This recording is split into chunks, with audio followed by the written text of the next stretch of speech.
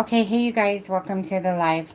I was gonna do a live, but then Sharon Parker had sent me that Dylan Rounds had been found, and Charmaine will be joining me in a second. And Aspen Connor, this case was very dear to us, but especially Aspen Connor with Dylan Rounds. It has always been a case that you were just kind of waiting and hoping at some point that Dylan Brown's body would be found. So obviously, Nate here, Eden. Like I said, we'll play this in a second. So, sad news, but we knew this was to be expected. But, thank goodness, of course, you guys, for the family that can now have closure, at least knowing, because your heart just breaks, right? Like we always talk about. So, yeah. Like I said, so let me just say hellos to a few of you guys. Docket, Eric, how are you, buddy? And anyways, hey, Eric, if you do want to join us up here, feel free. Just let me know on Twitter or in here. Just let me know, and I'll send you a link on Twitter if you do want to join up on here. Hi, Robin. How are you? Hi, Alice in Wonderland. Hi, Elizabeth. Hi, Pinky. How are you? It's a crime and shame. How are you? Doing awesome. Thanks. Streamlabs is in the house. Hi, Unindicted. How are you? Hi, Kayak. How are you? But anyways, so yeah, so we'll listen to it in just a second here. So how I don't know. Honestly, I like lots of times like to listen to it with you guys. So I literally have there's Charmaine. I literally have not listened to this besides the fact of knowing that the body has been found. Hi Princess Buttercup. Hey Charmaine. Hi. Patricia. So yeah, hi Lily, how are you? Hi Barbara, how are you? Gamer. So Brenner showed them where he was. Is that what happened?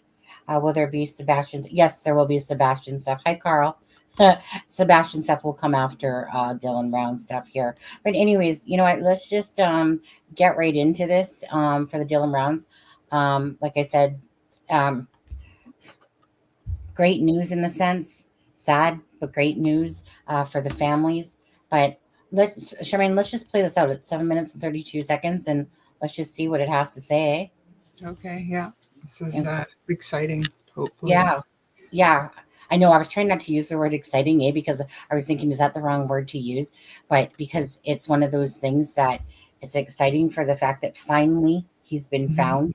And the But parents, like they knew, right? Their video and stuff came out, and they yeah, knew. So this is good for them. This is positive. well, I know. It's not like they didn't know that this was the answer.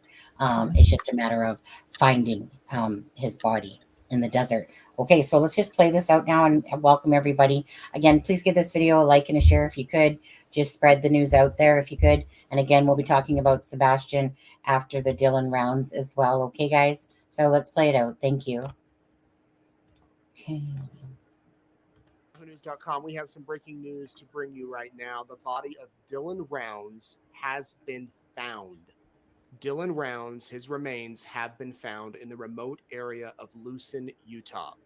Dylan is the young 19-year-old who vanished over Memorial Day weekend back in 2022. He was a farmer. He moved to the desert town of Lucin, Utah, which is in northern Utah, kind of near the Nevada border, when he vanished. And his family tells me that this morning his remains were found near or in Lucin in a remote area. That's all the information that we have at the moment from his family. Of course, Rounds had been missing since May of 2022. The 19-year-old spoke with his mother on the phone right before he vanished, and his family has spent the past 2 years searching for answers.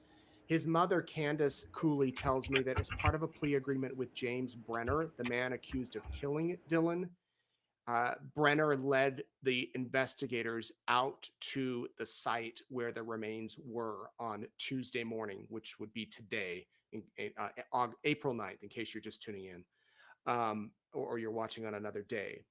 They got there, they found those remains, and they have been recovered. Now, Brenner is charged with aggravated murder and abuse or desecration of a human body in connection to Round's death. Let me show you just how remote this area is. That's where Dylan was farming. That was his camper. That was his truck. And you can see there's not much around this area.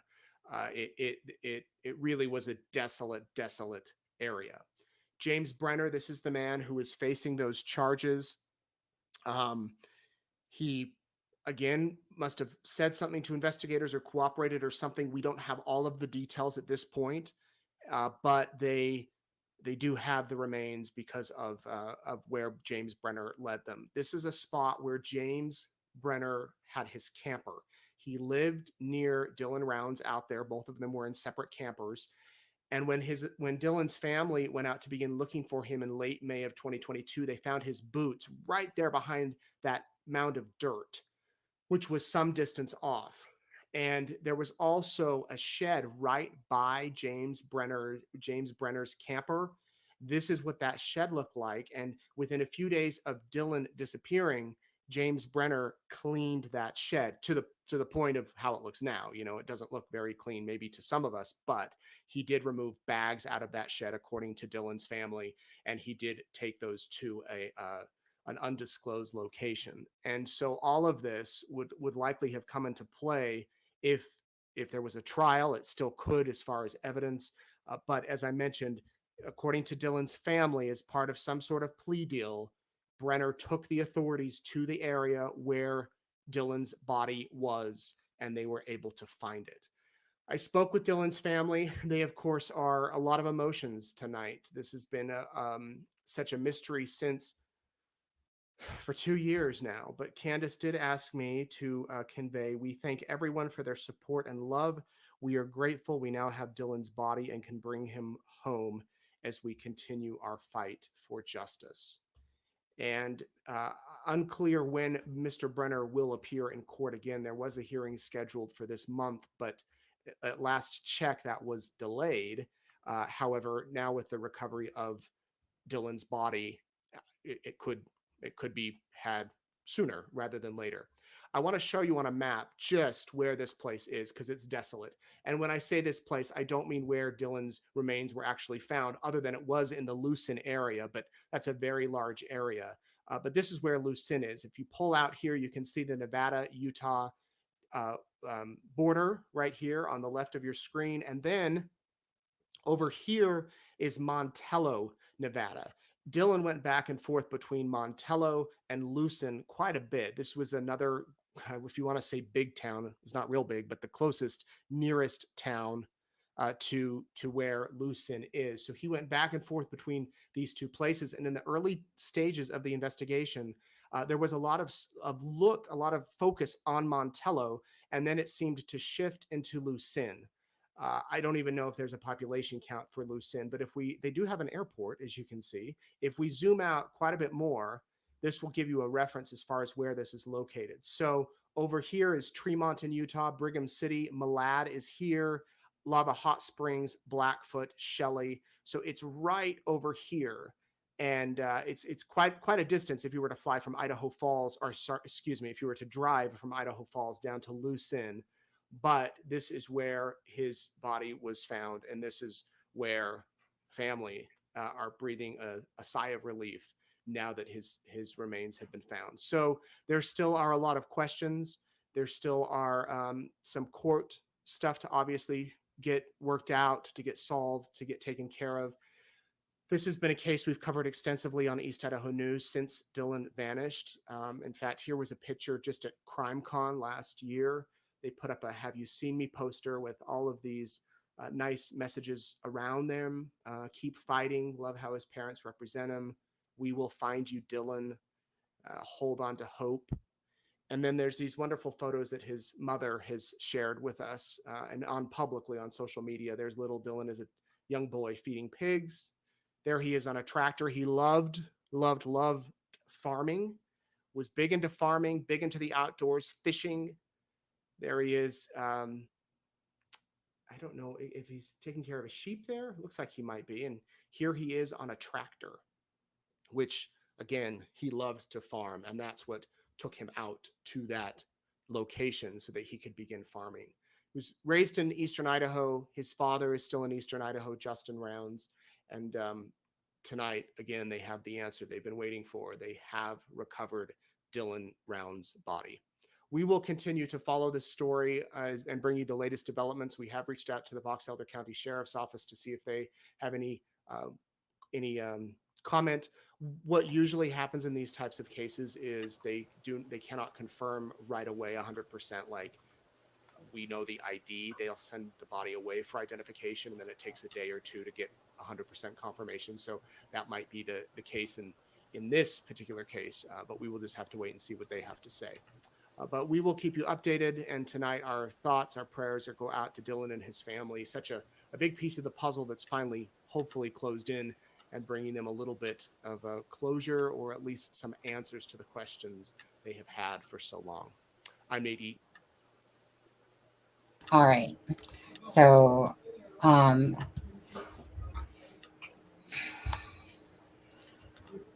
it's taken me back to this case when it happened.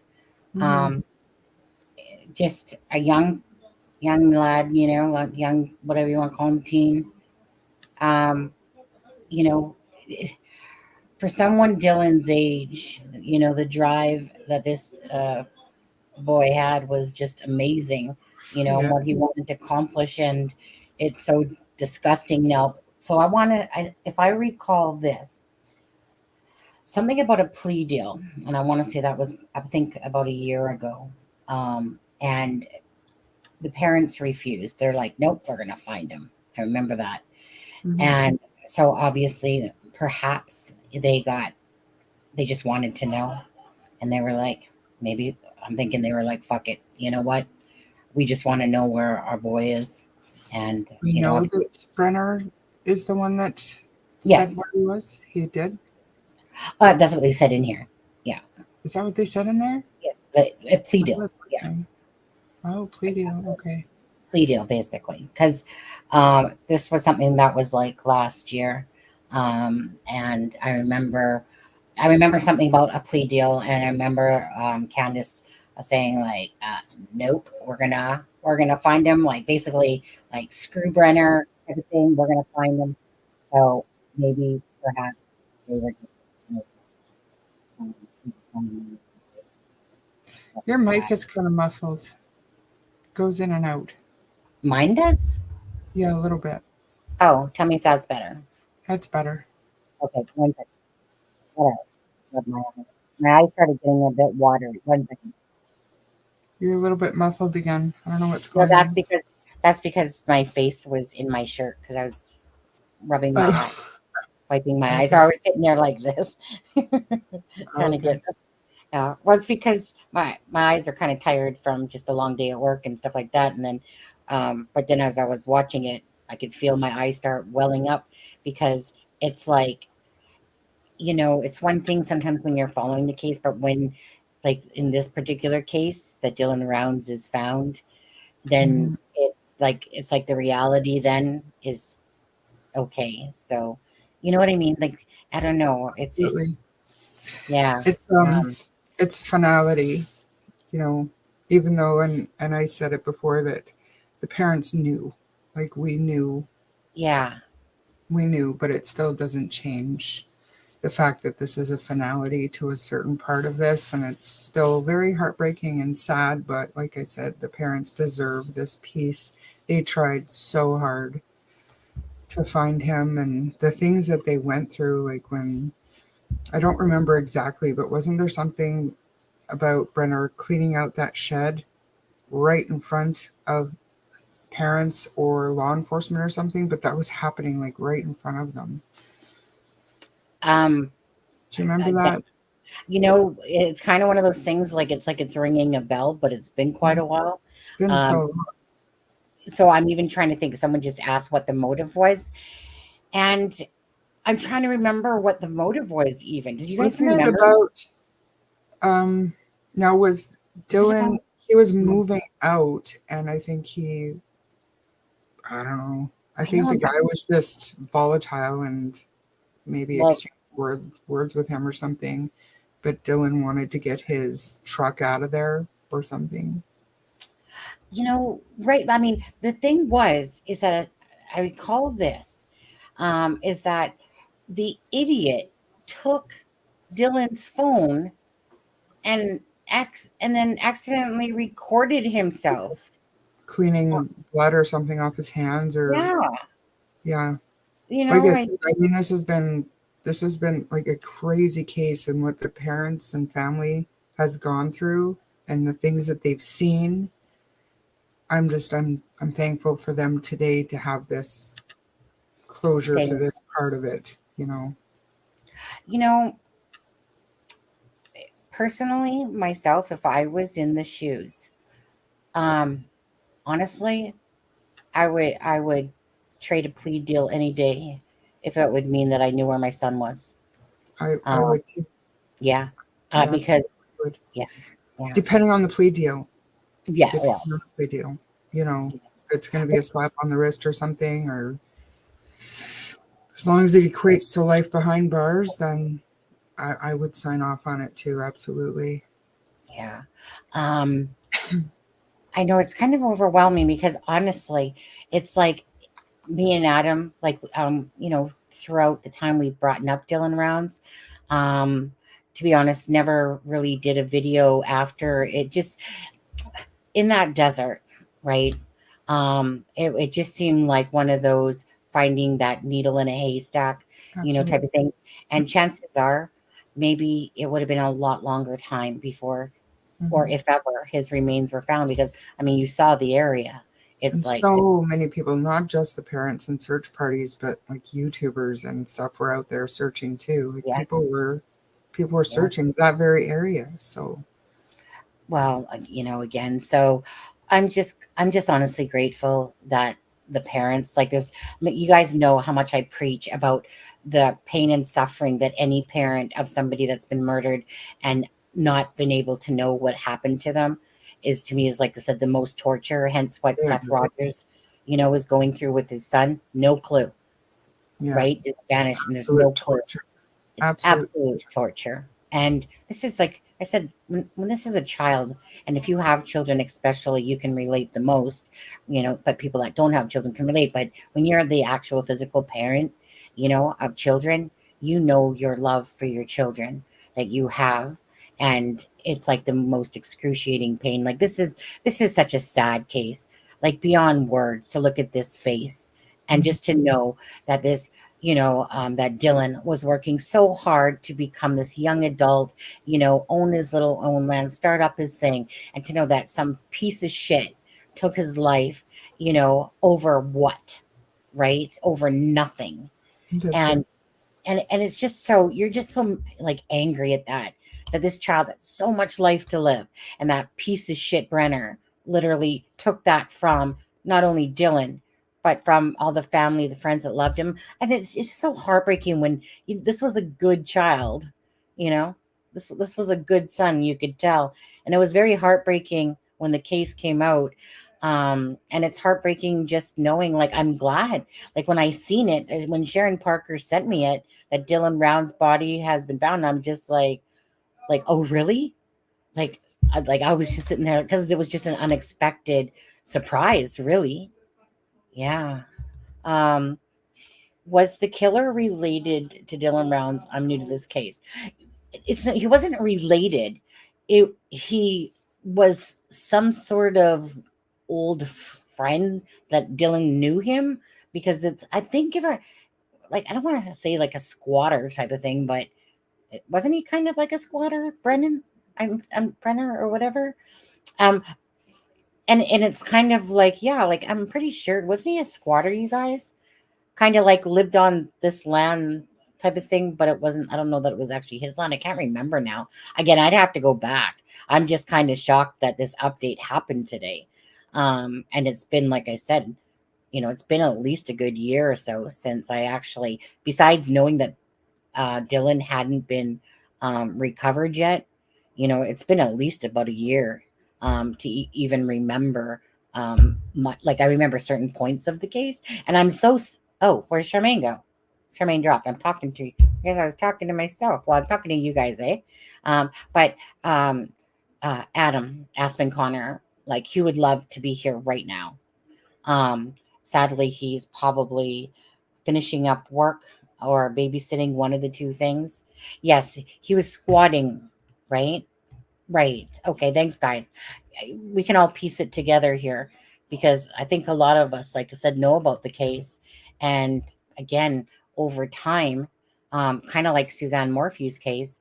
You just wonder, and thank goodness for Suzanne Morphew. Not that any justice has come in the way of Suzanne Morphew, but her remains were finally found. Um, she mentioned Seth going through hack, not knowing, but failed to mention mom. Who? Me? Not sure what you're talking about. Not sure what you're talking about, Carl. John, yes, watching the Apple River. Oh, yeah, the Apple River trial. Bunch of rude teens treating an older man horribly. Then the man doesn't handle the situation right. It's pure evil. You know, I know we're talking about Dylan Rounds, but that's how I felt watching that video. You know, it's like you can prod and poke and keep poking the bear. Husband, do you need me? Okay. Okay. And whatever. And then all of a sudden, like I said, something happens. Someone's maybe defending themselves. And I'd have to look at the case more. But what I took away from that video, Callie, was I actually got tired of listening to all those teenagers just constantly sitting there throwing insults at that guy, like to the point that actually infuriated me listening to it. But anyways, he was squatting near Dylan's land, not on it. The gate Dylan had to use was where Brenner was. Okay, squatting. You know, what a piece of crap, Brenner. I don't think he was squat right. I think he was like his hand. You think he likes his hand? Let's see. I'm sorry. I'm just gonna scroll back. I'm not really sure what happened to Charmaine. Did she let me know? Perhaps. Um. Uh, mm. Oh, there she is. Okay. Did you drop Missy? Charmaine? Sorry. What happened? Did you hit the wrong button? I don't know. My computer just likes to shut down randomly. I think it does a restart, and I just need to look into the settings, and it just restarts every evening. And it seems like every time I'm on here, it just does it. Oh, okay. Maybe you have it set for a certain time to I restart every probably week do. or I'll have something. to figure that out. Yeah. Oh, okay. So yeah, I can't imagine losing a child so young. Right, absolutely, John. Absolutely. It's just like I said, that's what honestly, for anyone that watches me, most people know I'm not into true crime. I'm really not. It wasn't where I ever intended to be. Um, but then when I was thinking about true crime, because I'm the type of person that like I like happy go lucky stuff, right? And this is very hard on the heart. But it wasn't like it's not like I was like, oh yeah, I'm gonna be part of true crime and nothing like that, right? It was because of the Delphi case, and I happened just to click on it. So I'm just gonna say that, and like what, 3.5 years later, it's like, oh, I'm in true crime. But I had to really ask myself if I wanted to stay in true crime because it's so heavy on the heart. And then I was looking obviously for the positive side and the rewarding side of it.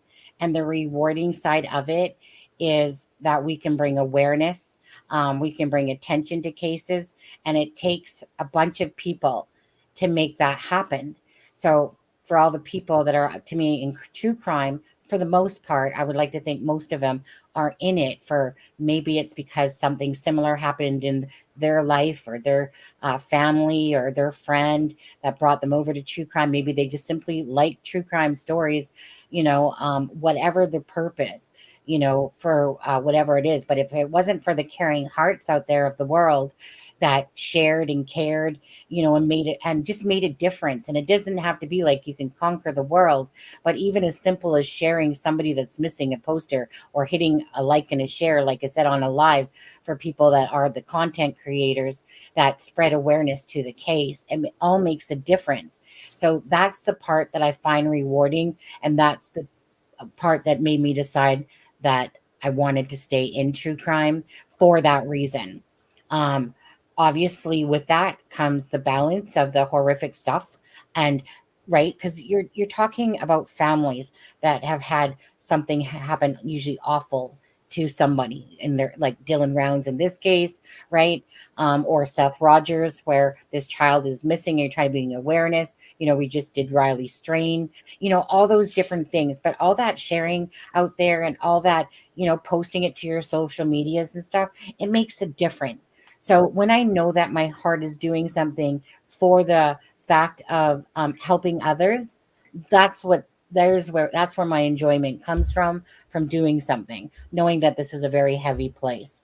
So in this case, it's such a sad thing to look at this young child, to me, this young boy that had such a life to have, and you just look at his face, and his life is gone. It's wiped, right? No more on the earth, thanks to the piece of shit named Brenner. And this child had so much to live for. Like, when his mom was talking about, how Dylan wanted this piece of land and, to farm on it and stuff like that, I'm just thinking, like, look at this, this young man, basically, that's just all geared up to get his life going and do something with it. It's more than Mhm. I can say a lot of people his age, you know. Absolutely. Like So where he was in life is phenomenal, really. yeah, Like he had some drive and some motivation, and I mean, thanks. it's an absolute shame. And like you were saying about being into true crime, obviously there is some interest there. Otherwise, we wouldn't be sitting here. But the trick is to keep to keep yourself from becoming desensitized and to remember the families and to do it for the right reason, right? Absolutely. This is honestly one of the only channels that I know of that can cover a case without like like making it sensationalized or clickbait or give me No, donations or what, do you know what I mean? Like it's not about that. It's about actual awareness and just appreciate that, Shemaine. Because giving. yeah, that's just exactly it. I just figure that if this channel's going to grow, it's going to grow based around the morals that I grew up with. And as a child, like I said, I just liked helping people and stuff like that. But it's not about trying to clickbait people. It's not about trying to sensationalize a case and trying to ride off of that just to get a click or a view. I just figure it will grow, with integrity. Like, not, and I'm not talking about other channels, like, meaning other channels can do what they want. I'm just talking about this channel. This channel will grow, and it will grow slower because we don't play those games. I'm not here to play those games. In fact, I refuse to play those type of games because, again, either for me, I'm doing it from the bottom of my heart with the purest intentions. And if people don't see that, then piss off, And if they like what they see in this channel, then stay, have fun. It's like a family. You're allowed to have an opinion. You're allowed to, talk. Just don't be rude and ignorant to each other. There's no need of it. And just act like adults. And then we can laugh, not about cases, but just meaning we can have a sense of humor like we do at this channel. And we're just kind of really a YOLO channel. There's no strict guideline in a sense. It's just, like I said, I love watching things as the viewers are watching it with us because I like to hear things. And so if I say, so let's say I'm talking about, say, let's just say use Dylan Rounds. I never listened to this clip at all. I knew what the title meant. I knew exactly, in a sense, what was going to be talked about, obviously, but I didn't want to hear it until we heard it together. Because I prefer to do stuff like that. I don't want to sit there and listen to it again and again, type of thing. I just like to hear it at the same time. So I just like things to be organic and generic that way myself. But yeah, anyways, thanks for the compliment, Shemaine. Love you. Um, Hi, and Half love Pint. Thanks for stopping by. what? Half Pint came in to drop a link and they're leaving. Oh, wait, let me scroll. You guys go. Where's Half Pint? Uh, But oh, they gotta not. go to Oh, work in 5 hours, so they're oh, leaving. send It was some love. nice to Not pop pint. in. Okay, but Half Pint. You can't. I was gonna say like, not link, because I was gonna say unless you're a mod, you can't drop a link anyway on there. I think it was a like, a like. She came by to drop a like. I like, yes. That was very sweet of you too. Thank you. Yeah, thanks so much. It sucks how we can do. He tries to raise our kids right and not follow society who glamorizes crime and violence. Yep. Um, there's nothing nice about it. It's a very sad space, to be honest with you. And anyone that treats it anything differently is sick to me, sick and twisted. Absolutely. Um, right, exactly. You don't, like when the trolls come in and try to make up names, pretend like there's someone that of the family and stuff like that. Like it's just disgusting sometimes what people do. But thank God in here, we just don't put up with it. Okay, you get blocked. You just get gone. We don't just accept any riffraff that wants to come in here and try to be a stinker in the chat. But Yeah. they found a solution where he lived. That area should have been searched. Well, that's the thing. Doesn't matter how big it was. Um, I don't know. I was searched, but it's like you're looking for a needle in a haystack, right? Um, so I'm sure there's tons of people who absolutely put their full effort in to Yeah. looking for Dylan, but I mean that land. When I search this, like I don't want to say too much because I don't remember a whole lot, but I feel like there was a lot of talk about law enforcement maybe not taking it as seriously as they should have. You know, like Right? Yeah. I don't want to say anything like that, but I just said it, so I said what I said. You But said what you said. that's Yeah. right. So I'm pretty sure that that was a thing. So it's possible that the area was searched, but just not thoroughly. Yeah. You know, Um, you know, I think for the fact, let me see. I think for the fact that there's probably um 200 people watching. There's like, hi Twitter. There's 129 on Twitter. Hey guys, 71 in the It's a Crime and Shame YouTube channel right now. I think I'm going to play it again for people, just to re-listen to what was said, and I'll play it at 1.25 speed. It's only 7 minutes long, so it might be like 6.5 minutes if I play it. Do you guys mind? No? Okay. no, Let's do let's do it. let's do that again. That way, for anyone coming in and just perhaps people that already listened to it, let's just listen to it again. Okay. And again, grateful that this update came today. Thank you, Sharon Parker, for letting me know right away. Appreciate that. So let's play it again for everybody. Okay, so Has been found. Dylan, there. now the body of Dylan Rounds has been found. Dylan Rounds, his remains have been found in the remote area of Lucin, Utah. Dylan is the young 19-year-old who vanished over Memorial Day weekend back in 2022.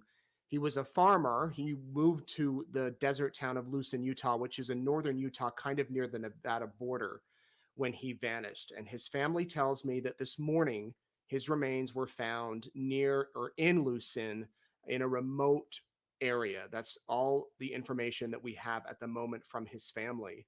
Of course, Rounds had been missing since May of 2022. The 19-year-old spoke with his mother on the phone right before he vanished, and his family has spent the past 2 years searching for answers. His mother, Candace Cooley, tells me that as part of a plea agreement with James Brenner, the man accused of killing Dylan, Brenner led the investigators out to the site where the remains were on Tuesday morning, which would be today, April 9th, in case you're just tuning in, or you're watching on another day. They got there, they found those remains, and they have been recovered. Now, Brenner is charged with aggravated murder and abuse or desecration of a human body in connection to Round's death. Let me show you just how remote this area is. That's where Dylan was farming. That was his camper. That was his truck. And you can see there's not much around this area. It really was a desolate area. James Brenner, this is the man who is facing those charges. He again must have said something to investigators or cooperated or something. We don't have all of the details at this point, but they do have the remains because of where James Brenner led them. This is a spot where James Brenner had his camper. He lived near Dylan Rounds out there. Both of them were in separate campers. And when Dylan's family went out to begin looking for him in late May of 2022, they found his boots right there behind that mound of dirt, which was some distance off. And there was also a shed right by James Brenner's camper. This is what that shed looked like. And within a few days of Dylan disappearing, James Brenner cleaned that shed to the point of how it looks now. You know, it doesn't look very clean, maybe to some of us, but he did remove bags out of that shed, according to Dylan's family, and he did take those to a an undisclosed location. And so all of this would likely have come into play if there was a trial. It still could, as far as evidence. But as I mentioned, according to Dylan's family, as part of some sort of plea deal, Brenner took the authorities to the area where Dylan's body was, and they were able to find it. I spoke with Dylan's family. They, of course, are a lot of emotions tonight. This has been such a mystery since for 2 years now. But Candace did ask me to convey, we thank everyone for their support and love. We are grateful we now have Dylan's body and can bring him home as we continue our fight for justice. And unclear when Mr. Brenner will appear in court again. There was a hearing scheduled for this month, but at last check that was delayed. However, now with the recovery of Dylan's body, it could be had sooner rather than later. I want to show you on a map just where this place is, because it's desolate. And when I say this place, I don't mean where Dylan's remains were actually found, other than it was in the Lucin area, but that's a very large area. But this is where Lucin is. If you pull out here, you can see the Nevada-Utah uh, border right here on the left of your screen. And then over here is Montello, Nevada. Dylan went back and forth between Montello and Lucin quite a bit. This was another, if you want to say big town, it's not real big, but the closest, nearest town to where Lucin is. So he went back and forth between these two places. And in the early stages of the investigation, there was a lot of a lot of focus on Montello, and then it seemed to shift into Lucin. I don't even know if there's a population count for Lucin, but they do have an airport, as you can see. If we zoom out quite a bit more, this will give you a reference as far as where this is located. So over here is Tremont in Utah, Brigham City, Malad is here, Lava Hot Springs, Blackfoot, Shelley. So it's right over here. And it's quite a distance if you were to fly from Idaho Falls, or sorry, excuse me, if you were to drive from Idaho Falls down to Lucin. But this is where his body was found, and this is where family are breathing a sigh of relief now that his remains have been found. So there still are a lot of questions. There still are some court stuff to obviously get worked out, to get solved, to get taken care of. This has been a case we've covered extensively on East Idaho News since Dylan vanished. In fact, here was a picture just at CrimeCon last year. They put up a "Have you seen me" poster with all of these nice messages around them. Keep fighting. Love how his parents represent him. We will find you, Dylan. Hold on to hope. And then there's these wonderful photos that his mother has shared with us and on publicly on social media. There's little Dylan as a young boy feeding pigs. There he is on a tractor. He loved farming, was big into farming, big into the outdoors, fishing. There he is. I don't know if he's taking care of a sheep there. Looks like he might be. And here he is on a tractor, which again, he loved to farm. And that's what took him out to that location so that he could begin farming. He was raised in Eastern Idaho. His father is still in Eastern Idaho, Justin Rounds. And tonight, again, they have the answer they've been waiting for. They have recovered Dylan Rounds' body. We will continue to follow this story and bring you the latest developments. We have reached out to the Box Elder County Sheriff's Office to see if they have any comment. What usually happens in these types of cases is they cannot confirm right away 100%, like we know the ID. They'll send the body away for identification, and then it takes a day or two to get 100% confirmation. So that might be the case in this particular case, but we will just have to wait and see what they have to say. But we will keep you updated. And tonight, our thoughts, our prayers go out to Dylan and his family. Such a big piece of the puzzle that's finally, hopefully, closed in, and bringing them a little bit of a closure, or at least some answers to the questions they have had for so long. I'm Nate Eaton. One second there. Okay. So I was quickly trying to see because I remember watching like when that happened, and I remember like they were like I think that they were showing bits of it in like like a news clipping and whatever. But of course, when you put me on the spot and I'm trying to race around finding it, I'm Yeah. like, oh, um, I think she is looking for it, Sherry. Well, I was just gonna say I was trying to, but it's really hard when I'm on the live and then trying to sit there and try to find that. Um, if anybody can find that, let me know. Um, and then perhaps I could, because I know that it was like out there because I remember them showing it, and like I said, the idiot literally ended up recording himself. Like meaning, Chris from the mob crew, yeah, he had it. He played it. today. No, not today. I mean, maybe Okay. today, but give me 5 and I will. Yeah, can you try to look as a doing this? Okay. If you or if anybody has the link, let me know. Either send it to the email at crumingshame@gmail.com, or just let me know in the chat that you found it if you're a mod or anything like that, and I'll play it. Um, so again, just wanted to replay it for all the people that are watching right now.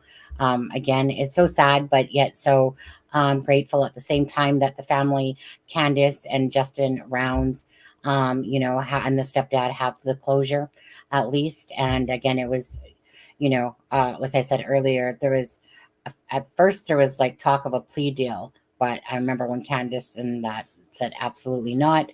We're going to continue to look, because basically it's like, really going to try to get a plea deal to tell us where our son's body is.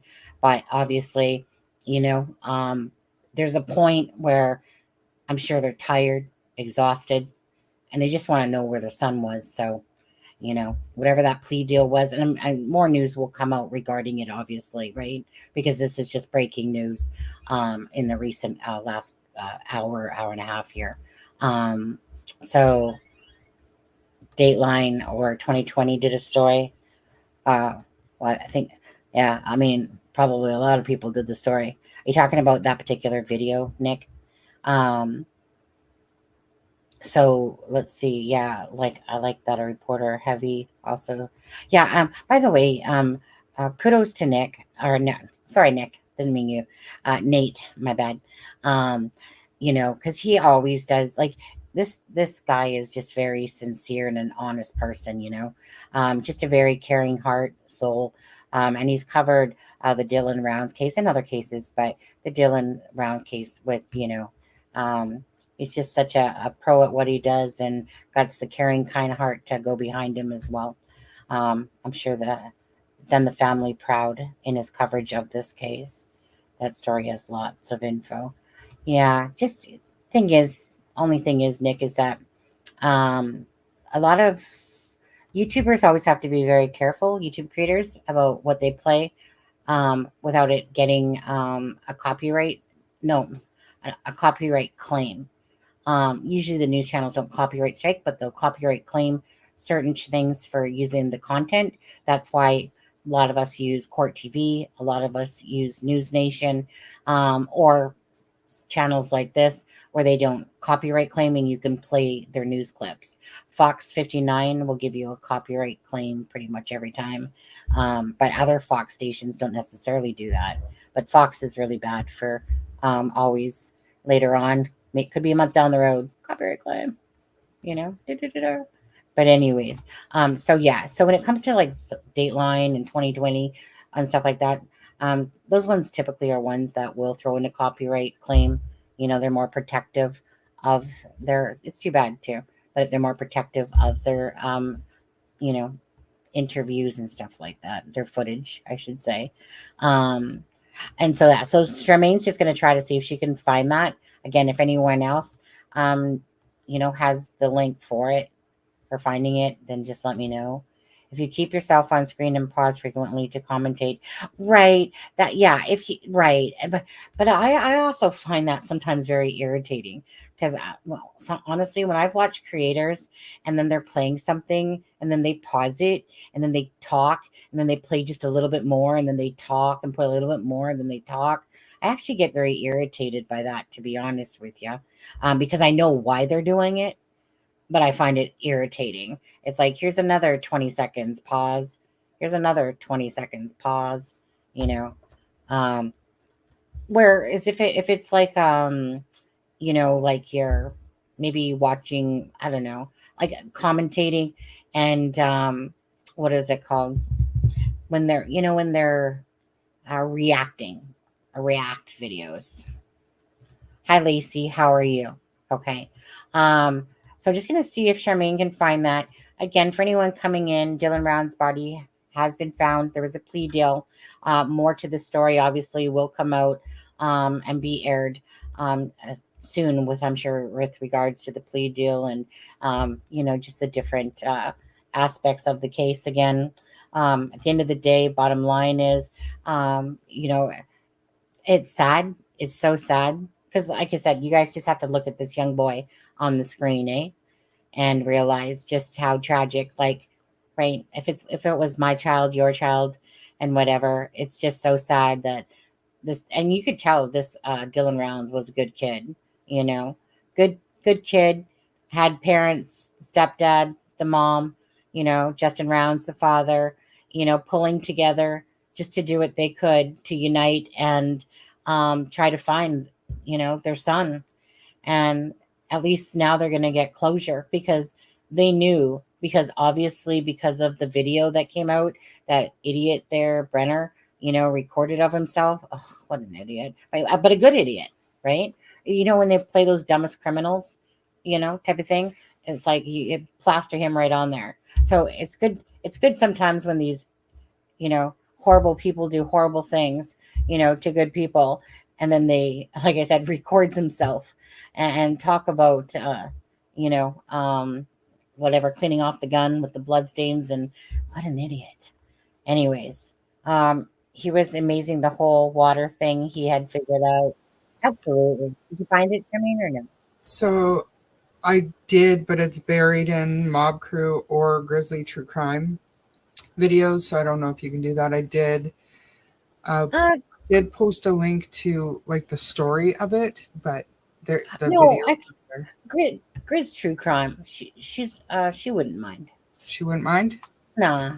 Let me grab it. I'm not going to use Mob Crew because I probably haven't spoken the high. Like, I don't really know the gut dude, but um, yeah, we'll just leave it at that. You know, but Grizz True Crime, she's really good about stuff like that, right? Like just like this channel. I don't care. Use the content, enjoy it. If it brings more awareness to the channel, and it helps somebody else with something that maybe I put out on in a live, go right ahead, use it. As long as it's used with good intentions behind it, I don't care. I'm not going to sit there and copyright strike. Yeah, I only ever. Hey, Travis, I only ever copyrighted one person, but that's because they use the content to try to, twist things around on the channel and other people, and just a vicious person. And so I was like, okay. Then he had the nerve to threaten me to take away the copyright strike, and I just totally ignored him. And then he ended up getting his channel taken down because obviously it wasn't his first or second offense on there. But anyways, but then they just go and build another one. But you know what? You reap what you sow, right? Karma. It's the only time I ever copyrighted somebody because they used it with bad intent, on purpose. So other than that, like, you'd have to be a pretty douchebag in order for me to copyright strike you. Um, because I'm not that person. But if you push me, I will. If you're a piece of shit, I will. Hey Travis, how are you? On early day, Sunny is on a speed 1.5 speed. Yeah, pretty much. Well, the thing is, I spend all day on the phone. How can I help you? Da-da-da-da-da-da. Yeah, no problem. Da-da-da. Haven't unwound yet. You know. I mean, there was a guy in the other live the other night. I kind of did block him because I kind of felt it was rude when he told me to breathe. I was just like, now you can take a breath, Sonny. Those trigger things that people say. It's probably one of them. Fig copyrights. Ad. Fig wouldn't copyright me. He's let me use his stuff. Yeah. Good. Good. Quiet, but still had a bunch of calls and stuff like that. Yeah. I like I said, I like helping people. So, this one lady, I gave her 2,000 extra points, type of thing, just because I wanted to be nice. So I gave her like 2,000 extra points. Um, okay, let's just see if she sent it to me. And then after that, we're going to get on to Sebastian Rogers for anyone that's interested in that, of course. With the W. No dice. What? I Couldn't find it? No. Oh, She's got a lot of videos on Dylan Rounds, but I don't see that particular video in there. okay. But Mob Crew does have it. But Was he playing it today? I haven't seen. I don't know. I just went through Okay. the playlist. Yeah, I just remember it from last year when during that interview they were, like I said, Crazy to me that it's not just it's on a the different internet. there, right? Well, I'm sure it is, but it's probably going to take some digging work to get done. Open mind perspectives. Just a Okay, minute. What about Evil Exists? who's that? Uh, That doesn't even sound like a good name. let me just scan here to see if he's got it on here. Was it something that was maybe protected after a certain amount of time, or I don't think so. No. How about you talk to the people for a minute? I'll take a look. Yeah, you're Yeah. better. Okay. All right, and then maybe by that time, Adam's gonna pop his butt on if he sees that, because once he sees that Dylan Round's body was found, he'll be excited to know that this update has happened. Okay, 5 days gonna be okay. So give me a second, and I'll go try to take a look. Okay. Well, hello, Lacey. Hope you're doing well. I think he meant he was playing live at 1.5 speed to catch up. Yep. Yeah, we'll get into Sebastian here right away. The phone died, took 5 days to get replacement, means nothing on my laptop. Great. Ask Vinny, he'll get it for you. We're not on speaking terms since I dumped him. Hi, Travis. Absolutely nothing's new. I was thinking about you during the eclipse. Where were you watching that from again? Because we were overcast and I didn't see anything.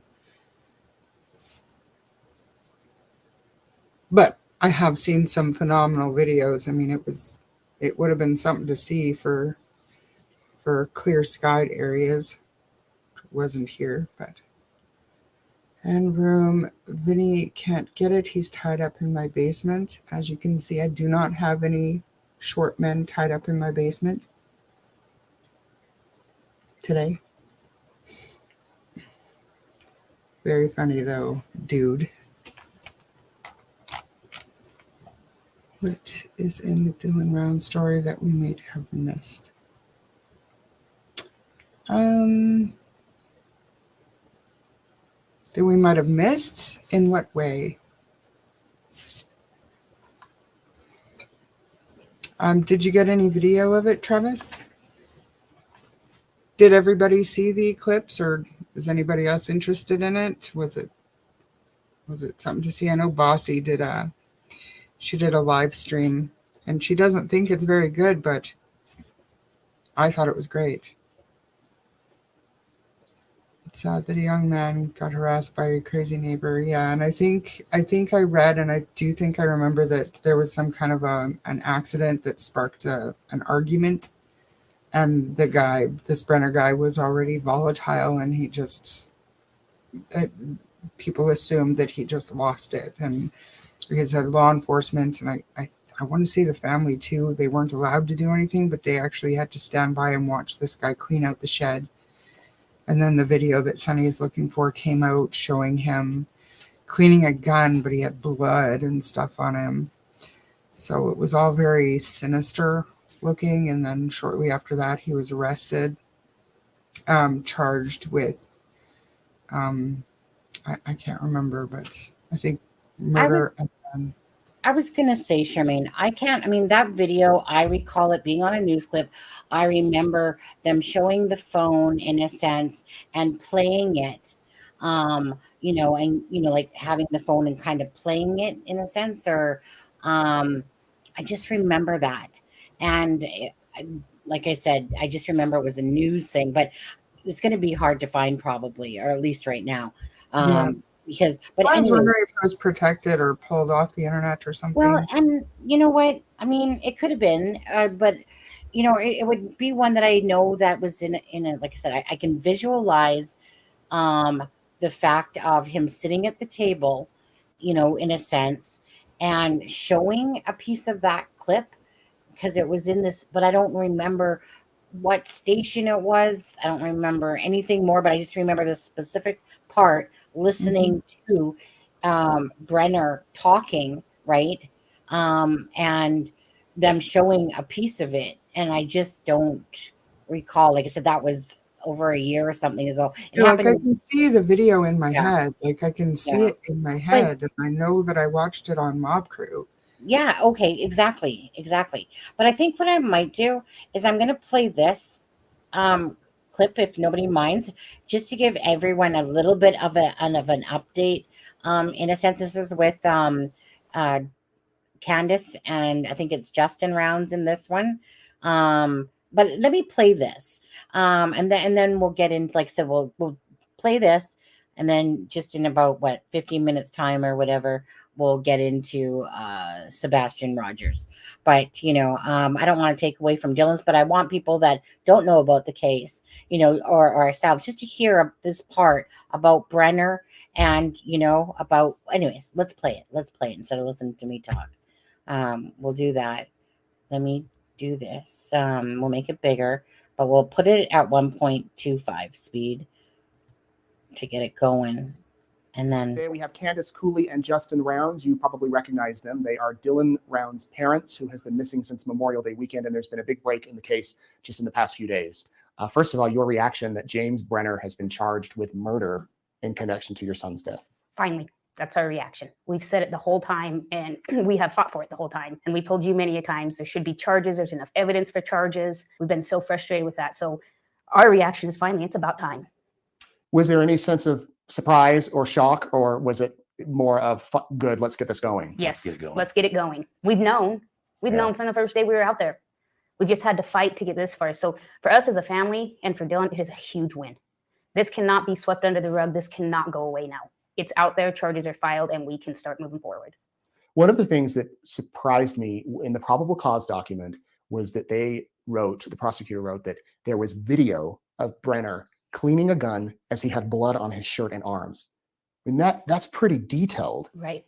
And they believe that, I guess, that was shot right after the crime. Do you have any further insight on that? So we know Dylan was at the gate when he called Brenner. I think it was 6:57 or somewhere around there. So we know Dylan was at the gate to get in then. So then if you give it another 5 minutes, he's up at the shed, 7:02, 7:03.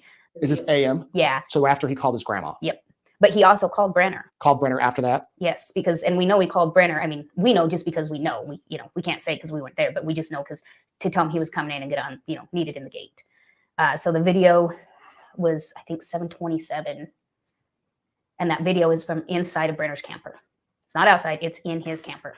So you're saying within 30 minutes that morning, after the call to grandma, after I've got to get the grain in the shed, that he was likely killed? Yep, everything happened within like 32 minutes. Any idea why? Snap moment. First time when I got there and the grain truck was there, Brenner was talking about how Dylan backed into his horse gate in the pen. He was a little frustrated about it. I didn't think a whole lot about it at the time, but that must have been it. So, you're thinking that morning when he was putting in the truck, he may have hit the gate.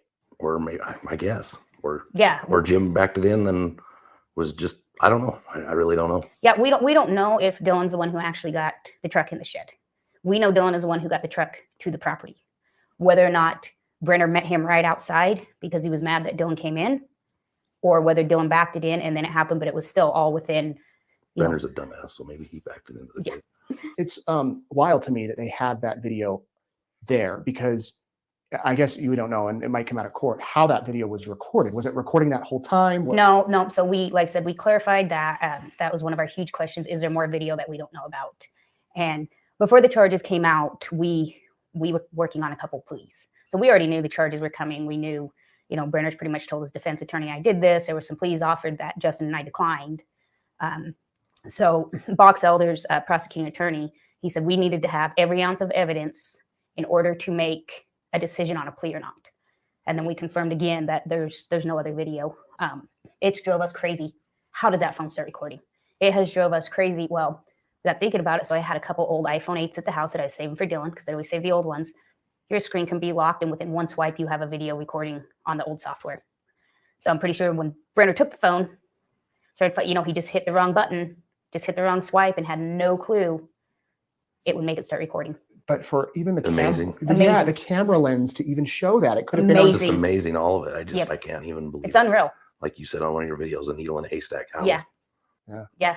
So the other question that people have been asking is, all right, they've charged him with aggravated murder, but they don't have his body, Dylan's Right. body. Are you more confident now that you might get an answer, or that you might find him yourselves? I'm more confident. We'll find him. Without Brenner, I don't think he needs a plea deal. I don't think he ever needs to get out.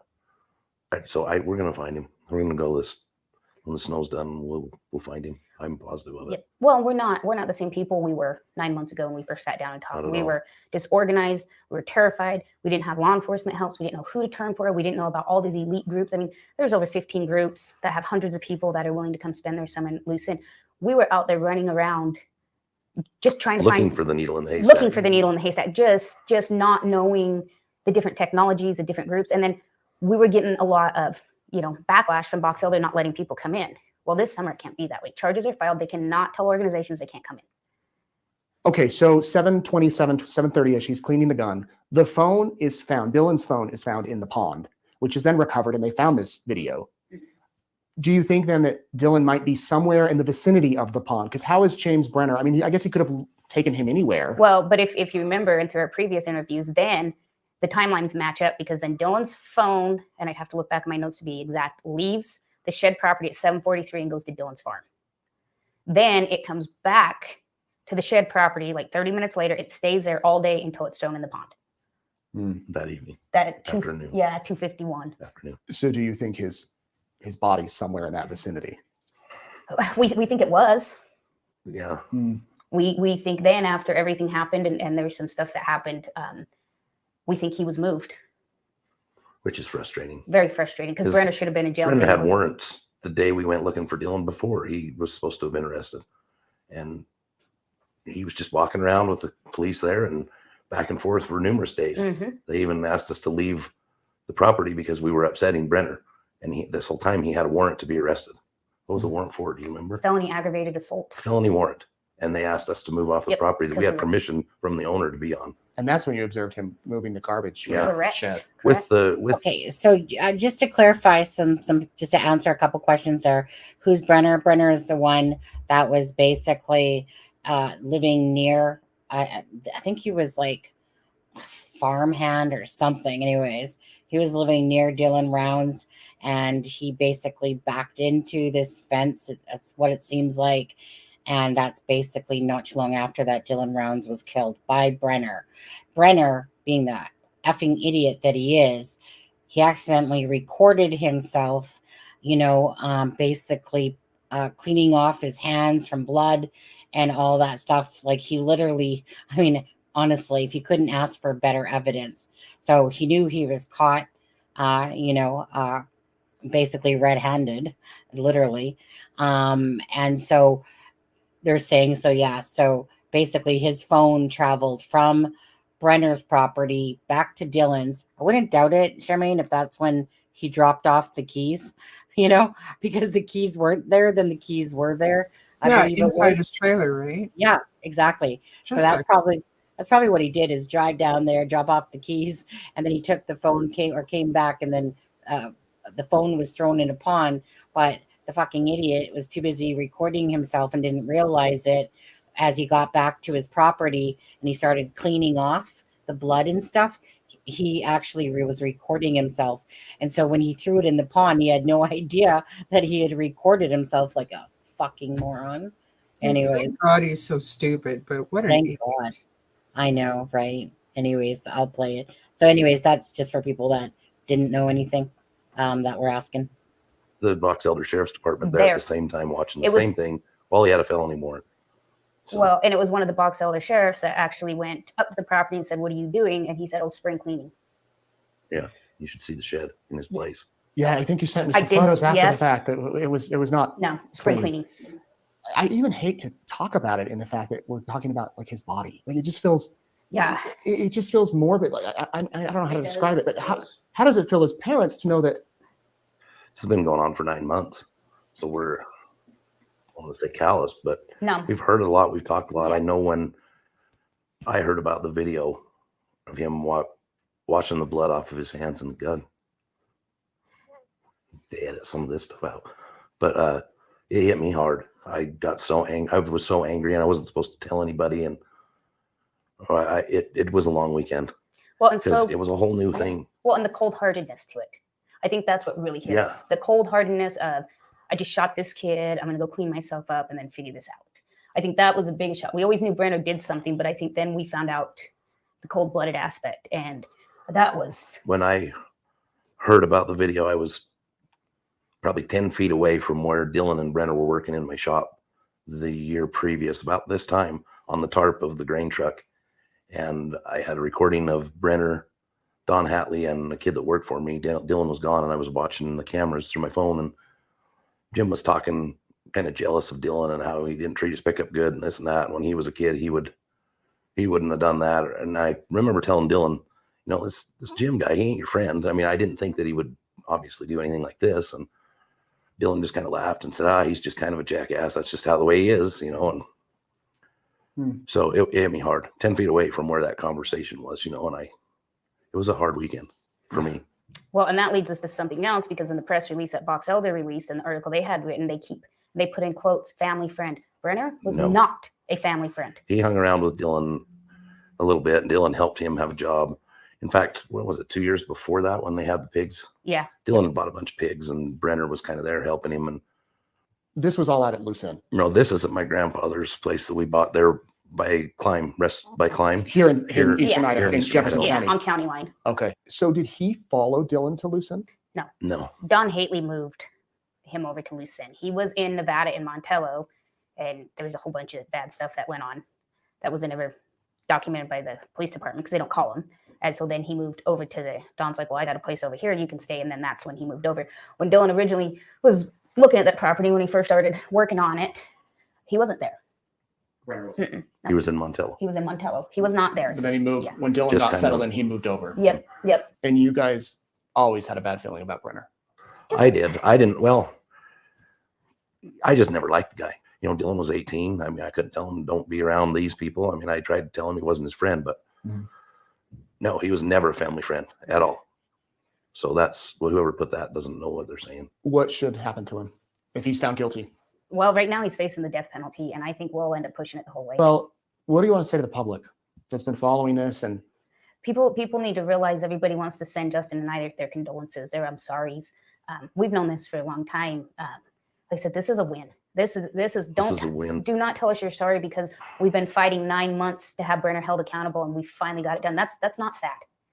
I mean, the story It and what is happened is sad. sad, but I- this is a win. I appreciate everybody following us Yes. and doing this, because without all that, there's been millions of times that I've just thought I'm good with what's going to happen and how it's going to happen. And she just kept pushing it, and thank God for that. But it's because of all the people support. It is. Well, and that's how And we I got appreciate everybody. that's how we got everything moved to the SBI. That's how everything started rolling, is when all of Dylan's followers and his newfound family started sending letters and phone calls and just blew it up to the point that they knew they couldn't ignore it. And that's Yes. what got the momentum. So when I say this is a win for us, I mean, this is a win for everybody who helped us try to get the help that we needed. This is a win for all of us. At the first, I never realized there could be so many bad people on the earth. And as time went on, I don't know, we both kind of got into a little depression for a little while. And as it went on, the people that were following and supporting kind of got us out of it and kind of got us going again, you know, and it's been, so what I want to say is thank you, I guess. Yes. That's all I'm saying, but you know. Yeah, without everybody who started pushing so hard in August and September, I truly believe Box Elder would have backed off again. And knowing what they've known for as long as they've known Yeah, it, I agree. and still not out there trying to recover Dylan it's disgusting. It is. They know he's out there. They know Brennan murdered him, and they've known for a long time, and still nothing. Very disappointing. I'm sure you've learned a lot. Yes, And yeah, a lot. No a lot parent you ever didn't want wants to know. learn, Yes. but hopefully future families that might be in Right. this awful circumstance can use Yep. what you've learned, and this is just the beginning of a whole new phase. Yes. As they say, the wheels of justice can go at a grinding, slow speed, Mhm. Oh, man. but at least you have charges. Yeah, Yes, And hopefully in a few weeks, months, you have Dylan. yeah. we will. And all the other families need to realize if you push, I mean, you can eventually get them to do what they swear to do. They swear to protect and serve. Make them do it. Don't let them scare you. Don't let them put you in the corner. Make them do it. I don't think it's every law enforcement. Oh, I no, think we absolutely got not. lucky to have this one. Yeah, and no, it absolutely isn't. There's tons of cases that are solved so fast, like they should be. You know, I worked with a little bit of Bonneville County to get Dylan's pickup processed, and they were very quick on Mhm. spot to come and help and do whatever they needed to do. Yeah. Gave me Yeah. some words of encouragement and then some advice, and we had the Idaho State Police do some stuff with that, and they were quick and very responsive. So I mean, there's law enforcement is good in general. Well, thank you both. I won't give my condolences because you said you don't want that, but in a way, you know, Right, it's yeah. condolences, congratulations, however you want to say it. Just know Yeah. that people are thinking about you and care about this, and just the beginning, or not the beginning, but It's a new beginning. Yeah, new beginning. Learned, and this is just the There. So that was a nice clip to watch.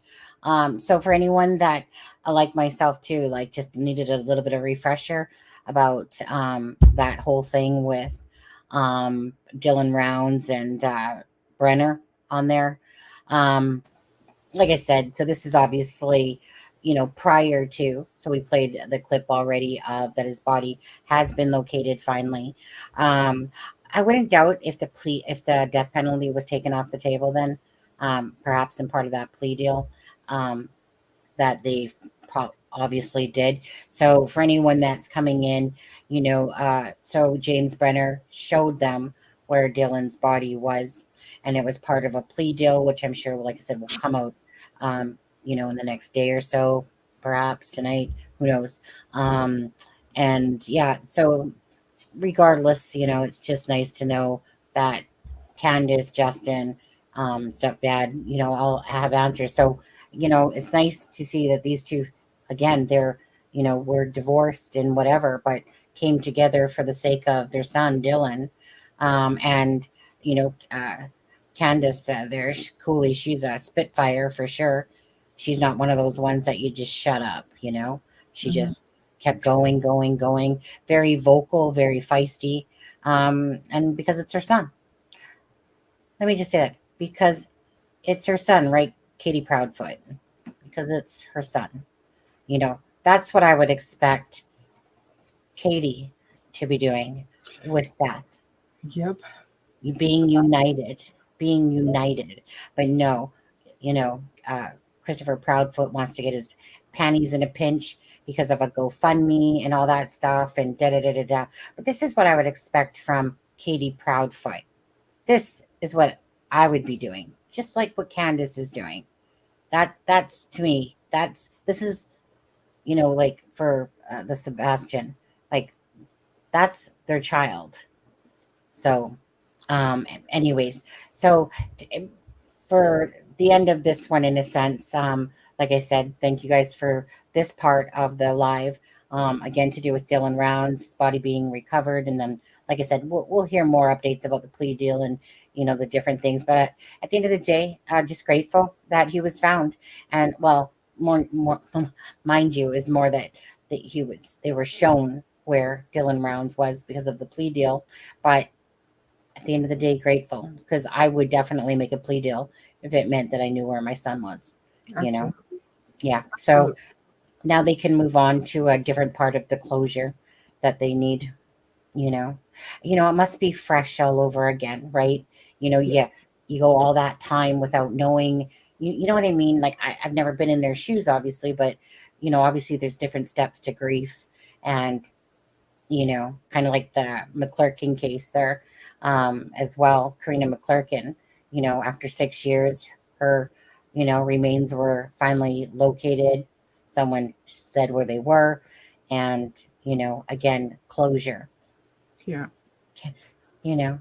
At some point, that's the biggest thing for the families. And then after that comes the justice and healing. Yeah, absolutely. So, prayers for, again, Candace, Justin Rounds, the families of the victims, and just prayers. And I'm just sorry that Adam. Well, maybe Adam might pop on a bit here. Usually Adam, gets home, like, can hop on alive around 7. So if he sees it, I'm sure he'll pop up on. This case meant a lot to both of us, but especially Adam. He was the one, I believe, that even brought. Yeah, he's the one that even brought it to the attention of me. And then we had covered it, and it's a case that's always been in the back of our minds, but I know that this one will mean a lot to Adam, especially because he's brought it up, quite a few times when he refers sometimes to a case. He'll bring up Dylan Rounds.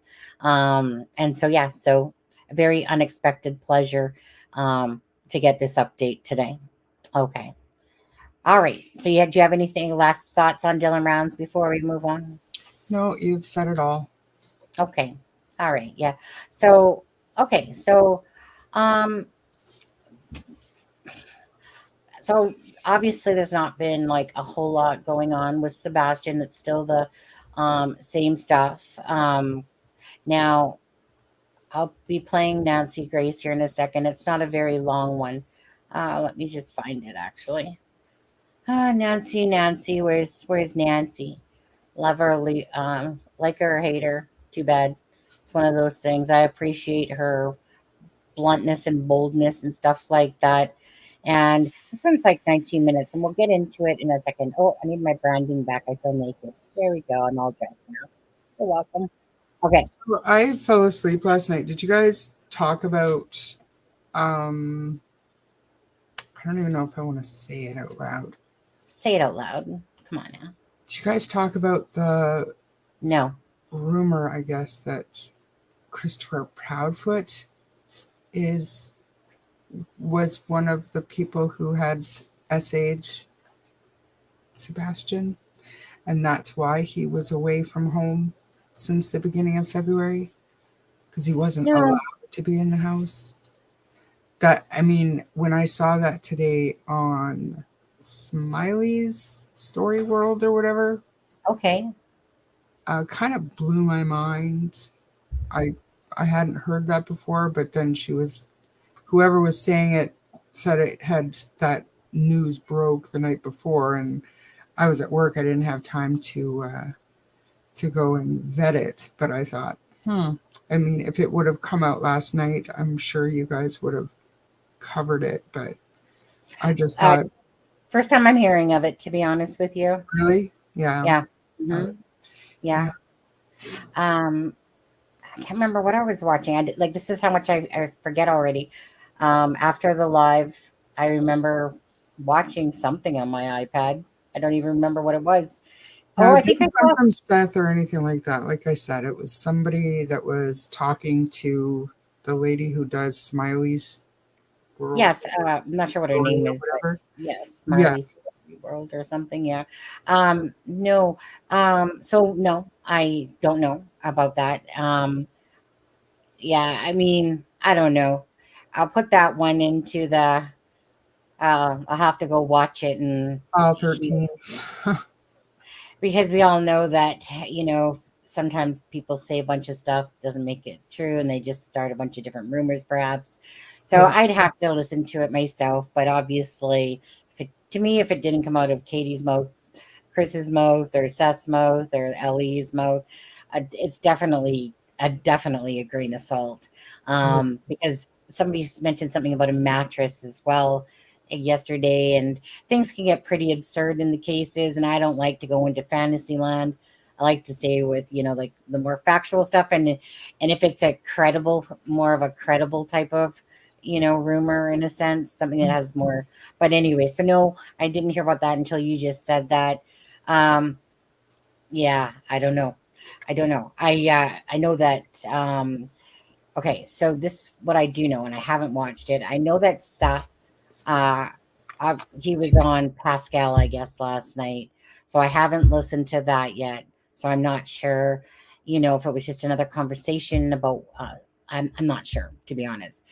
So if anyone happened to watch Pascal already, with Seth Rogers on it last night, if there's anything new and informative, just please say it in chat, just to give us a quick, maybe perhaps update if there's anything that's new.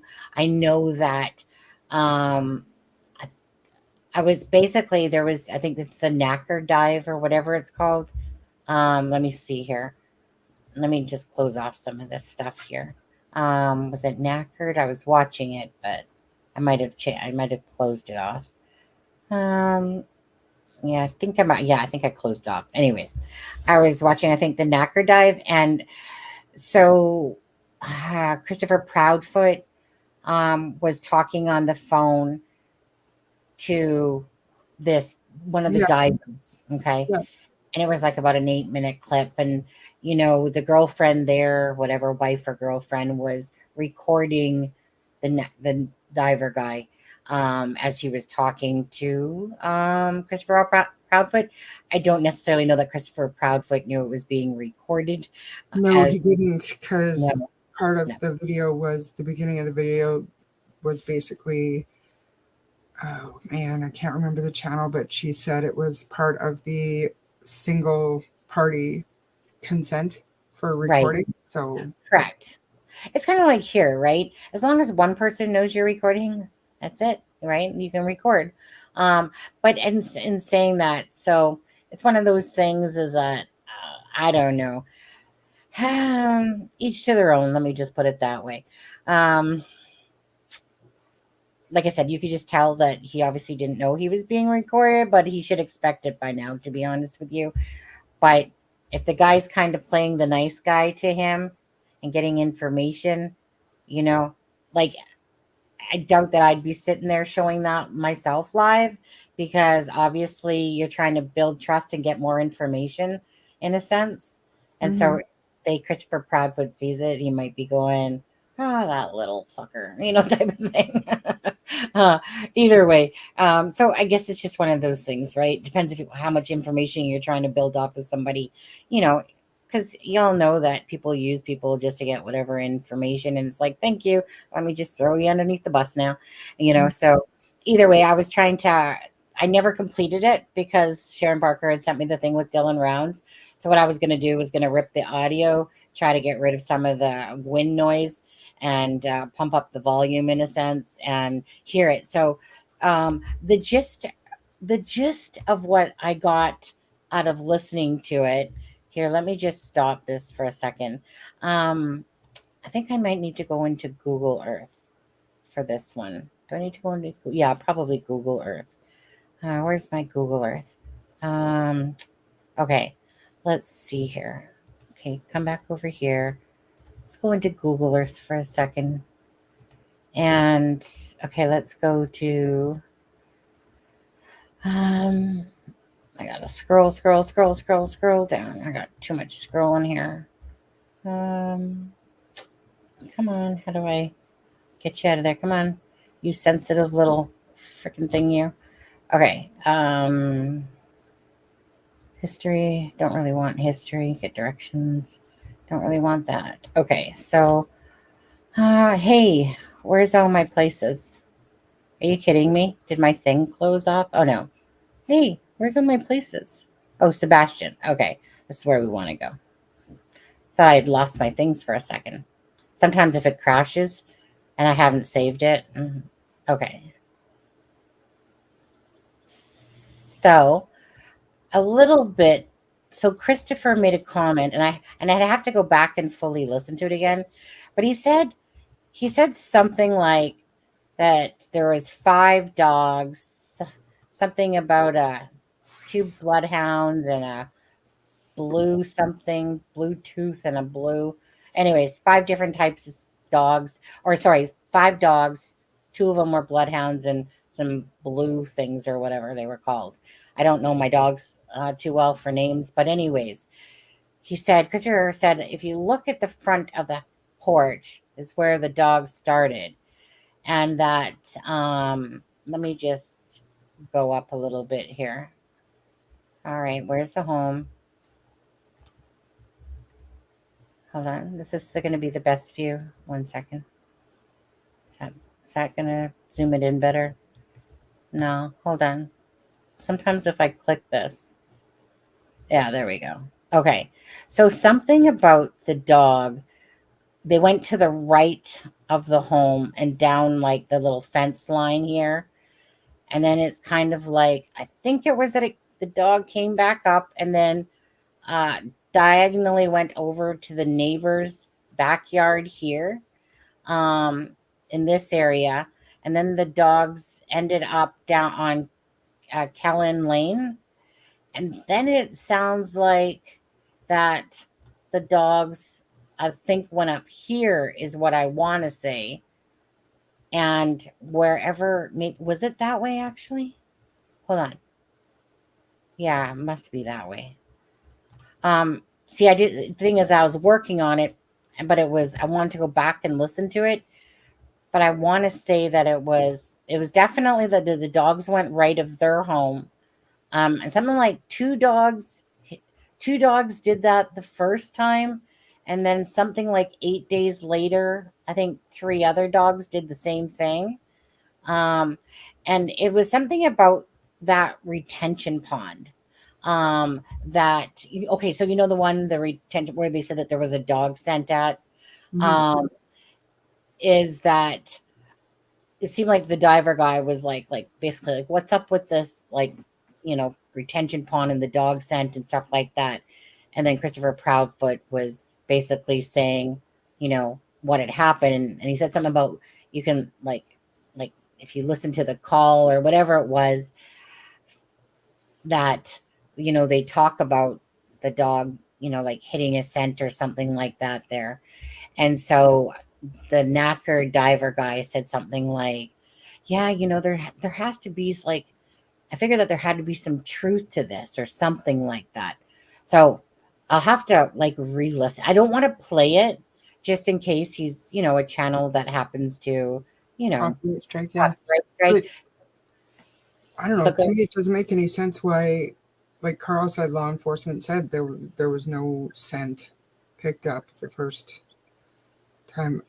Like, was it law enforcement that said that, or who? Why did we think at the beginning that the dogs didn't pick up scent? Well, the thing is that Christopher Proudfoot had talked about it. Seth Rogers had talked about it. Seth Rogers was told that there was. And then later on, it was said that Seth said it was misinformation, that no, it didn't pick up a scent. So this is where I think it's left people feeling confused about the true answer to that, because we know that there's like the 911 call where they're, looking for Sebastian, and it's something about a, size 10 footprint or something like that.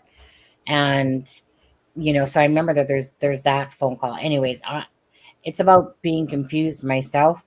Now, like, I mean, when I'm listening to Christopher Proudfoot talk on that call, to be honest, he just sounds like he's saying exactly kind of what happened, because he was there and said that the dog started off out on the porch, and like the direction that the dogs went to the right side of the house and up the fence line, and then came back and then went diagonal over to the neighbor's house beside them, and then ended up basically on Kelly Lynn over there. And I feel like I want to go left after that, but I'd have to go back and listen because it was very low and you had to kind of like listen. Yeah. It's almost like the guy who was with him was recording it on his phone, which, I mean, well, no, it was a chick. So first of Or all, whoever it was, a chick or whoever with the secondary phone, but they were standing a ways away from him. So if it was yes. anything like sneaky, you would think that she would have been right beside him trying to get the good audio. You know what I mean? I don't think that it was meant to be done sneaky or whatever. I don't know. Oh, I do. Absolutely. You I do? do. Like Oh, maybe absolutely. for replay or to remember what was said, but to have good audio to release it to on Yeah, but YouTube, I don't see that because you guys know better. You know but you but need better audio. yeah, but to me that's the difference of sometimes when you're physically there and you're hearing it clearer than day yourself, and versus when it's coming through being recorded. And I mean, to me, like, unless they clip that whole 8 minutes out of something, to Yeah. me that was like, somebody. I don't know. I mean, I don't know for sure. Maybe they took that 8 minute clip out of a longer video. I don't know. But it definitely seemed like Chris didn't know he was being recorded. No, And for sure. hold on. It also seemed like just because someone's holding a phone doesn't mean that they're the best person. Like, do you know what I mean? Because it's like you saw her go around the truck, because it's almost like, let me keep recording. It's like he doesn't care because he's just having a conversation, and then he goes into his truck to get his skulls, his chew stuff or whatever, and then all of a sudden you see her whip around to the side because she wants to hear the conversation.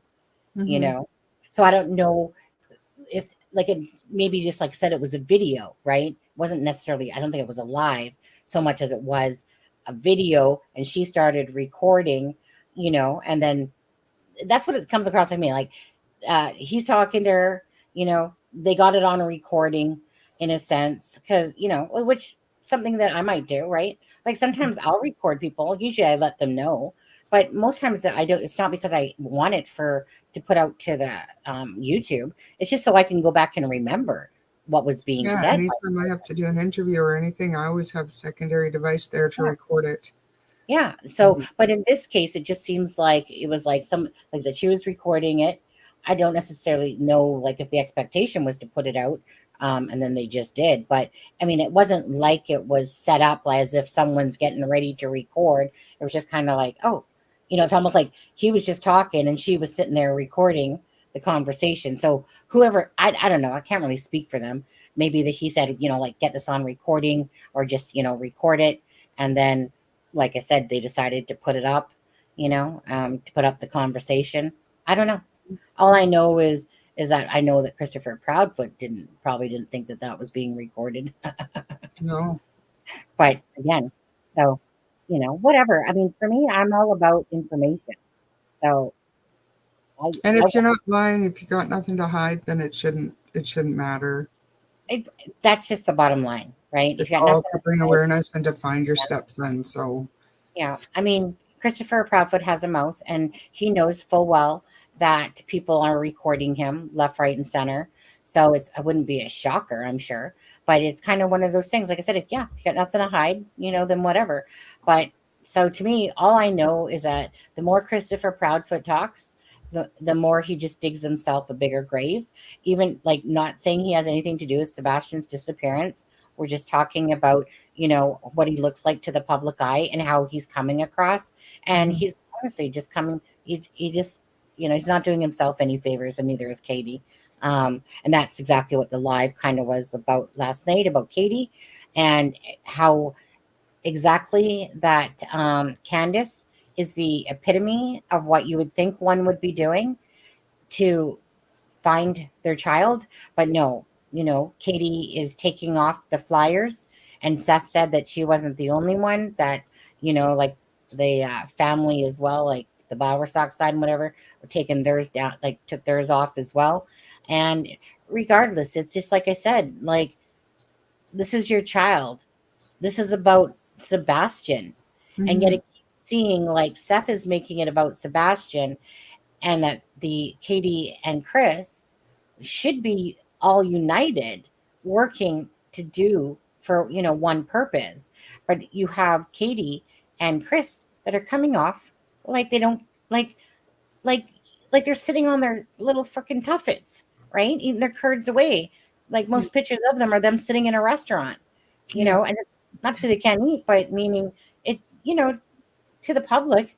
Like I said, Katie, why would you take off the flyer? What purpose would that serve for sorry, Dylan, now I'm on Dylan. It's for Sebastian.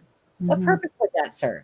None. The only purpose it could serve is if they didn't want to be recognized. That's right. And they care more about like around them. And people can sit there and go, well, like threats and this, that.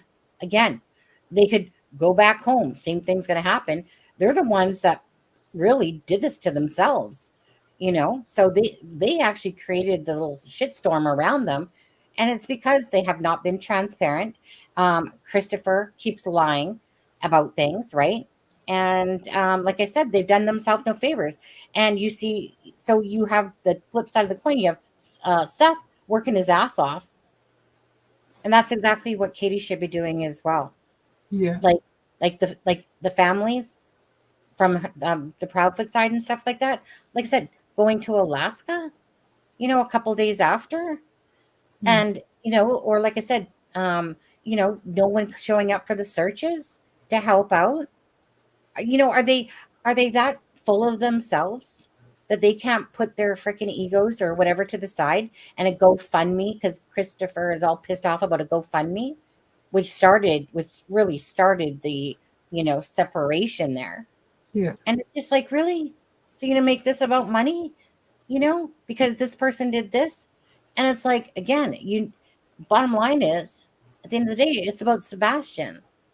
But Should yet be. it's not. Yeah, it should be. It should be. Okay, so with that being said, so anyways, applause to Candace and Justin Rounds for being united and doing exactly what you would think parents would do, because that's exactly what should be happening, right? And it irks me to no end when I see like a GoFundMe, piss off somebody. Now, that's when Seth was like, well, they're not talking to me because of that. And Christopher brought it up on the Smiley's World, about that. And it's just kind of like I said, they've done themselves zero favors. But anyway, want to watch some Nancy? Do you want to see Nancy? Are you thinking about it? I nodded.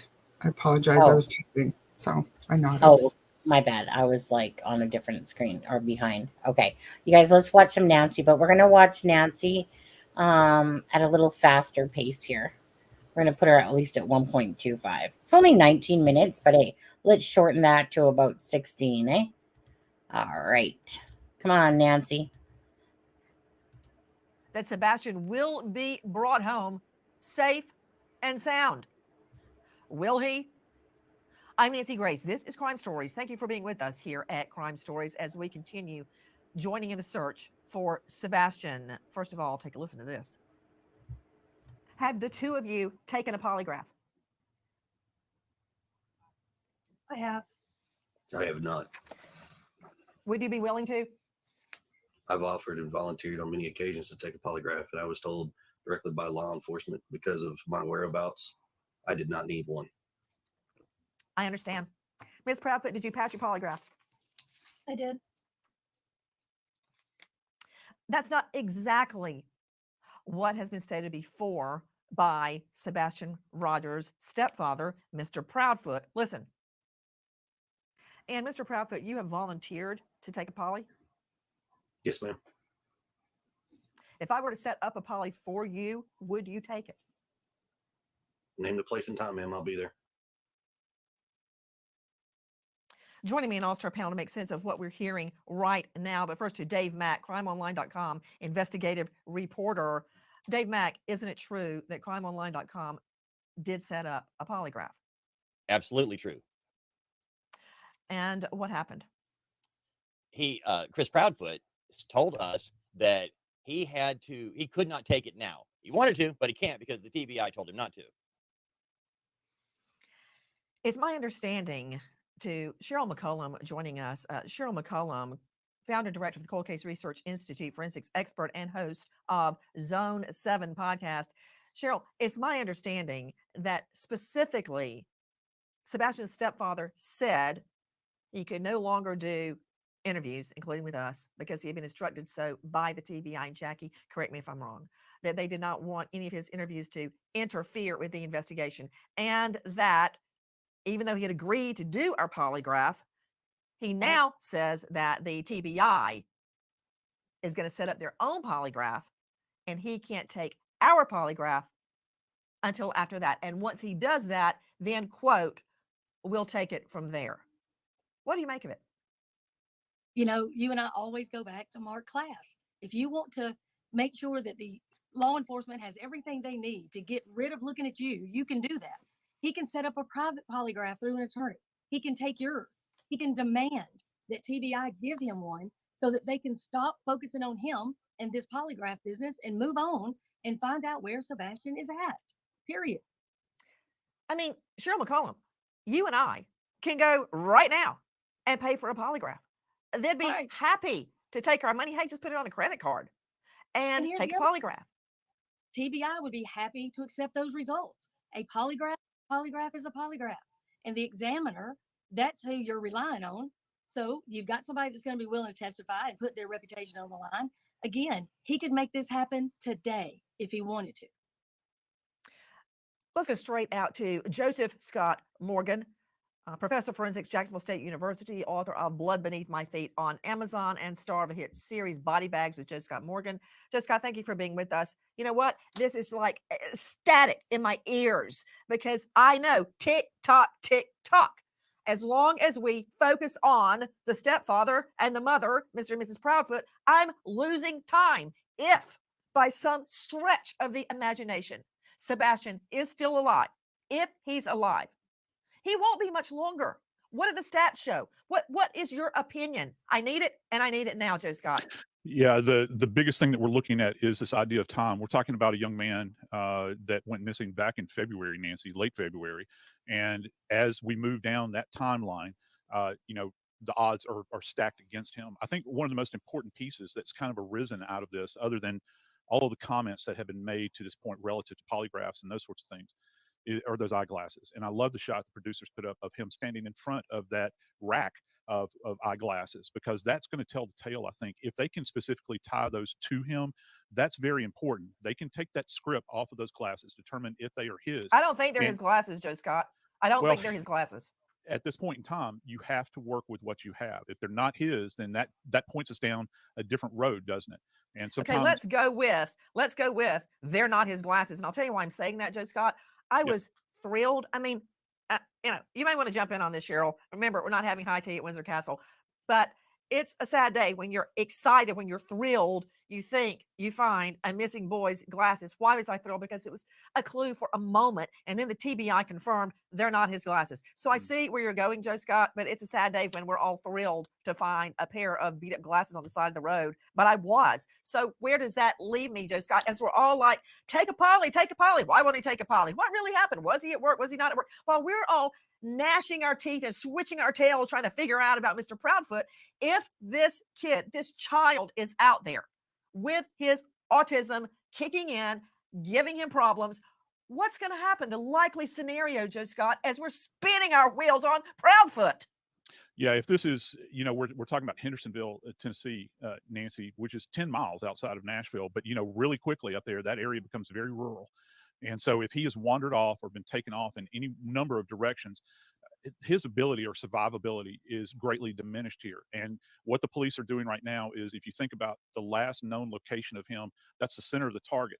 And they're working from concentrically to eccentrically. They're moving out in these big circles, but it's such a broad, densely wooded area. This is a Herculean task, to say the least. I think that some of the answers are going to rest in the idea that whoever had control over him, his comings and goings, we're talking about a kid that has been diagnosed with autism, whoever had control over his comings and goings, their electronics need to be tracked, Nancy. Those ideas of where did they go at those times when he was last seen alive. And that's going to be one of the threads that you're going to want to pull in this investigation. You know, Cheryl McCollum, host of Zone 7, is a forensic expert. As you know, Joe Scott Morgan, death investigator. Cheryl, you've had quite a lot to say online. What about now? Cat got your tongue? Because I don't like that. You're pretty bold No, when nobody's questioning you. But what about no, now? I want to hear your analysis. here's my problem. Their statements. You've got inconsistencies. As soon as somebody changes their story at all, they should become the focus. Period. Mom has said different things. Now you've got a stepdad that looks like he's co-signing with everything that she says, but he allegedly wasn't there. So how can he agree with anything that she's saying? You've got mom saying she heard a thud. I don't like that word. That sounds like a body hitting the floor. When people use the word thud, that's not sounded like he hit the wall, sounded like something. No, it's dropped. never a good thing. It's usually preceded by an adjective, sickening, a sickening thud. Right. And Nancy, you've got other things. You've got mom saying he went to the end of the driveway to put out the trash. And then you've got law enforcement searching a landfill. They're searching lakes. They're searching ponds. If you're watching and paid attention to law enforcement, it does not seem to me that they are looking to recover a child alive. They are searching for remains. You and I both know, and Joe Scott knows, when a child goes missing, the first 3 hours are critical. We're at 6 weeks. 6 weeks that this child has not been seen or heard from. Okay, 6 hold on. weeks Why are you saying, Cheryl McCollum, that you believe they don't expect to find Sebastian alive based on their actions? I'm talking about LA law enforcement. They're searches. They're searching landfills, lakes, ponds. That is not indicative of somebody that is alive. And again, you've got a child that has gone 6 weeks without his medicine, 6 weeks without food that we know of. He didn't have a source, no shoes. And mama herself says, oh, a flashlight's missing. Again, that's such an odd thing for her to know is missing until they show her video that looks like a flashlight. And then the stepdad says, well, we were sure hoping it was, but we're sad to report it wasn't a flashlight. Well, if you've got 2 flashlights out there, why are you glad that it's not that? That to me would signify that somebody was out there in the wee hours of the morning with 2 flashlights, meaning 2 separate people, the night your child went missing. I mean, it's just odd. What They do you claim they- make of a 3-hour conversation held between Mrs. Proudfoot and Mr. Proudfoot the night Sebastian disappears? The 3-hour phone call bothers me because, again, that's a long time to be on the phone. And, you know, you're hearing your son supposedly. He's I gotta stop it there so I don't forget this part. So, it wasn't actually a 3-hour conversation. It was basically Christopher Proudfoot said 9:43 or 9:46 and close to 12, somewhere near 12. Okay. So it's more like a 2-hour and 15-minute conversation, according to, if you know, Chris, of course, is saying like they have the data. Da, da, da, da, da. My thing is this. Katie says that she heard the thud around 10 o'clock. Okay. That would mean that she was on the phone at the same time with Christopher Proudfoot. Now, knowing what a big mouth Christopher Proudfoot has, he would be easy to go, you know, like he has never made a comment that goes, you know, like, yeah, I was on the phone with Katie when, you know, Sebastian, like there was this thud in the room. He has never ever mentioned anything, let alone Katie talking about that phone call. You guys will notice that it was actually she's never mentioned it. It's Christopher Proudfoot that has mentioned that phone call, and he's the one that originally said it on Duchess. Okay, so if you have ever listened to Katie, I don't think there's any interview, even with Nancy, that she herself she doesn't bring it up. She doesn't bring it up. Why? So Christopher Proudfoot and her would have been on the phone the same time of that thud, but yet Christopher Proudfoot has never mentioned that, you know what, like, yeah, I can confirm like there was some noise because I was on the phone with Katie. It's like picking and choosing. I'm with it when it comes to Katie. Again, she is always racing over that timeline. It's only when she gets a little bit more pinned down is when she was answering. And that was on, say, Chronicles of Olivia and on, of course, Nancy Grace, you know. But if you notice, like I said, so why wouldn't Christopher Proudfoot back that noise up? I mean, he's got a big mouth. Why not keep it running? You know, he has no problem interjecting. Anyways, what do you think of that quickly? The fact that the time that on the phone call, he would have been on the phone with Katie. Well, I think that number one, he probably if you're on the other end of a phone call, he probably didn't hear the thud, but he would have heard her saying, "I don't care what you're doing, but whatever it right. is for bed," he would have heard that. So it is strange that neither one of them brought it up until more recently. Yeah. Um, Right. Yeah. but I mean, as for hearing the noise himself, I mean, no, but the thing is, Charmaine, just think about this though, okay? So we know that he wouldn't have heard it himself, but Katie would have said, "Oh, like she would have made that comment, right, while he was on the phone, right? Like, and he would you have know, said, being the way he his is, "What's going on?" or whatever. You know what I mean? okay, but right, exactly. So she said initially, you know, Sebastian, did you fall out of bed? Right. So Christopher probably would have heard that. And then he might not have heard the no ma'am come back, but she would have heard him say, I don't care what you're doing, get your butt to bed type of thing. Okay. Now, on top of that, though, Christopher Proudfoot, in that one interview he did, said, if we would have heard him, or sorry, if he would have went out the window, we would have heard him.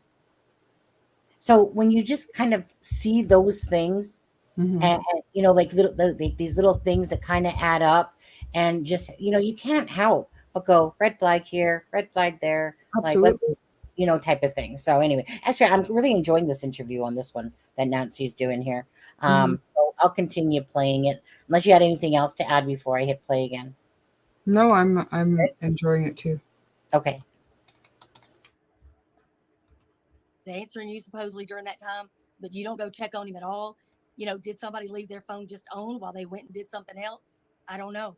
But I agree with Joe Scott. The electronics are going to tell the story. When his mama first entertained the idea that somebody had him, what did she base that on? His phone's not missing. He didn't take shoes, didn't take clothes, didn't take money. Nothing on his cell phone, nothing on his computer says that he's been talking to anybody.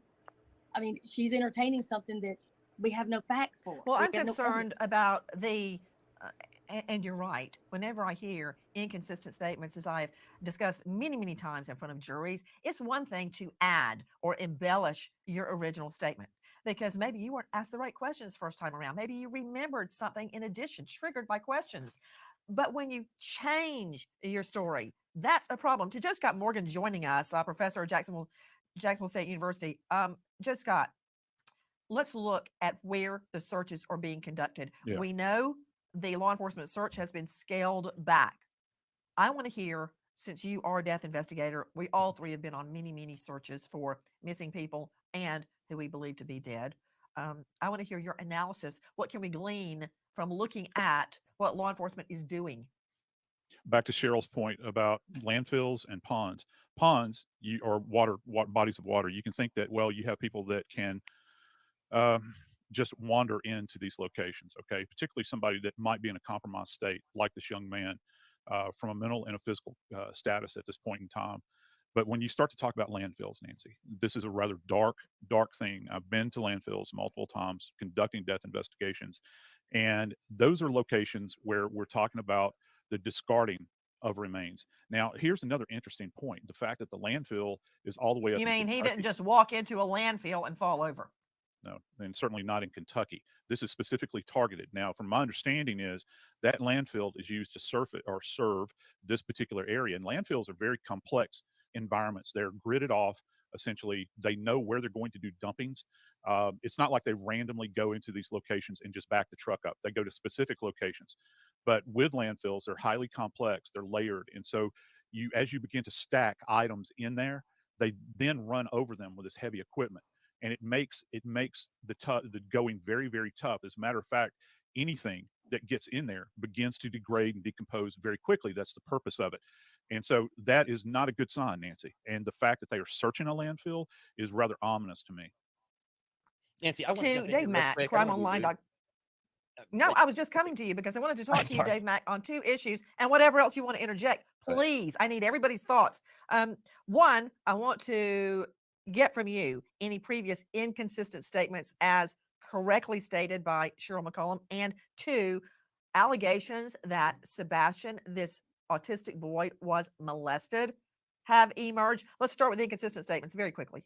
From the very beginning, Nancy, Chris Proudfoot made statements in interviews online claiming he actually said somebody asked the question, was a polygraph taken and has it been passed? Yes, I didn't specify who or when, but what I can tell you, everything has been vetted completely. Polygraphs have come back as passed. So I'm confused as in why they are all wondering if myself, my wife, and the biological father took. Okay, we know that's a lie. We know that is absolutely a lie because of what he told you on your show. Well, you're saying that that's what Proudfoot said, that he had taken a polygraph, he and his Word wife, for and word. had been, quote, vetted. Okay. Yes. Yes, he He did has say that on a podcast. Go ahead. Okay, and then we also have the belt. You know, we have hitting Sebastian with the belt. I don't know if you caught this, but you know, when Seth Rogers was on your show last week, when we were talking about the belt, he started. I saw later Seth referred to it as he wasn't aware of the corporal punishment that Chris Proudfoot was handing out to his son, to Seth Rogers' autistic son, and you know, we pointed out that he Proudfoot claimed it was years ago, and it was one spank with the belt on his butt, but through clothing, which makes no sense to any parent in the history of mankind or any teacher at school that they would actually look into something through clothing like that. But they couldn't remember when, how long ago it was. And in another interview, he said 15, which means it had to have been in the last several months. So we've got a number of Didn't serious issues Sebastian here. turn 15 in December? Correct. And it went missing February December 7th. 26th. So if he was 15 when he got a whack with a belt, that would have been in the last few months just before he disappears. So which one is true? Was it 3 years ago, or was it when he was 15 years old? Another question. Allegations that Sebastian was molested have now emerged. What can you tell Right. us? From Seth Rogers. Sebastian's biological father, Seth Rogers, said that when the Proudfoots, when Katie and Chris Proudfoot and Sebastian were living in an apartment in California several years ago, that Katie Proudfoot allowed a boy that was 5 years older than Sebastian to play with Sebastian, and the boy was 13. Sebastian was 8 at this time. She allowed it. Seth Rogers said that Katie Proudfoot allowed a 13-year-old boy to play with Sebastian, who is 8, without any kind of involvement from Katie Proudfoot, and that during the time, this 13-year-old molested and raped Sebastian Rogers. It seems the more we investigate, the murkier the facts become. This is what I know. Every day, literally every hour that Sebastian Rogers is missing is 1 hour closer to him being dead. Can we tune out all the static and the noise and try to focus on finding this autistic boy? And to you, Mr. Proudfoot, our offer is still on the table for a polygraph, free of charge to you. I'll pay for it out of my pocket. We wait as the search goes on. We have the belt. In another interview, he One sec. I want to leave it off on that one picture for a second. Hold on. I want to go back to that one picture. Right. Where is it? Come on. Where are you? Seen you a couple times now. Where is it? Was it after? It's that one where he's like on the tractor. Come on. Where am I missing it?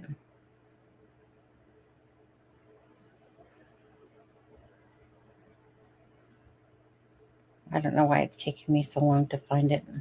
Here, they showed it here. Am I going too fast?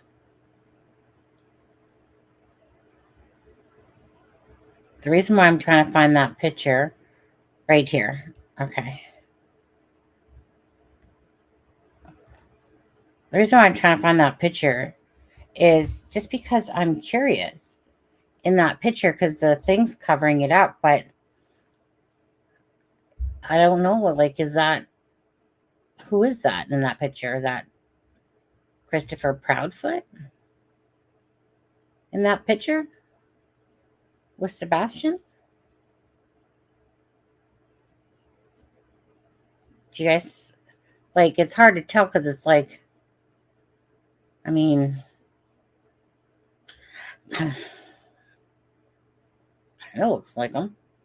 but I don't know.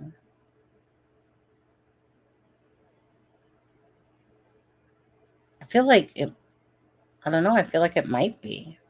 I know it looks like Super Mario, right, Nick? You know what? That's the first thing I thought was that it looked like Super Mario too. But I'm thinking like, because I mean, obviously that's in their home, and who else would kind of like, and he's a, you know, a tower crane operator. But could this be the first picture that we see where we see Christopher Proudfoot, you know, in a picture with Sebastian? I mean, it's been said multiple times by like JLR and that, like, we've never seen a picture with Christopher Proudfoot and Sebastian. Seth had a chance to get custody last year. Why didn't he? Chris wanted to have him as well, as we were told. I don't know enough about that, to be honest with you, Carl. Well, I was going to say, so Christopher was trying to, I mean, him and Katie and Christopher, or sorry, Katie and Seth, as Seth has stated multiple times, they weren't talking in a sense. Like, any talking that typically happened was between Christopher and Seth, and that Christopher was going to, talk to Katie about the fact of Seth, going to live with them, because obviously, like I said, you know, um, not saying that Katie or Christopher had any involvement in Sebastian's disappearance here, okay? Again, I mean, are things weird in a sense? Are people looking at them? Because obviously Katie's the last one that's seen her son, and they've been doing some weird ass shit. But regardless of that, I know for me, when my son, didn't want to come over to my house because he hated lugging his computer over, because my son's a computer boy, eh? And so he didn't want to lug his computer over. And then he said to me, like, Mom, can I just stay with Dad and then I'll come visit you? Which, I only lived like half a mile away. Wasn't, a few, like 20 blocks perhaps.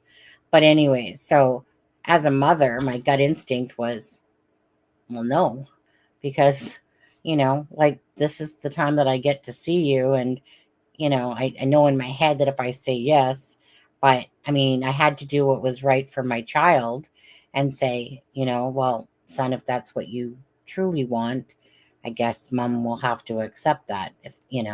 Um, so, Katie, like I said, could have been in that same predicament of, maybe Sebastian did want to go live with his dad because maybe wasn't loving his life at home, and it's, easier at his dad's place, and then Katie, of course, it's like I said, I mean, you can see the pictures, like even that one that they showed, which I'm so glad that we're seeing some new pictures here, of Sebastian. But you can see in that one picture when Katie is taking a picture and Sebastian's in the back and having a big smile.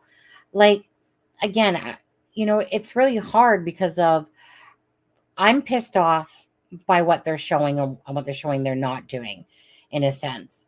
But yet, when I look at Katie's emotions and I look at that picture that I just saw with him in the back seat, that looks to me like a mom that, like, loves her boy, proud of her son type of idea. I know pictures, can say 1,000 words, and they also cannot say 1,000 words. But it's one of those things that's like, again, if Katie was in that predicament, like I said, and when you love your child, you don't want to see them, go off. But for me, I think, again, Christopher was going to talk with Katie and, like, basically be on Seth's side to be like, hey, well, let me talk to Katie and, try to help her understand in a sense and whatever. Who knows what the true story of everything is, guys? All I know is, from a visual perspective, we have Seth Rogers, who's out there, sweat, blood, and tears. We have Christopher and Katie that have just literally, okay, I get it. Like, meaning, I'm thinking of it in my head, like, absolutely did Christopher Proudfoot get attacked right away. Did he? Yes, by a lot of people instantly before he even spoke. Okay, before he did any interviews, because I know myself that a lot of people in cases that I've followed, they instantly go for the jugular on the step parent, and they instantly think the step parent's involved. Now, from the time that Christopher Proudfoot spoke, and Katie, as they've done interviews and different things, again, they have not shone a good light on themselves. They just haven't. And everything they do is backfiring because, again, it's kind of like because of the consistent non-transparency and because of the lies coming out of Christopher Proudfoot and because of these actions have taken, Sebastian's flyer and Katie, saying that, she'll do anything, for her son. And wait, but you took off the flyers? Are you sure you mean you do anything? And you're seeing a whole different perspective. And then when you've seen Dylan Round's mom, Candace, fight tooth and nail for answers, not put up with whatever, just, it's like you could tell, like Candace Cooley is like, you're not going to freaking mess with me. Like my mission is for my son here. Basically get out of my freaking path coming through. But that's not the same. We see Christopher Proudfoot, who constantly took control of the conversation.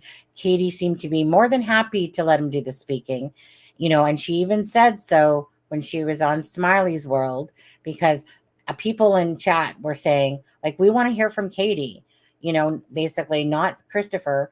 And Katie's like, well, I don't mind that Christopher, does the talking type of thing. Like, and it's kind of like, but Katie, this is your son. We mind. We mind. You might not mind, but we mind. And I think that we had a right to mind because this is her son. It's not Christopher Proudfoot's child. It's Seth's child and it's Katie's child. And so everyone wanted to hear from the mother.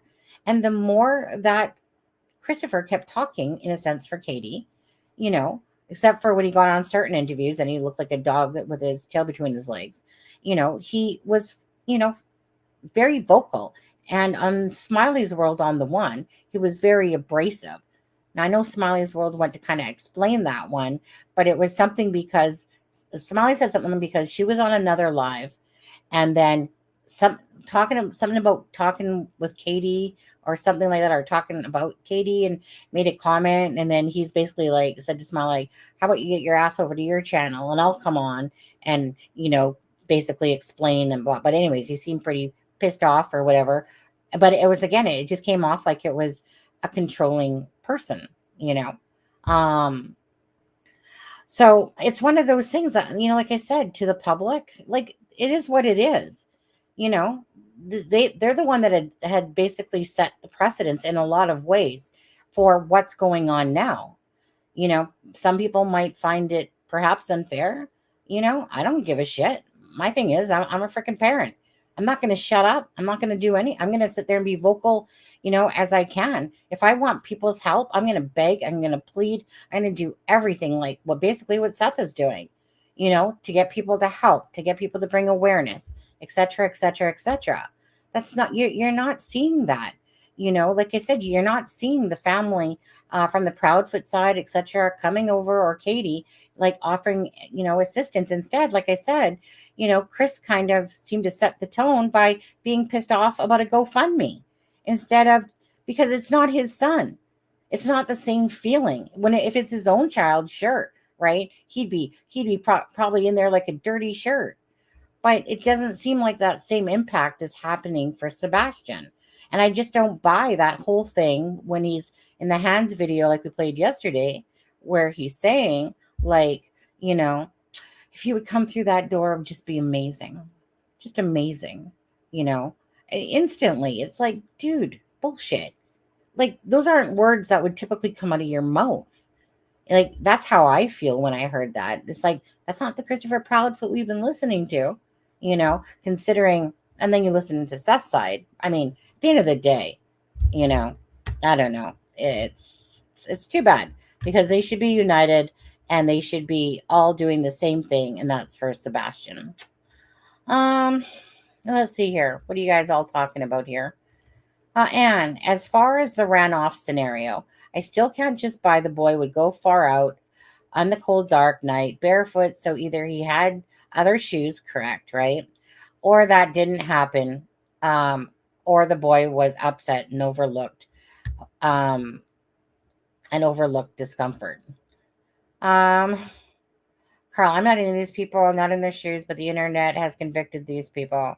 I'm going to say this. I've been watching the chat between Carl and I think Miranda here and perhaps somebody else.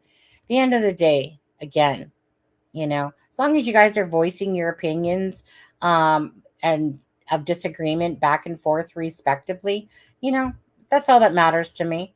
But at some point, it's like I said, like Carl's not going to change Miranda's mind. Miranda's not going to change Carl's mind. In a sense, you see things how you see things.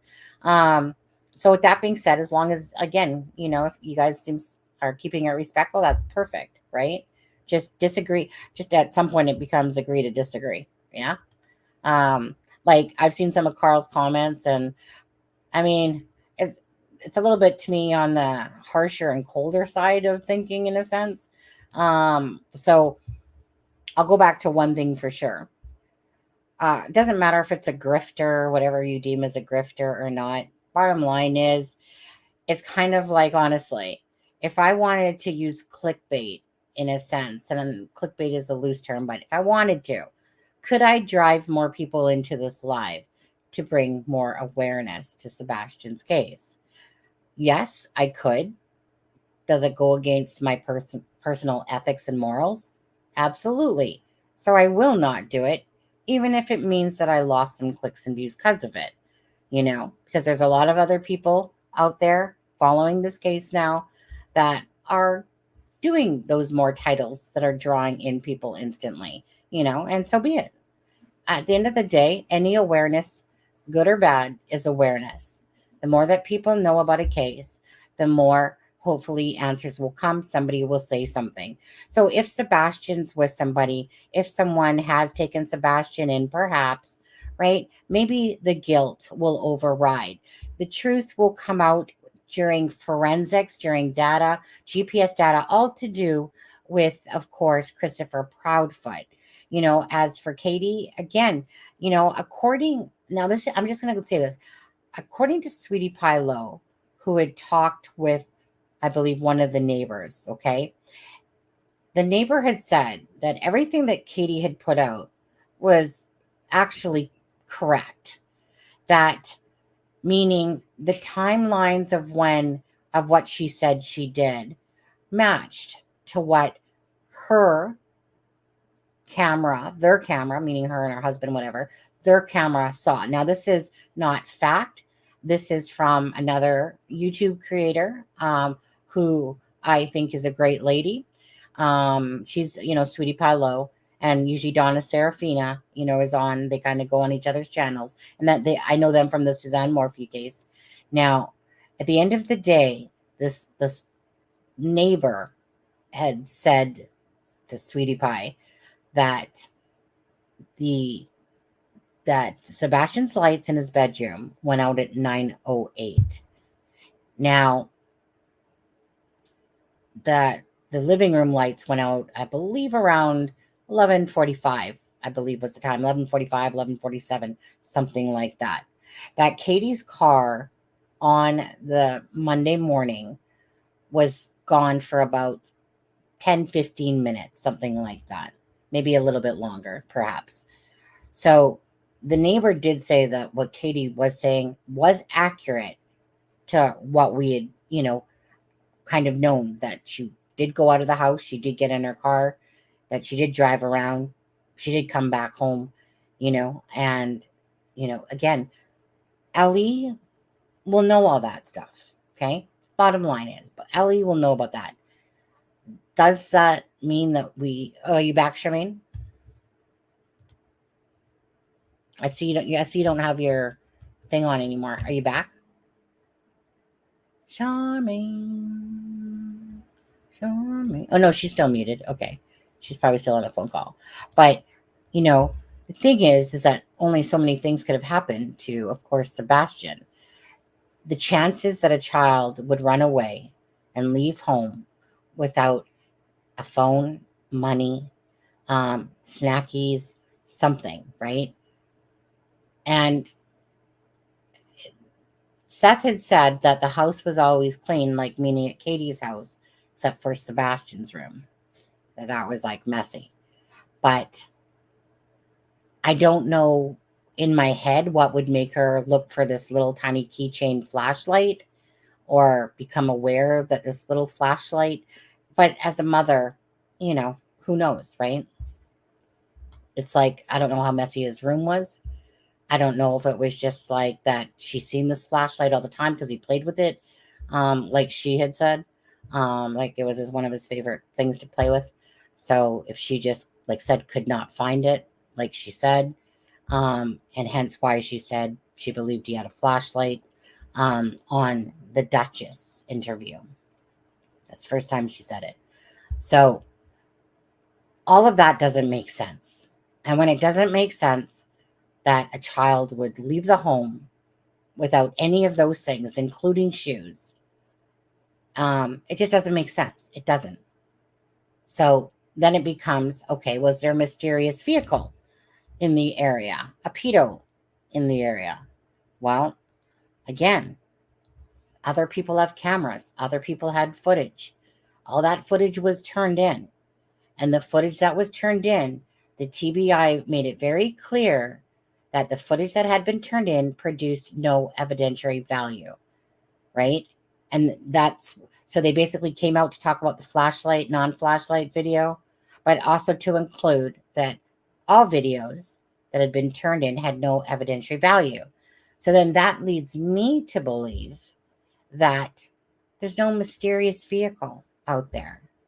If there was a mysterious vehicle out there, we would have been shown the mysterious vehicle. And probably, if they didn't need our help, if they need our help, they'll ask us, right? That's just how they work.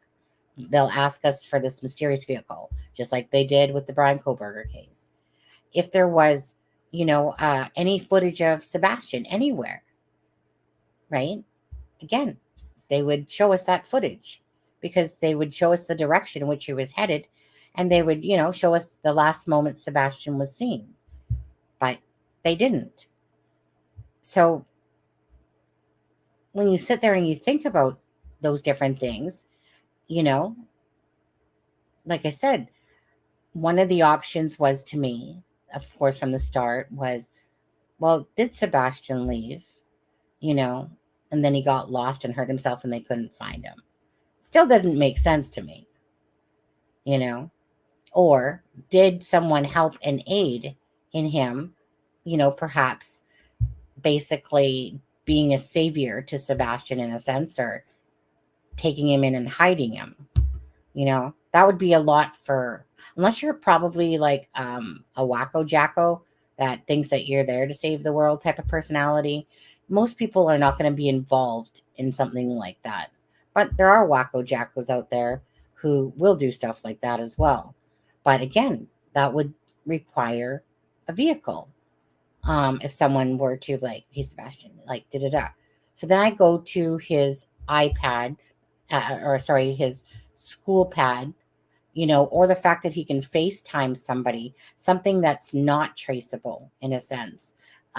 Meaning that if he's talking on his phone, then I start thinking, okay, well, was he talking to anybody? Was he talking to, I'll just use this as an example. Was he talking to, say, Faith? And they had like this, thing that they were gonna, round up together and sneak off or something like that. But obviously not, because Faith is just fine.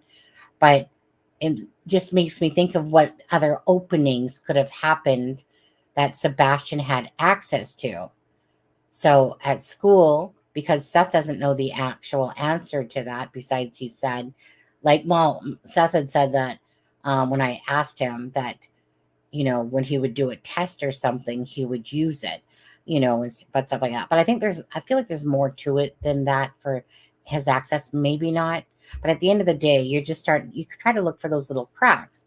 Do I think that, I don't think that Katie in 10 minutes or 15 minutes, if that be true, I don't think she's disposing of nobody in that time myself, personally. Right. First of all, I don't know. I just can't picture that. Her emotions seemed real. Um, she seems like she loves her son, even if Chris Proudfoot is a dick, and Katie Proudfoot, should, to the visual eye, should be out there doing a lot more than what it's coming across. Right? People handle things differently. I get that, but what the fuck happened to Sebastian? Like, like, what other options are there that happened to Sebastian? So the whole thing leads back to the home. So you heard a thud. Like, I can't see that this child somehow left his home without anything besides a flashlight and, hoboed up the road and wasn't seen on anybody else's cameras, and somehow avoided detection everywhere. How is that possible? So there's something missing. And well, everyone knows that there is something missing. Yeah, that's okay, Charmaine. I'm not saying he's Ali, but he was really a jailer. Yeah, right. And I'll not name people, but guy comes out saying he's Ali, but is really a jailer. I call them misrepresenting himself for deception. Are you talking about Seth? You talking about Seth, who's a deputy? Because he is a deputy. And all you have to do is Google that, if that's what you're talking about. Deputy. Mm-hmm. To Davidson County. It's right there.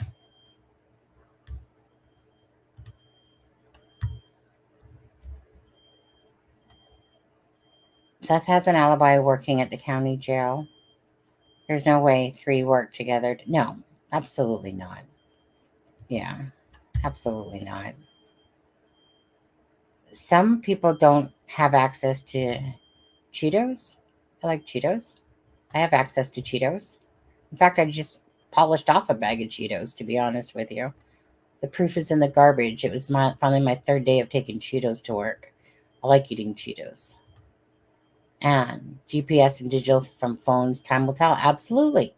Like everything that they have said on social media, they are all being watched. Of course they are, right?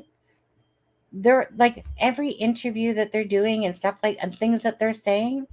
Of course. That's just a given. We've heard multiple times when they were talking about how they're watching things on the internet. That's just like a given nowadays. Internet tells a lot, Yes, I live where the deputies are corrections officers too. Yeah, well, whatever the title is, I know his title is like deputy. He's already said. I mean, he was on the show and he already said that he works with law enforcement. He's a deputy. I don't care. Like I said, I'm not. I could honestly, I could care less if they're shit shovelers, or freaking presidents. At the end of the day, again, this is about a child, and it's about where Sebastian is. I don't give a shit if 1,000 people donate to Seth and help him out, or people want to, have Seth on and they get more clicks and views out of it. Honestly, do not care. What I care about is Sebastian, honestly, and what happened to Sebastian. And I care that people just keep spreading awareness out for Sebastian. Obviously, I'm maybe a little bit biased because I care about this case a lot. And I just want everyone to bring awareness to it to help out Seth and Katie and Christopher, should they have nothing at all, regardless. Even if they might look like shit on a stick a little bit in how they're, showing themselves, at the end of the day, just want this child to be found. It's 40.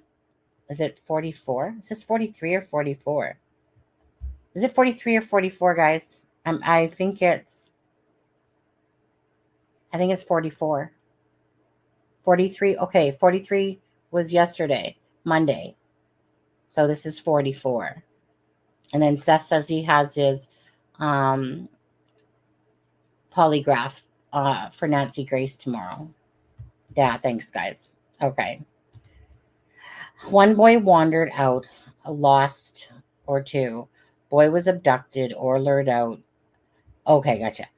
So boy wandered out and lost, or two, boy was abducted or lured out. 3, boy never got home. Seems like scenario sets to my mind, right? You know, I think he personally did make it home. And the reason why I say that is,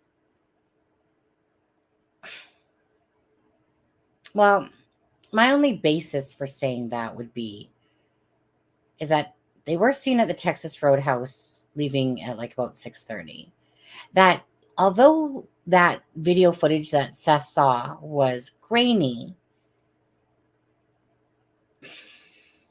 this would be the thing.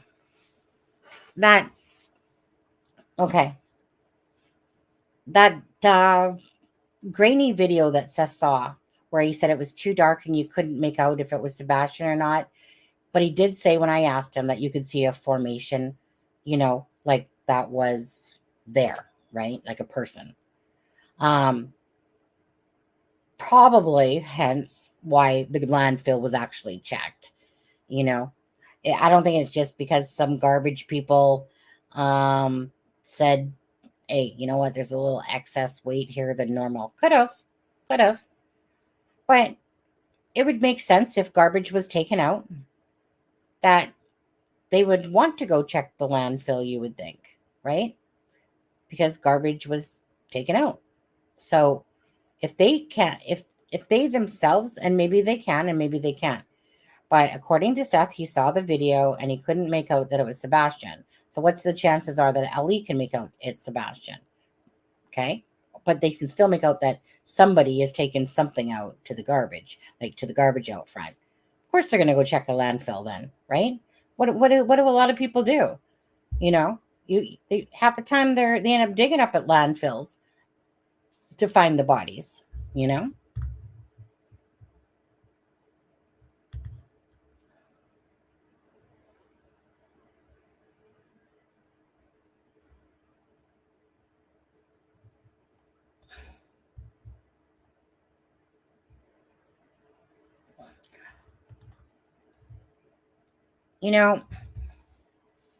Carl, you're pushing your limits here. I'm going to say that, okay? You're putting a lot of negativity throughout the chat, from donators to channels. But you sitting there saying that's that's just you being rude. Okay? That's not even being cordial. You're getting to the point of crossing the line. And I've humored your kind of like what I would deem as more ignorant remarks about Seth or the channels. So I'd either shut up before I block you or start talking with a little bit more decency, because your ignorance is really coming through your comments and I won't put up with that. Okay. I've humored it just to let people have their say, but I've been watching your comments, and they're quite abrasive. So I'm just going to say that. So I would take it down a notch or two and be a little bit more respectful in your comments. And because this one's directly coming at me, now I'm really getting a little bit perturbed, a little bit. Not that I can't handle it because I'm a big girl. I can easily boot your ass. Okay? But at the end of the day, you are not God. You do not walk on water like nobody else does. Okay? Everyone's entitled to their opinions, but your opinions are getting a little bit, like I said, kind of almost bordering like rudeness and nasty. And there's no need of that. If you don't like something or don't agree with something, that's fine. But I've been watching your comments throughout the night and yesterday. I'm trying to let you have your say, but be more respectful how you're putting words, okay? If not, then just please leave. Okay? That's all I'm going to say about that.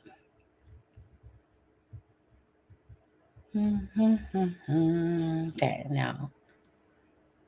Well, it is coming across as rude, and it is coming across as more abrasive. Your personality is quite strong and opinionated, but it's coming across. You don't think that that's rude? Sitting there saying, well, you are showing your bias, and you are doing it.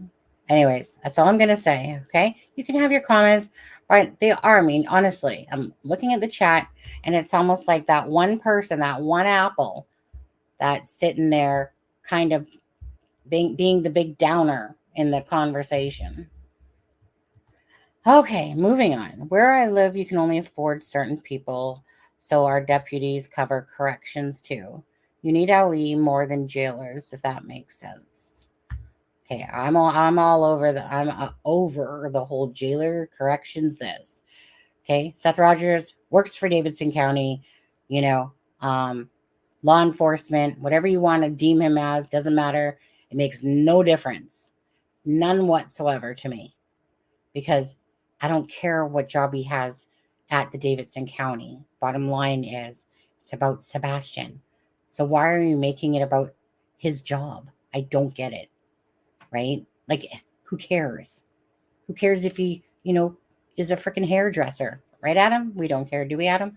Charmaine, are you back? She's not back. Okay. Oh, no, she's not. Okay, Terry Dean, that's true. The barefoot thing almost begins. What? Like, I don't even want to say barefoot. Like let's put him in socks at least, right? Didn't actually happen. Well, like I said, everything that we've been listening to, for the most part, right? Everything that we are led to believe, simply that is coming from the Proudfoots. Is that a Ori? Are you Ori? Exactly. But everything is coming from the words of Christopher and Katie. Because, and like I said, Seth didn't live there. He can only tell you to the best of his knowledge how Sebastian was at his home and what he knows and what he can go on. But like when he was asked, like, did Katie and that have alarms? Like, he didn't know the answer. Why? Because he's not in there enough. He's been in the home, but it's not like he goes like tra-la-la-la-la skipping there to know, visiting them all the time. Like I said, it seems like a lot of it's just communication, mostly between Christopher and Seth. And it seemed like, they were cordial to each other up until Sebastian goes missing. And you can see with Seth, he's frustrated. You can see that's, he's become more vocal about it because even he's pissed off, you can tell. Like, hey, I'm out here sweating tears. All these other people are, and you guys are up there in your freaking fifth wheeler, type of thing. And you left. Like, why aren't you guys involved in the searches? Why aren't you guys helping out? And I do get the point that obviously Christopher Proudfoot isn't the father. He has a livelihood to make. And I get that, but what's Katie's excuse? Like, seriously. She's just making excuses for herself to me by sitting there saying, well, Sebastian could be anywhere, so I'm just going to follow my husband up here and leave her home. You know that inside there's other reasons for it. It's like the reason she gave is her justifying why she left. I mean, she can do as she wants, but does that mean we can't judge her? Absolutely, we can judge her, just like you guys can judge me as a person I am sitting up here, like me or not. I still don't care, but you know what I mean? It's kind of one of those things. It's like I said, I'm not in the limelight of a freaking missing persons case who happens to be my son, type of thing, but she is. I want to clarify what happens in Myanmar. I was clarifying what was happening in my well, I don't know why sometimes people take things personally, because I was not gearing anything at all at you, Jenny, whatsoever. What I was saying was that conversation to me is like, I honestly, I could care less. If you guys want to talk about that in chat, I could care less. if he's like someone in that person's area. Do you guys live in Tennessee? Right? Do you guys live in that place? Like, I don't know. Like, for all I know, you could live in a whole different part of the state and then sit there and say, well, in my area, a correction officer is this and that. I don't know. At the end of the day, I just personally don't care. It has no relevance to me at all. But it wasn't targeted towards you by no means, Jenny. I'm talking about the conversation in general, because I don't know where y'all people live. Maybe you live in Tennessee, maybe you don't. At the end of the day, it's kind of one of those things. I don't know why it's being made a big deal of what he does. If he is a correction officer, an officer, if he's a freaking security watcher, don't care. I just don't understand what that has to do with Sebastian. Like, why that conversation is happening. If they were searching, anyways, Jenny, I love you. I'm like I said, it wasn't directed at you by no means. It was just in general. If I highlighted your thing as I was saying it, again, it wasn't targeted to you. It was just a conversation. Everyone stating they're on vacation. Not if they were searching, it would be like the laundry fiasco. Everyone's saying that they're on vacation and not being realistic. Hi there. Thanks, Terry. Andrew and hungry. The Proudfoots complained Sebastian got up the night feeling hungry and would sneak food. Right. You don't think that Mr. Runaway child would take some snackies with him? Proudfoot's bad, Seth good. I'll show myself to the door. Please unsubscribe. Well, no, you can unsubscribe yourself. I could block you. Okay, fine. I'll help you to the door if you want. Have a good one. Take care. Adios, amigos. I don't play kiss-ass games. I'm sorry. Again, just be respectful. He wasn't being that respectful. He was pushing his luck. That was like having a negative lemon in the chat that constantly looked at the bad side of shit. I can't see that, right? Everything's bad. The channels are all grifters, this and that, blah, blah, blah, blah, blah. Preach to the choir in a different channel, Carl. CK, he claimed he couldn't do Nancy Grace's polygraph because law enforcement. Right. And hence why he had said to Green Eyed PI that he was, that he's going to be having one set up. And then you heard whatever that lady's name that was on there, Sherry, I like her. She's a very common sense speaker. I like listening to her because, like she said, Ellie, don't care. Take your freaking test. Hey, you want to bring us a polygraph test? Sure. Thank you. Hand it to us on a silver platter. Thank you. Proudfoot, I'm sorry. He's full of crap. Watch him sit there and be like, watch him record himself taking a polygraph test. Finally, oh, you're telling the truth finally, Chris? Whatever. Who cares? Christopher Proudfoot, you can't even believe shit that comes out of his mouth. My old neighbor put Vicks on the fridge door, so the boy got fed up of going to the fridge at night. I live in Australia and been sharing a lot of American missing pages. Yeah, absolutely. Because it all helps, right, Alicia? You never know where somebody is that's on your friends list, right?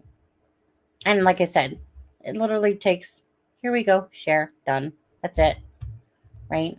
Even if that part. I thought you were, well, I did. I removed him. He's blocked now. So he can go create another name and come in as another sourpuss. But I blocked him. I don't got time to deal with that type of personality. Honestly, it's like having a dark cloud that wants to think negative about everything. If you say the sky is green, he's going to say it's black. That's his personality.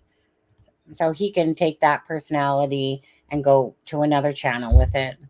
I was trying, but I was watching his chats and they were just nothing but just a sour puss in the whole chat, to be honest with you. That doesn't matter to me. I wasn't part of that conversation. Oh, okay. I mean, honestly, I have no clue.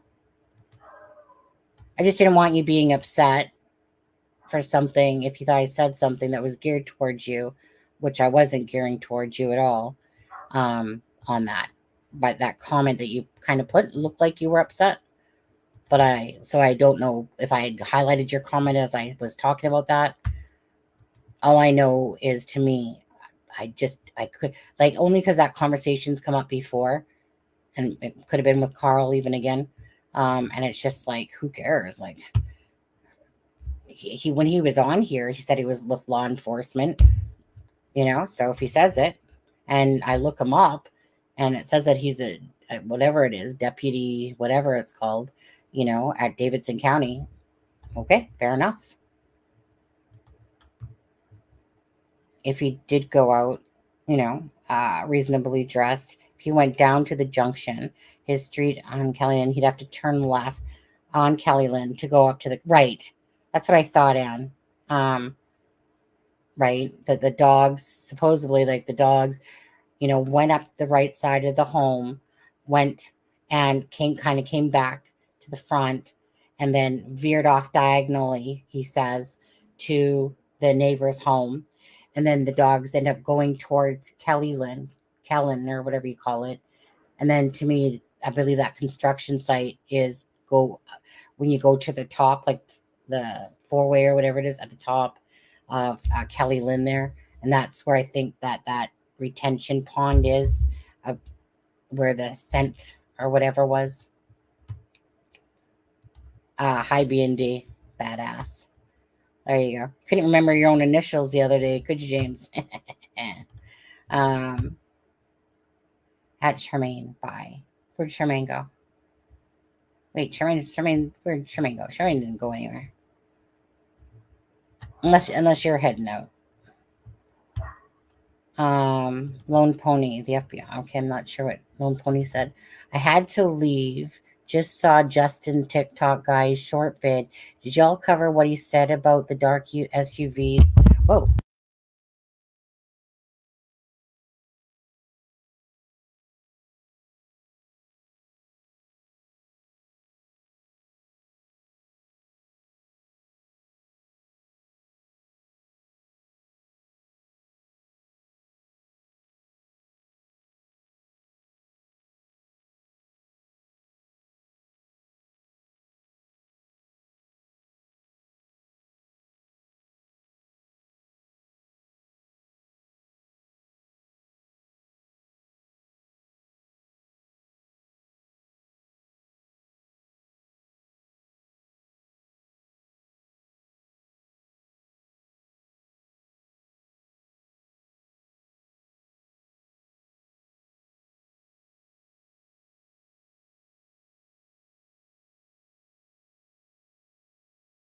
Oh, you guys know what? When I hit my mic, because my hand accidentally hit my mic, because it normally doesn't sit this closer to me. Yeah, my bad. It's all good now. It's all good. All right, thank you. Thank you very much. When my hand hit my mic, obviously, because all you have to do is tap, and that will be like, yeah, exactly. Sorry, but all you have to do is like touch my mic on this particular mic, and then it will mute. So obviously, when I smacked it with my hand and I went to go.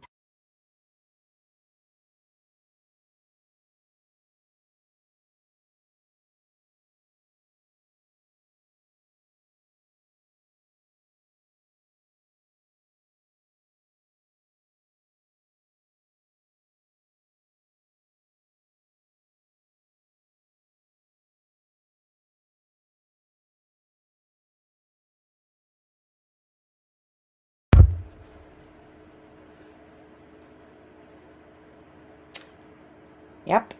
Okay, moving my mic back to where it belongs. Fuck it, ain't doing it. Yep, I got it.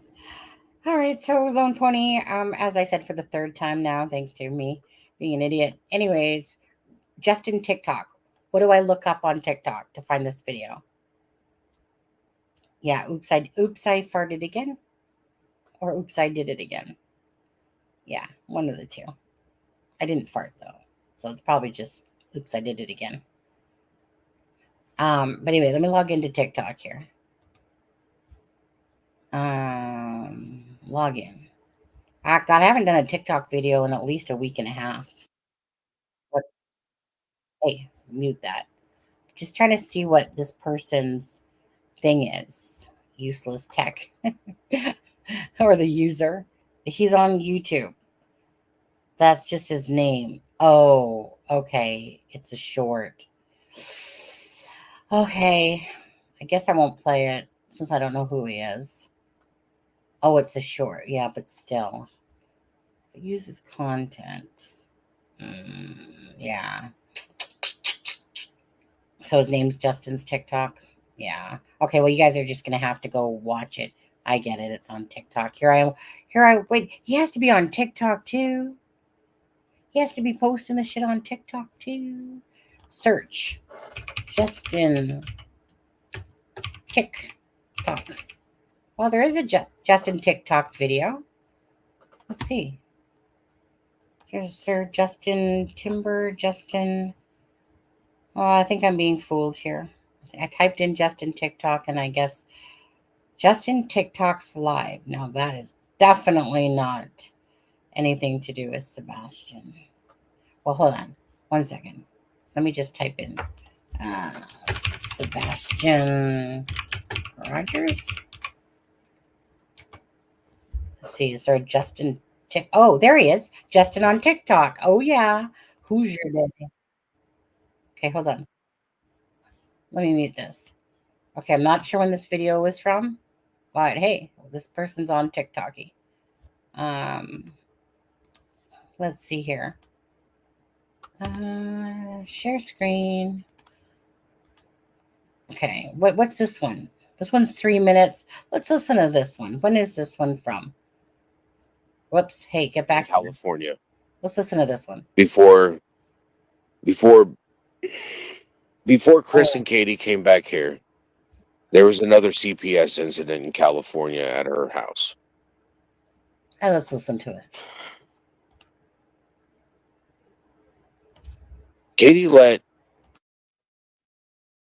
Katie and Chris let a child into their house that was 5 years older than my son. My son was 7 or 8 at the time, and this kid was 13. And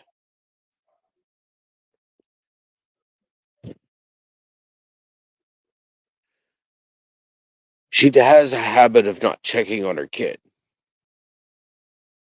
I would never let some kid that's 5 years older than my son play with my son anyways. It's like, why do you want to play with my son? There's a 5 year difference. That's a pretty big difference. You're 13 and my son, you're a teenager. My son is not a teenager. He's still playing with Hot Wheels and Legos, and you know, he's building things, he's playing video games, and you're a teenager.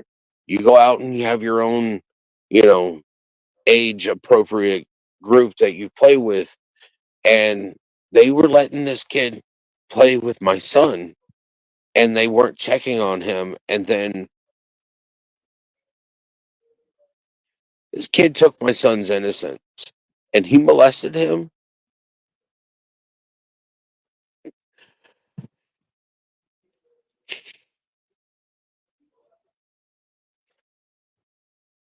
So you take your time. Wait, I know this isn't Justin on TikTok, but I'll go to him right after. But he's playing one of Justin. And there was nothing I could do in California because the kid was 13. But they let that happen. Yeah, I found him. And they didn't bother to try to even get my son help until last year. Here, my son is just turned 15 in December. That means he's been dealing with an emotional, stressful, traumatic incident for the last 7 years. And I've been trying to help him. I've been trying to get him help.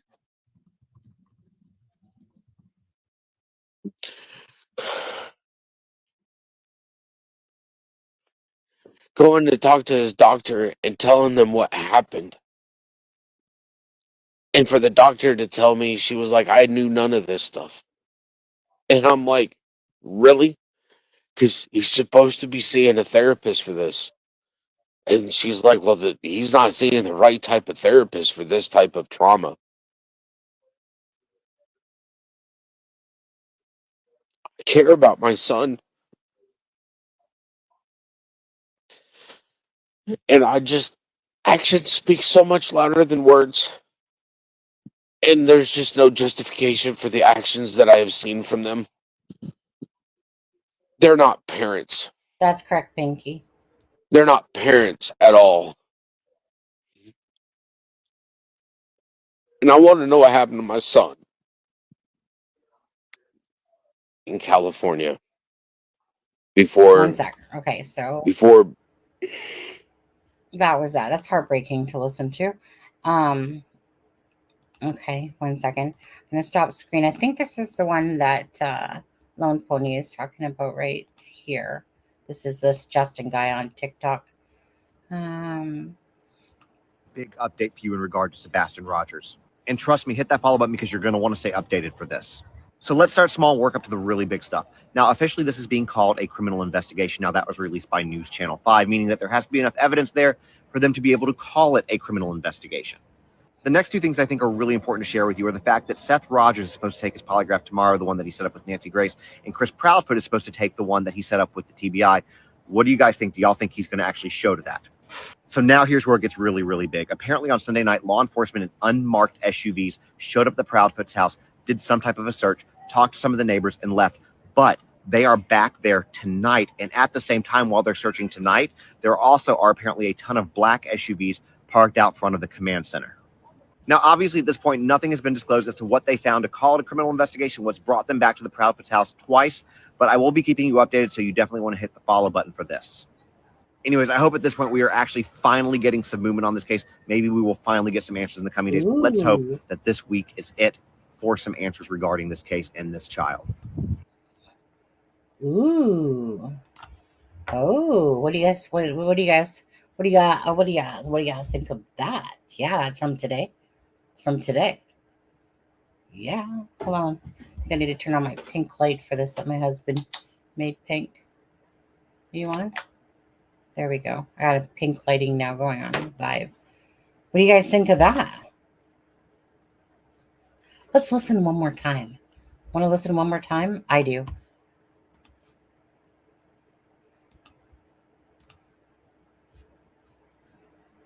Come on, Swirly Q. What's taking it? Look at it. You see the little dots on his face? Come on now. Y'all, I have a big update for you in regard to Sebastian Rogers. And trust me, hit that follow button because you're going to want to stay updated for this. So let's start small, work up to the really big stuff. Now, officially, this is being called a criminal investigation. Now, that was released by News Channel 5, meaning that there has to be enough evidence there for them to be able to call it a criminal investigation. The next two things I think are really important to share with you are the fact that Seth Rogers is supposed to take his polygraph tomorrow, the one that he set up with Nancy Grace, and Chris Proudfoot is supposed to take the one that he set up with the TBI. What do you guys think? Do y'all think he's going to actually show to that? So now here's where it gets really, really big. Apparently on Sunday night, law enforcement in unmarked SUVs showed up at the Proudfoot's house, did some type of a search, talked to some of the neighbors, and left. But they are back there tonight. And at the same time, while they're searching tonight, there also are apparently a ton of black SUVs parked out front of the command center. Now, obviously, at this point, nothing has been disclosed as to what they found to call it a criminal investigation, what's brought them back to the Proudfoot's house twice. But I will be keeping you updated, so you definitely want to hit the follow button for this. Anyways, I hope at this point we are actually finally getting some movement on this case. Maybe we will finally get some answers in the coming days, but let's hope that this week is it for some answers regarding this case and this child. Well, I just hit follow. Y'all, I have a big update for you in regard to Sebastian Rogers. Okay. Okay. So hold on a second here. Okay. I've actually seen this guy before. From this case somewhere. I was watching something. Oh hey girl. Sorry. Hey. Oh, that's loud. You okay. Sorry. They might be calling back here in a couple of minutes, but Okay. I don't know why, but your mic is very loud all of a probably sudden. because it's right by my face. Maybe that's why. Because you know, it's kind of like when I'm at work and the phone rings, it literally blasts in my ear, you know, and it's like every time I'm just like, okay, you know, when the call comes in because it just shocks me how loud it comes in. Anyway, Okay, I'm sorry I missed that, but what was that Seth thing? Was that old or was that from this here? The one that you just watched? Okay, no, that was older. That was older. That's when he So I probably saw that one. Yeah, well, that's when he originally was talking. Like, so I think Justin on TikTok is like, that's who he first told that to about the whole California thing and stuff like Yeah. that. So he was the first person that's where it actually started from. This one that we just heard now, this is from today. Black as bees, you know. Yeah, Diana, there was an incident at work that I'm just trying to direct, so Yeah. I don't have to go in. So Yeah. Are you good? You think you're good? You think you got it? they might call me back here in a couple of minutes, but we'll see. Okay. What do you think about that? Did you hear it? No, Oh, I Charmaine, literally hung up and I came back on. you're forcing me to play it again for 1 minute. Okay, I will. Okay. Let's see here. Trust me, hit that follow button because you're going to want to stay updated for this. So let's start small, work up to the really big stuff. Now, officially, this is being called a criminal investigation. Now, that was released by News Channel 5, meaning that there has to be enough evidence there for them to be able to call it a criminal investigation. The next two things I think are really important to share with you are the fact that Seth Rogers, I gotta hear that small one more work up to time. the, I want to stay updated for this. So let's start small, work up to the really big stuff. Okay. Now, officially, this is being called a criminal investigation. Now, that was released by News Channel 5, meaning that there has to be enough evidence there for them to be able to call it a criminal investigation. The next two things I think are really important to share with you are the fact that Seth Rogers is supposed to take his polygraph tomorrow, the one that he set up with Nancy Grace, and Chris Proudfoot is supposed to take the one that he set up with the TBI. What do you guys think? Do y'all think he's going to actually show to that? So now here's where it gets really, really big. Apparently on Sunday night, law enforcement in unmarked SUVs showed up at the Proudfoot's house, did some type of a search, talked to some of the neighbors, and left. But they are back there tonight. And at the same time, while they're searching tonight, there also are apparently a ton of black SUVs parked out front of the command center. Now, obviously, at this point, nothing has been disclosed as to what they found to call it a criminal investigation, what's brought them back to the Proudfoot's house twice, but I will be keeping you updated, so you definitely want to hit the follow button for this.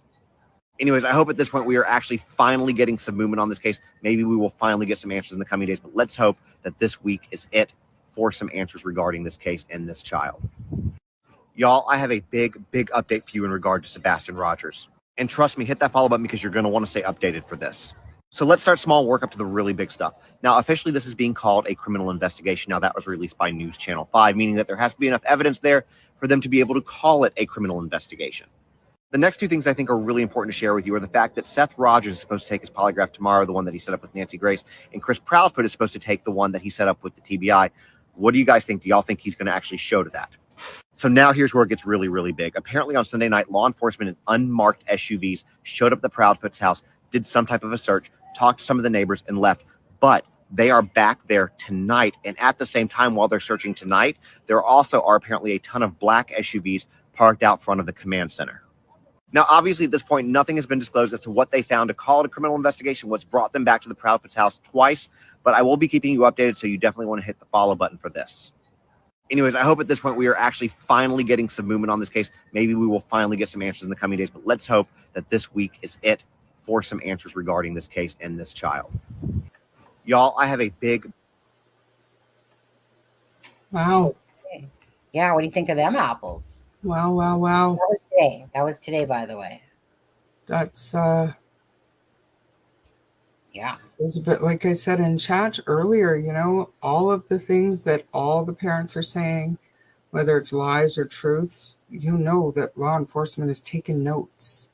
So Oh, absolutely. Yeah. maybe like if they're in fact blatant lies that Christopher has been putting out there, then they'd be all over him. Because why lie? Yeah. Oh, another phone call. Okay. I think that's the only one that I see for the other one was on the 7th. Let's see what he says on this. Hey, y'all, it is April 7th, and I want to give you a quick update in regard to Sebastian Rogers. So last night in Hendersonville, Tennessee, there was actually a protest. Well, you know what? Let me show you. And these sides have been kind of all over the place. Basically, repent, Chris, turn up the heat. They're basically calling for a criminal investigation into Christopher Proudfoot. And like I said, they did have that visual last night. However, guess who didn't show up to it? Seth was there, but Chris and Katie never showed. But not to be surprised, because they're not even in the city where their kid is at. There was also something going on, a lot of chatter last night talking about they possibly found some evidence related to Sebastian Rogers and They were searching this area. They found some clothes, some boxers, some other stuff that could be about his size. That turned out to not really be anything. The police came out, took a look, and then basically turned and walked away. That's all that happened. Nothing really else additional to report. Now, the last thing I want to show you is this, though, because this is kind of important. Now, I am trying to get more information about this, so as soon as I have more, I'll let you know. But apparently, there was a credible tip on Sebastian from February 26th that they're now just getting to. Anyways, make sure. Okay, so that credible tip, I believe, is the one he's talking about the Speedway, and that's one that Seth was talking about the other night on the live, and that JLR has been talking about. Is that tip where, again, at the time at 5:47 in the morning, someone that was on pump 8 said that they believe that they saw this person in the passenger seat or whatever that looked like Sebastian, and that was a tip that was sent in, and now it's whatever seems like. And Seth was saying how he was frustrated with TBI, and because we were talking about that tip, and he's like, they don't tell me nothing type of thing. And you can see the frustration. Either way, again, as long as they're looking into it, yeah. But hey, just hearing even like a little bit of news that these SUVs are, well, command center, I believe, is just down the road really from the Proudfoot's home. It wasn't too far. I remember seeing that.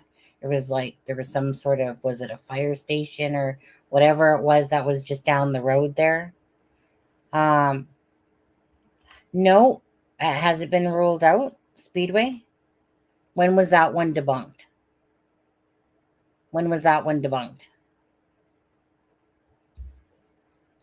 I heard JLR talking about Speedway today. So when was that one debunked?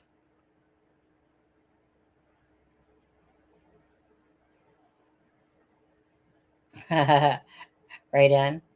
It was debunked yesterday. Okay. Can you guys maybe give me just a briefing on like who said it was debunked? Like, did Ali come out and say it was debunked? Like, did they say that there was nothing to that lead? Even the lovely JR retracted. Oh, did he? Okay, because I was listening to something about I never got to finish listening to him because I know that he had put out a video saying, like, let's go over the footage or something like that of Speedway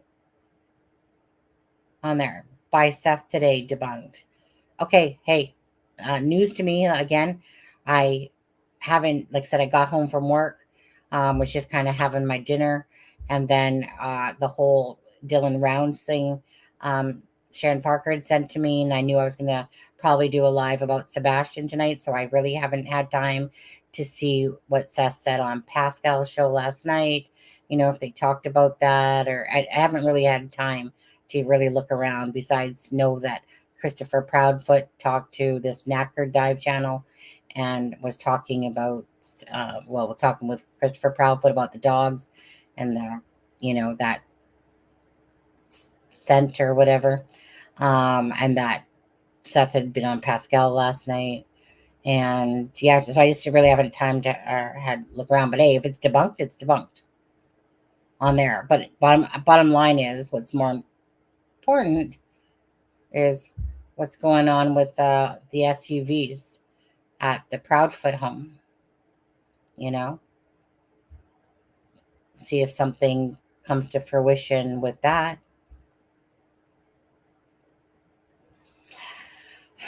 Sebastian's case will be solved. I pray it's in favor of that Sebastian is alive. I pray that it is. But we all know that it's, Sonny, Seth text T-Rev today. Okay. All right. I'm back. Hey, Charmaine. I should be it. Is that all good, you figure? Yeah. Yeah. I just don't see how Aspen Connor can look at our chat and not be up here. Well, he might have had a bad day, or he might bad be hair day? face me because of all the bad things he's been saying about me. Maybe, because you've been, well, I mean, I'm pretty sure the other day he said he took the decal off the car of you. I know. I don't understand why he would do that. Me neither, right? Actually, if you could just go missing for a bit, don't worry, we'll find you. We'll find you alive and well. Yeah. But anyways, so no ACP. Yeah. What do you guys think about this? Hey, let's take a vote. Let's take a poll on that one. Let's take a poll, you guys. Let's do a poll. Okay, Will. It's just gonna be quite simple now, won't it? Will. What's his face? Christopher. Um, Chris. Let me spell his name right. Christopher. Actually, this isn't Chris. Proudfoot. Take the Polly tomorrow. Wonder what people are gonna think about this one. Yes, no, add option. Let's see here.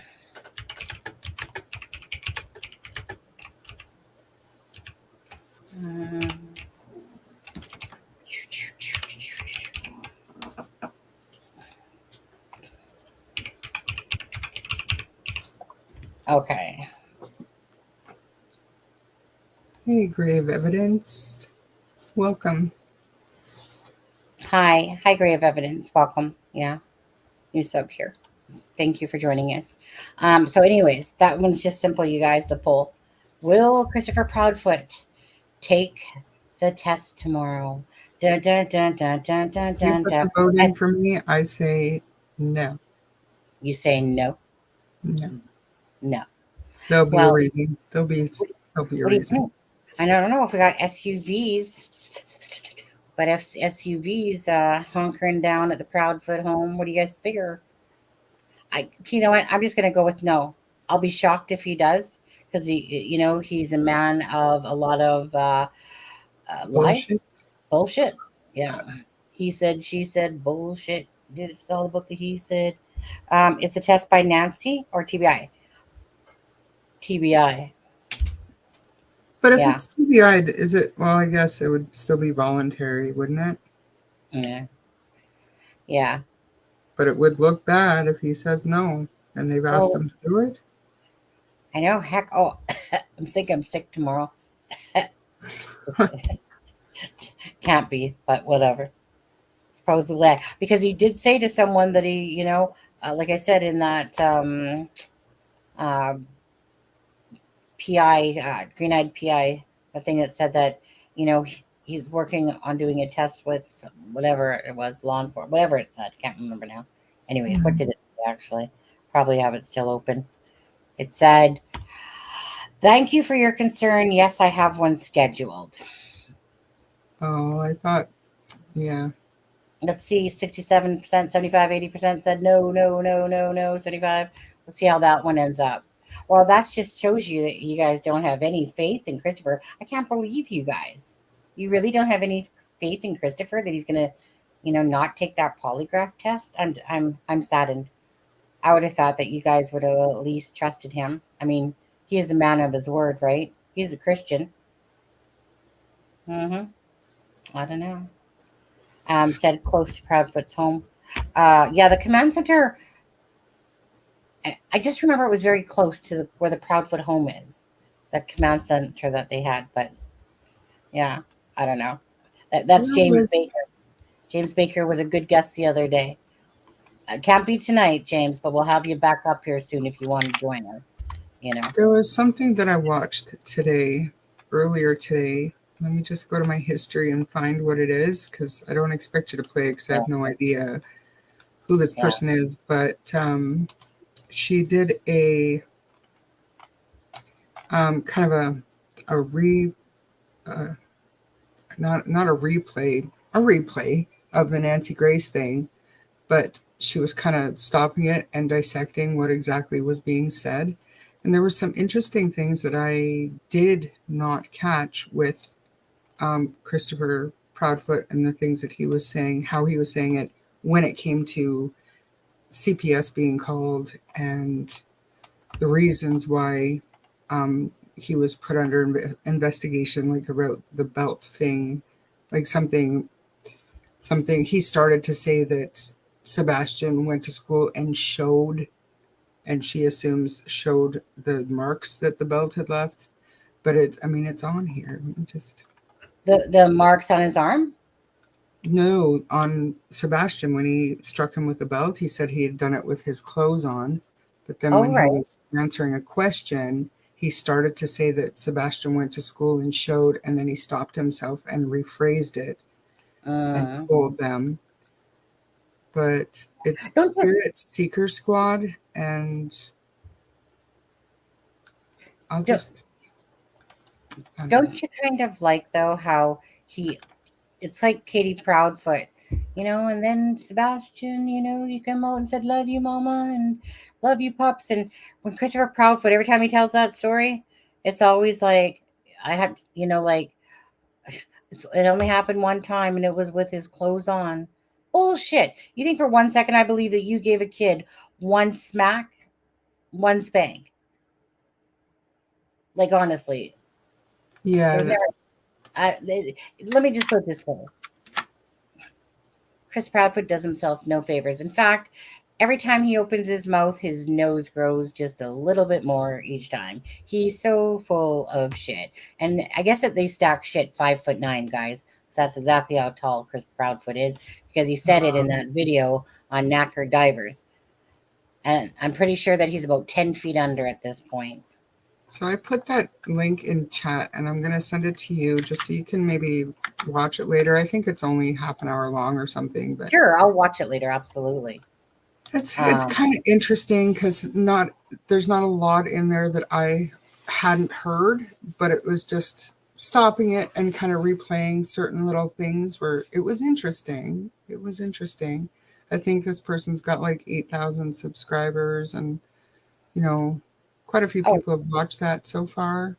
yeah, of course. I know. I don't know how, honestly, I don't know how this channel doesn't get those thousands of views that a smaller channels do. Heck, I can watch a channel that has like 1,000 subscribers and get more views. And I don't understand it. I blame YouTube and the algorithm. I blame, like, am I being black, or what is it called? Shadow banned or something? I don't get No, it. Like, honestly, I see all these little YouTube channels, not taken away from them, right? Because we're like, this channel's little, but I mean, like 500,000 subscribers, and they'll get like 6,000, 7,000 views, and I'm going, whew, I'm just gonna be lucky to pass 1,000. If I well, hit, for that video that I posted the link in, the title of it is pretty normal, but then the last bit of it is Sebastian reached out for help himself or something. That it's not clickbait because it turns out that it was true, right, but you know what I mean? It's just kind of yeah. flashier headlines. Well, you put the link in our Facebook group. I did, and then I Sure. put it. I'll put it in chat one more time too for anybody else that wants to go watch it. Like I said, it's not something that I went looking for. It just showed up on my feed, and it Yeah. ended up being. I don't want to push it saying it was great, but it was kind of interesting. Okay. Just the way she did it, it's kind of interesting. Yeah, I'll be sure to listen to it. Anything that gives me food for thought, for sure, when it comes to this case. But hey, maybe, if SUVs are all bunkered down at the Proudfoot home and stuff, maybe something's going on. Um, Something's happening, Something's in the air. Yeah, something's up, perhaps. but who I knows? I mean, I thought something was up when they were at the landfill way back when. So Well, Grave Evidence Podcast. Maybe these lovely people in this chat tonight, they can get you over 100. All right. Maybe they can get you over 100. Um, I actually can't click on there. Hold on a second. 1 second. that Give link me doesn't work. what link? Um, I don't know what Well, you're talking about. yeah, this link. This is the same link. This is the same one that Charmaine just posted up on there. Um, ah,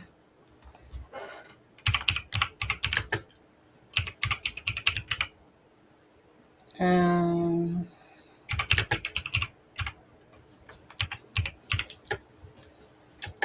1 second here. Okay. Second.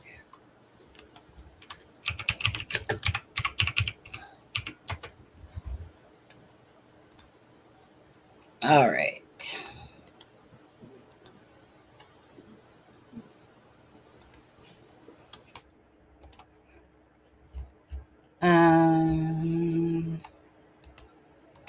There you go. All right, you guys, this is Grave Evidence Podcast with Avery's link to her channel. If anyone wants to go hit that up and subscribe there, here I'll quickly. There you go. I'm subscribed. All right, all notifications. There we go. I beat you guys. All right, guys. So yeah, you know what? This channel here, just so you know, Grave. Again, we don't mind supporting other channels. Just like, it's one of those things, right? Be caring, sharing, giving, kindness. Who cares, right? If you help somebody out, help them out. If it helps, and stuff like that. Absolutely. Totally all about that. Yeah. The only channels I won't promote are the ones that I can't stand. Heaven forbid. But anyways, no. In all fairness, like I said, hey, if you have a channel like Charmaine does over here too, we have it popping up on the screen from Streamlabs there. Charmaine has her channel. Aspen has his channel. It's Crime and Shame has a channel. Grave Evidence Podcast there. So yeah, so if you guys can go give some clicks or go do a subscription, what's it going to hurt you? It's not going to break your pinky finger from clicking on it or anything like that, right? So, oh, look at that. Some people have, because she has 97 now. What was it a second ago? Wait, no, she said 96. So wait, 90. Look at, now she has 103. See? 103. Perfect. Yeah. Oh, and she gave you $20. That's nice. Yeah, Thank you, Avery. yeah. Okay, let's try that again next time, okay? We'll do the same thing. Secretly, we're close friends. You guys don't know that. Shh. No, just kidding. I have no clue. Never have seen Grave's name in here. She said she was new. Anyways, you didn't have to do that at all, Grave, but appreciate. Thanks for the generosity back. That's sweet. Okay, just so you know, Charmaine, you get 0 as always. Okay, YouTube gets its 30 cut. Don't worry about that. No, just kidding. You get 0 as always cut or subscribers, because I'm good with both. Yeah. Okay, is that Travis still in here? I thought I seen Travis. Yeah. Maybe one day Travis is going to open up his pocketbook and he's going to be like, you know what, Sonny? Here's $1 million. Just to start you off. Or just a flight somewhere. There's your song.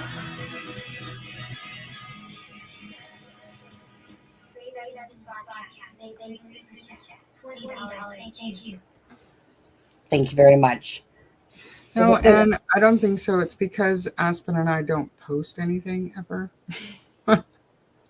And I've said that right from the get-go. You don't need to go and sub to me, because the only thing that gets posted there is my audio podcast. Sometimes, not even every time. I haven't paid any attention to YouTube. There you go. There you go. Thanks, you guys. Like I said, it's all about caring and helping out other people. Why not? We're in a community that is about that true crime and whatever, right? So yeah, and it's one of those things, people can name drop channels in here. We don't have no restrictions about that stuff. And we don't have a problem if people use the content from this channel either. Again, it's one of those things, I agree, Miranda. It is the best one on YouTube, except for the docket and Sunny's outro. I'd like to say that Sunny created that as well, and it's phenomenal. Did a really good job. I'm not. Oh, which reminds me. That reminds me. I need to work on something for the docket. Now that you say that, yes, I love that intro. In a sense that I made for the docket, he was very appreciative, and he was asking me the other day if I could send him the template. But the thing is when I went back to the template, for whatever reason, there's a couple files missing. So it's not something I can do overnight. But anyways, so I said either he can, well, there's a couple options there. But anyways, it's not, because I'm working now, it's not like I could spend hours trying to put it quite back together. Anyways, yeah, so I love that song. I couldn't help it. When I found that song, I loved it. Loved the intro for it. I told him if he didn't like it, I was going to take it myself, but knowing full well that I love this intro, this song, it's very upbeat. And I don't know, I like this song. Every time I hear the song, they're both good songs in different ways. The other one's a little bit heavier, right? This one's more of upbeat, but anyways, yeah. Travis, I know that. I was just suggesting birthday presents and stuff, you know. Wait, It's wait flight for what? somewhere, come and pick me up, and Oh, yeah. I don't know. Just a Yeah. thought. Yeah. Hey, graphics are good too. Okay, Miranda. Anyways, okay, the outro song. Yeah, I like. I should just make you listen to it because now. Actually, you know what? Just for this, just for a break for a second. Okay, I'm gonna force you guys to watch it. Let's see here. Hold on. Let Oh, me the go to docket intro? Yeah, yeah, yeah. Oh, it's so good, you guys. It's so good. If you've never seen it, it's so good. Like mind Let me blown. go. I love it. Let's see here. Okay, I think we'll just go over to his channel for a sec. Eric, I'm using my intro that I made you for on our channel. Love you. Thank you. Yes, and I'm leaving on Thursday to go down there. She's being induced on Friday, and we're all stoked because she's literally been in labor for well over a month. So she can't wait. Oh, I know. I can't wait. I know. I know, right? Okay. Okay, ready? Let me just I'll play it for the start of this live that he did, obviously. The world is cold. We stand surrounded. We are not alone. Within my referee, there's only light. Without a number, we stand and fight. And Lord, ignite. The world is cold. We stand surrounded. We are not alone. Within my referee, there's only light. Without a number, we stand and fight.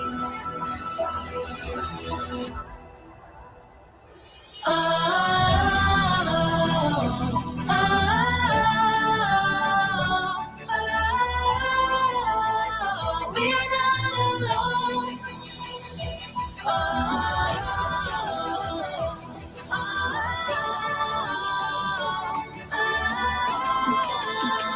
We are not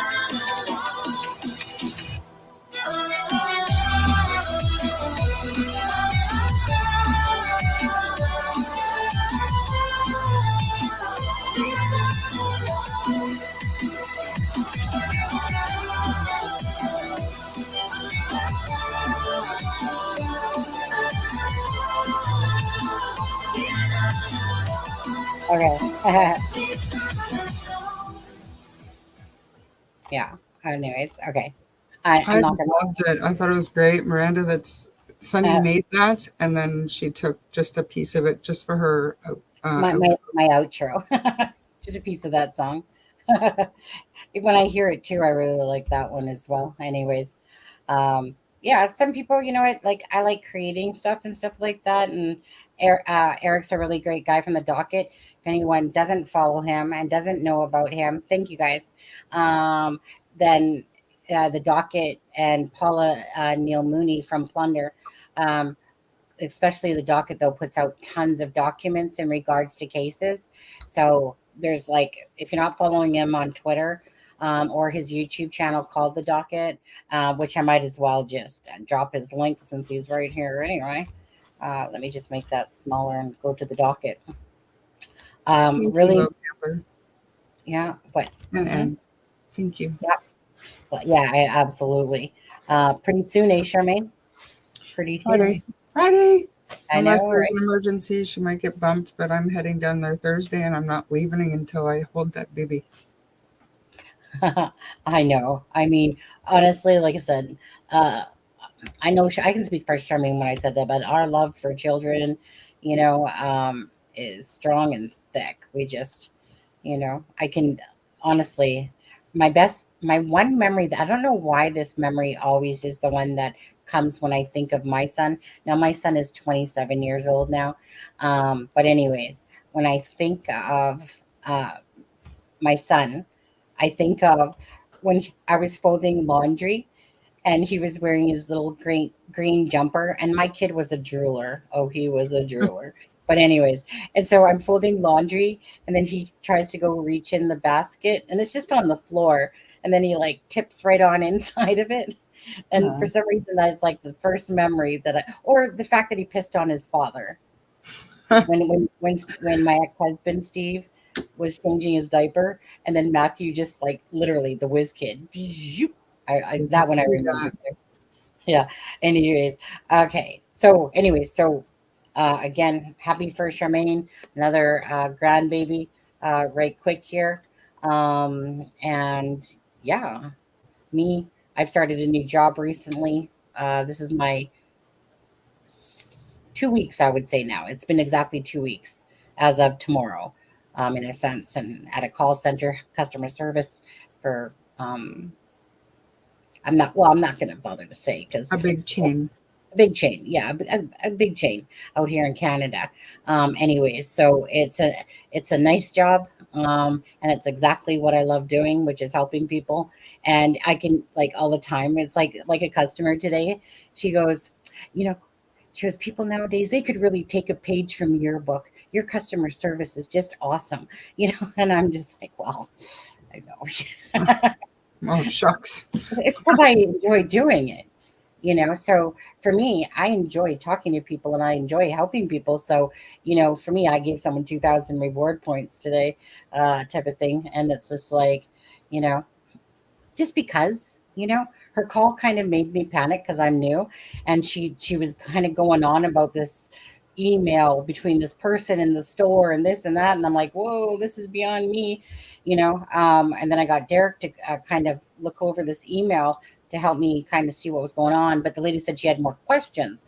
So I was like, oh, okay, what more questions? Anyways, next thing you know, I'm spending about another 20 minutes just chatting up with good old Betty and her husband there. And I was just like, yeah, no, I can actually do this. I know what I'm doing right here. So anyways, ended up doing all of their needs, and in fact, linking their cards and stuff like that. And I was like, anyways, love stuff like that.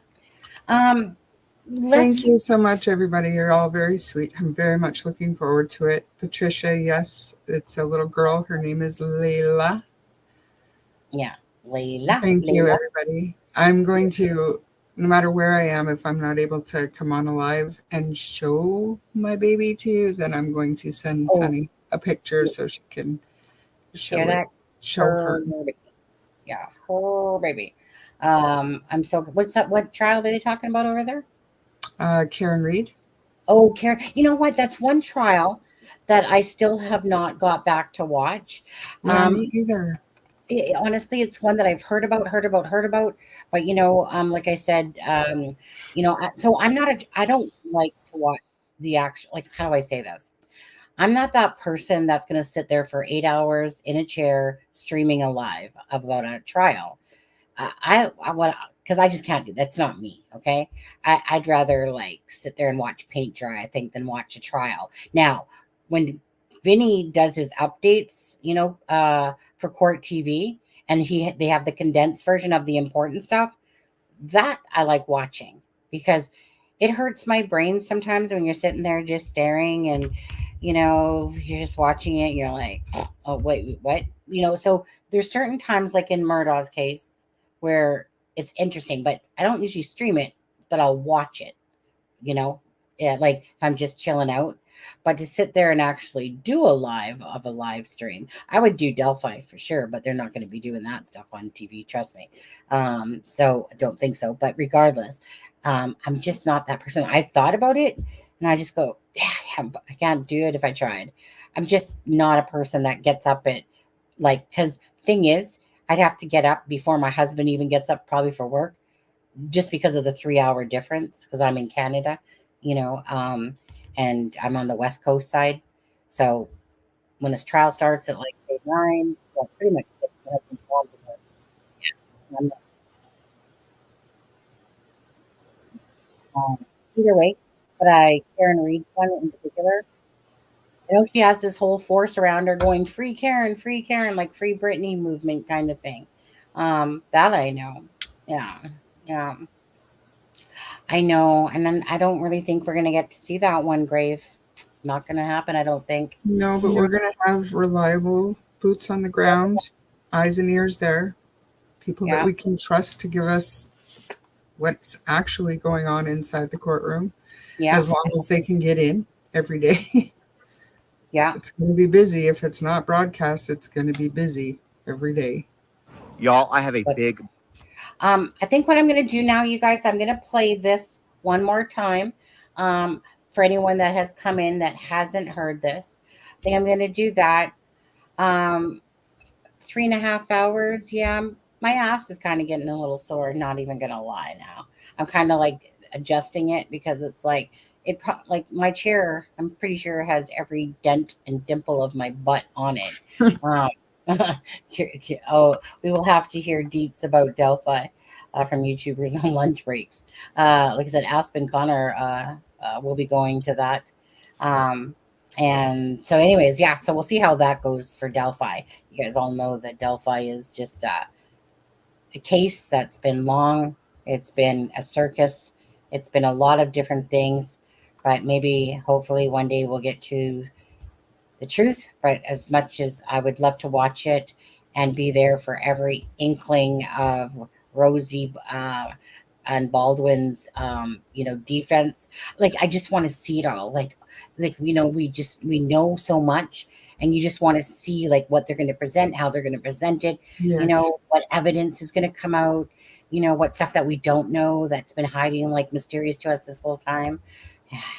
Yeah, absolutely. Okay, so I'm going to play this one more time quickly. So for anyone that didn't hear it, again, this is about Sebastian, that Justin of TikTok here, Justin on TikTok, is talking about the SUVs as in the Proudfoot's home today. Okay, so play the Jaws theme, right? So we'll see what happens there. So 1 second, I'll make this bigger. Hit play again. I think I'm on this one more big time. update for you in regard to Sebastian Rogers. And trust me, hit that follow button because you're going to want to stay updated for this. So let's start small, work up to the really big stuff. Now, officially, this is being called a criminal investigation. Now, that was released by News Channel 5, meaning that there has to be enough evidence there for them to be able to call it a criminal investigation. The next two things I think are really important to share with you are the fact that Seth Rogers is supposed to take his polygraph tomorrow, the one that he set up with Nancy Grace, and Chris Proudfoot is supposed to take the one that he set up with the TBI. What do you guys think? Do y'all think he's going to actually show to that? So now here's where it gets really, really big. Apparently on Sunday night, law enforcement in unmarked SUVs showed up at the Proudfoot's house, did some type of a search, talked to some of the neighbors, and left. But they are back there tonight. And at the same time, while they're searching tonight, there also are apparently a ton of black SUVs parked out front of the command center. Now, obviously, at this point, nothing has been disclosed as to what they found to call it a criminal investigation, what's brought them back to the Proudfoot's house twice. But I will be keeping you updated, so you definitely want to hit the follow button for this. Anyways, I hope at this point we are actually finally getting some movement on this case. Maybe we will finally get some answers in the coming days, but let's hope that this week is it for some answers regarding this case and this child.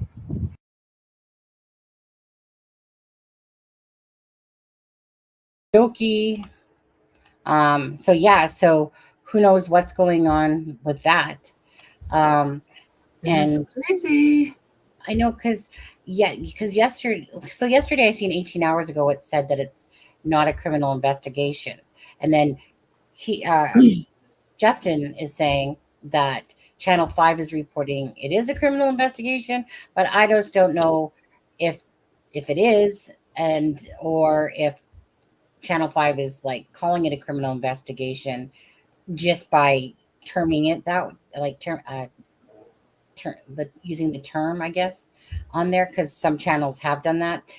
Anyways, what's most important here is about the SUVs and the command center and the SUVs. So, CJ Evil, I'm not sure. Like I just saw him go live again. He covers boots on the ground over there right now. Maybe JLR knows something. Maybe he has. I haven't looked yet. But anyways, Dolly Vision, I think does boots on the ground as well. So you guys know, just keep your eyes and ears out, I guess. See what's going on with these SUVs. And honestly, Sebastian's case is the one case that I at least feel like I have hope. Like we all know that these type of cases don't usually do not end well. We it's just statistics, yeah. But I would say that this is the first time that I have held out hope. The other one that, not to say that I held out hope, not like Sebastian, because this is longer. You got, oh, you little keyboard warrior. I'm going to mute you for a second. Okay, I'm just muting that keyboard warrior over there. Her keyboard's like mine, right? Makes that click, click, click, click, click. But do you guys remember that case where that little girl was in the campground and she was riding her bike and they found her bike, and then this pedo, right, sits there and comes and takes her from the campground, puts her in back of mama's house in the trailer in a cupboard, and then the idiot, like the Dylan Rounds idiot Brenner there, sits there and freaking goes and leaves a note in their mailbox of the child, like the little girl's parents' home, and then the police are surveilling that home, and this guy literally goes and puts in some sort of fucking ransom note. Like, thank you for being so freaking stupid. Thank you. I mute myself now. I muted you because your keyboard was like really loud. I'm sorry. I had to say thank you to Patricia. That was the sweetest thing ever. What did Patricia say? She's knitting or crocheting pink Converse booties. For your grandbaby? I think so. I don't know how big her feet is, but I assume so. Let's see. Oh, I will crochet her a pair of. Hi, Mark. I can crochet. It's been a long time, but I can crochet. I can cross I can stitch. make a straight blanket. I can't do anything fancy like booties. Come on now. You just fold those things up and then sew them till they look good. Yeah.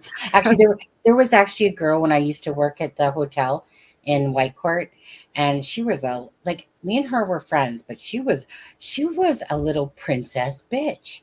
Like, she was a stuck-up little snobby. But anyways, I found it offensive that she was coming to work, crocheting these little booties, and then selling them.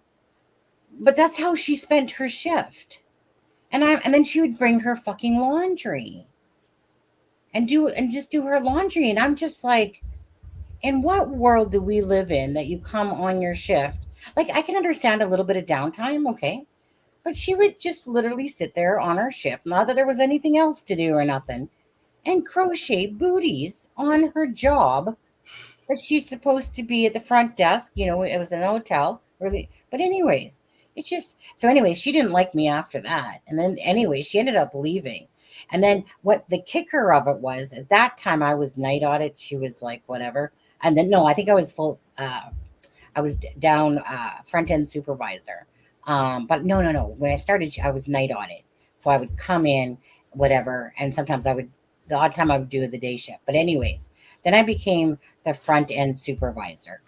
And I remember about a year later, she comes in and she tries to do that all, oh, hey, Sonny, still here, huh?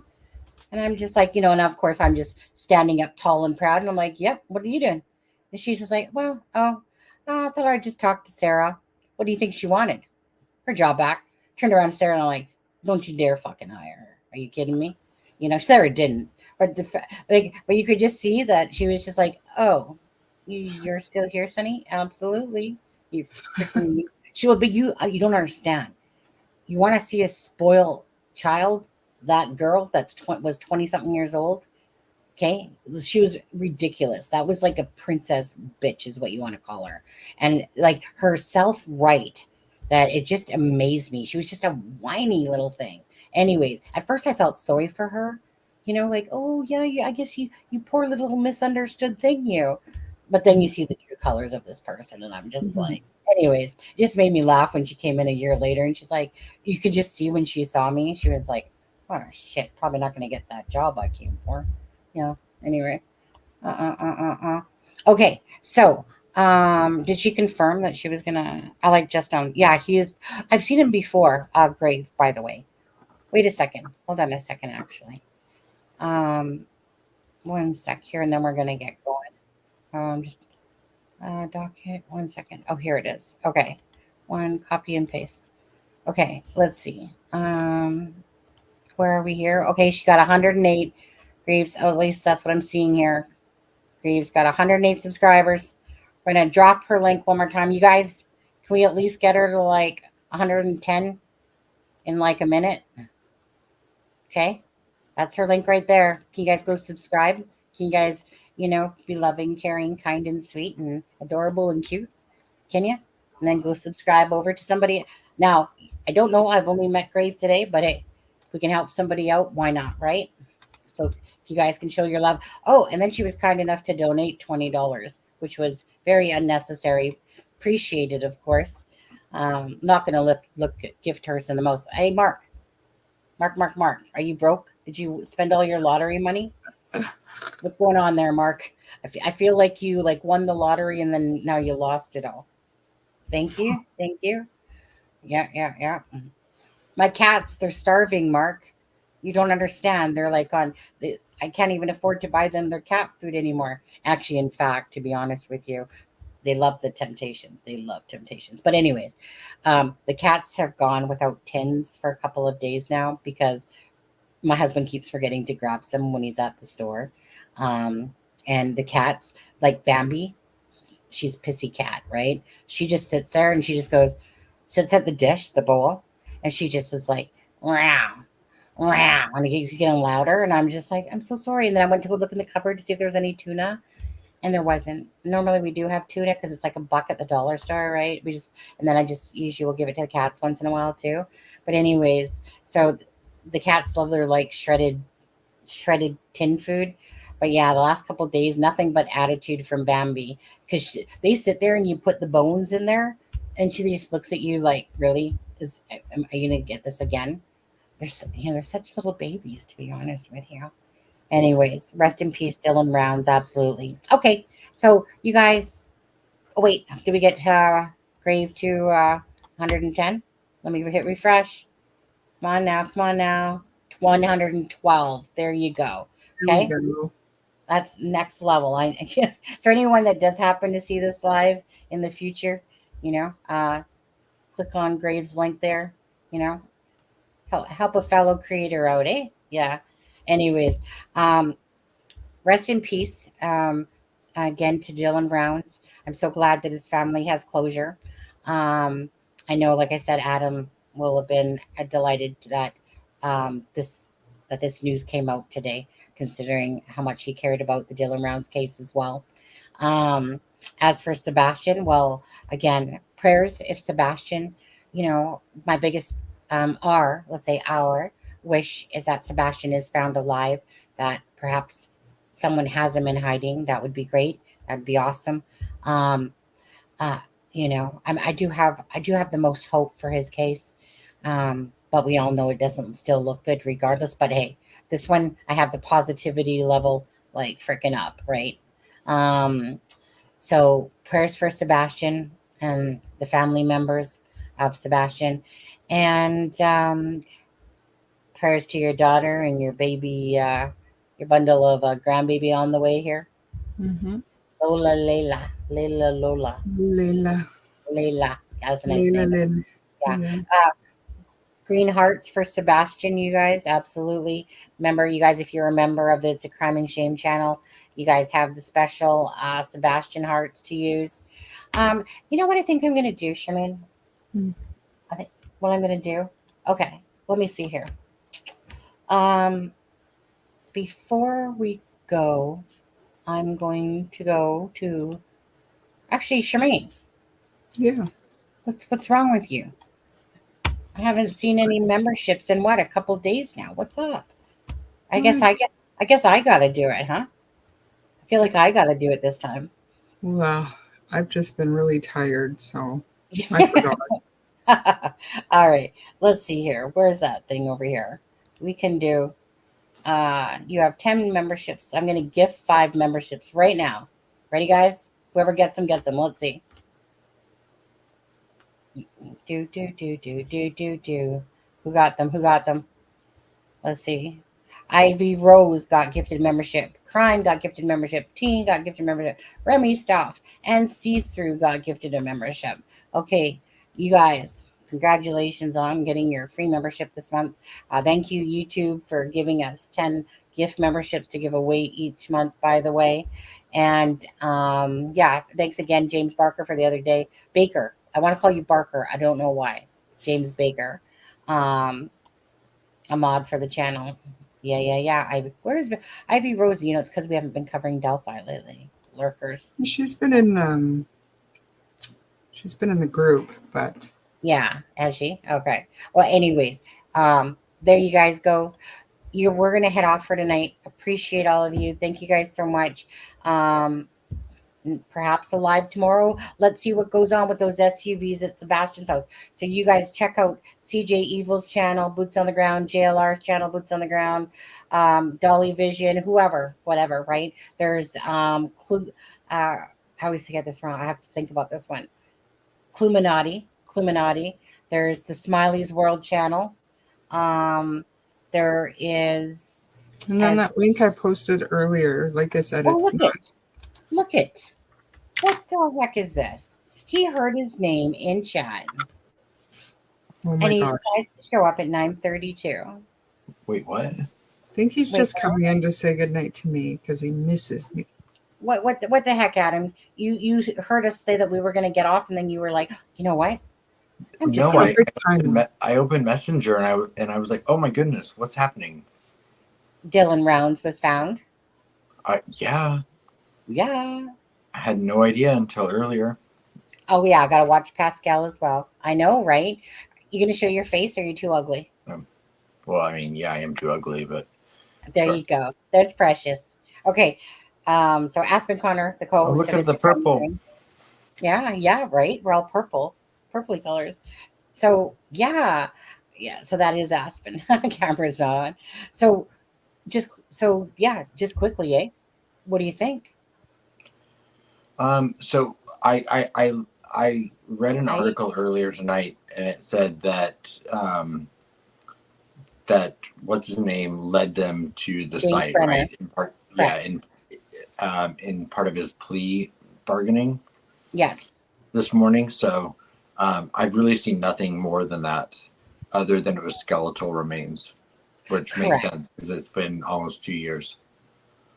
Yep. May. I'm not sure exact date of May. What was it? May what? May. It was May 2020. May 22nd. Yeah, I know. It was 2022. I mean, so I can't remember the date. So, anyway, so that's wonderful news, of course. Yeah. And I mean, sad for his family, but they knew. They knew. Like they knew that Dylan wasn't just missing. They knew that he was gone.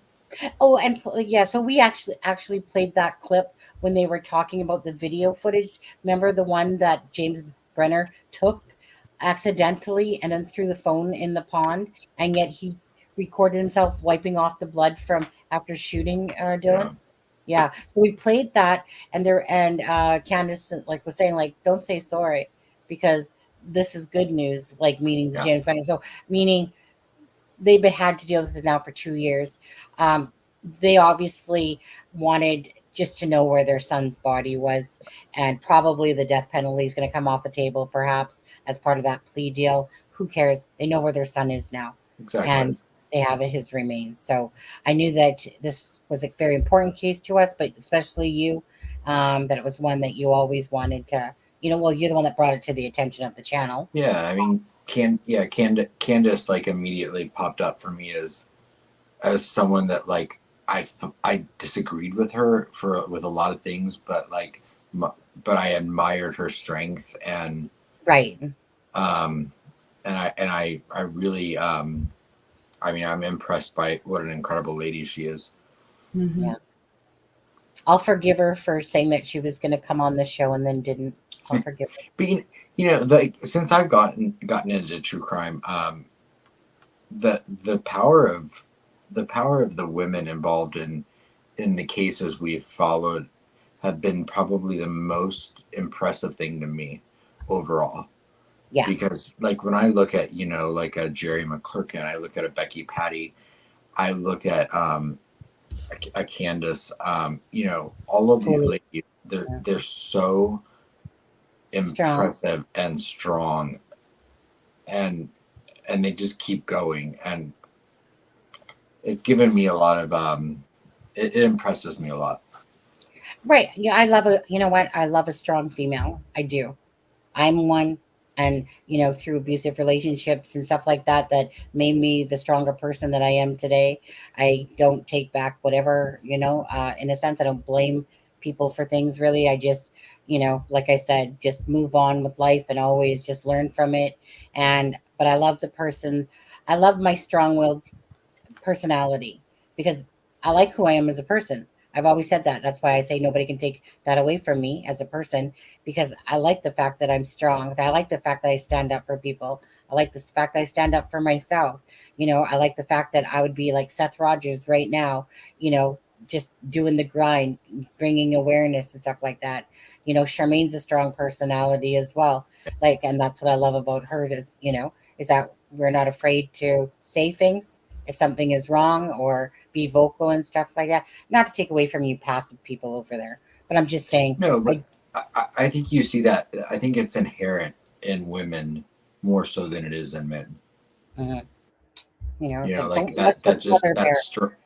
that strength that has no reward. It hasn't, there's no there's no prize at the end of the day.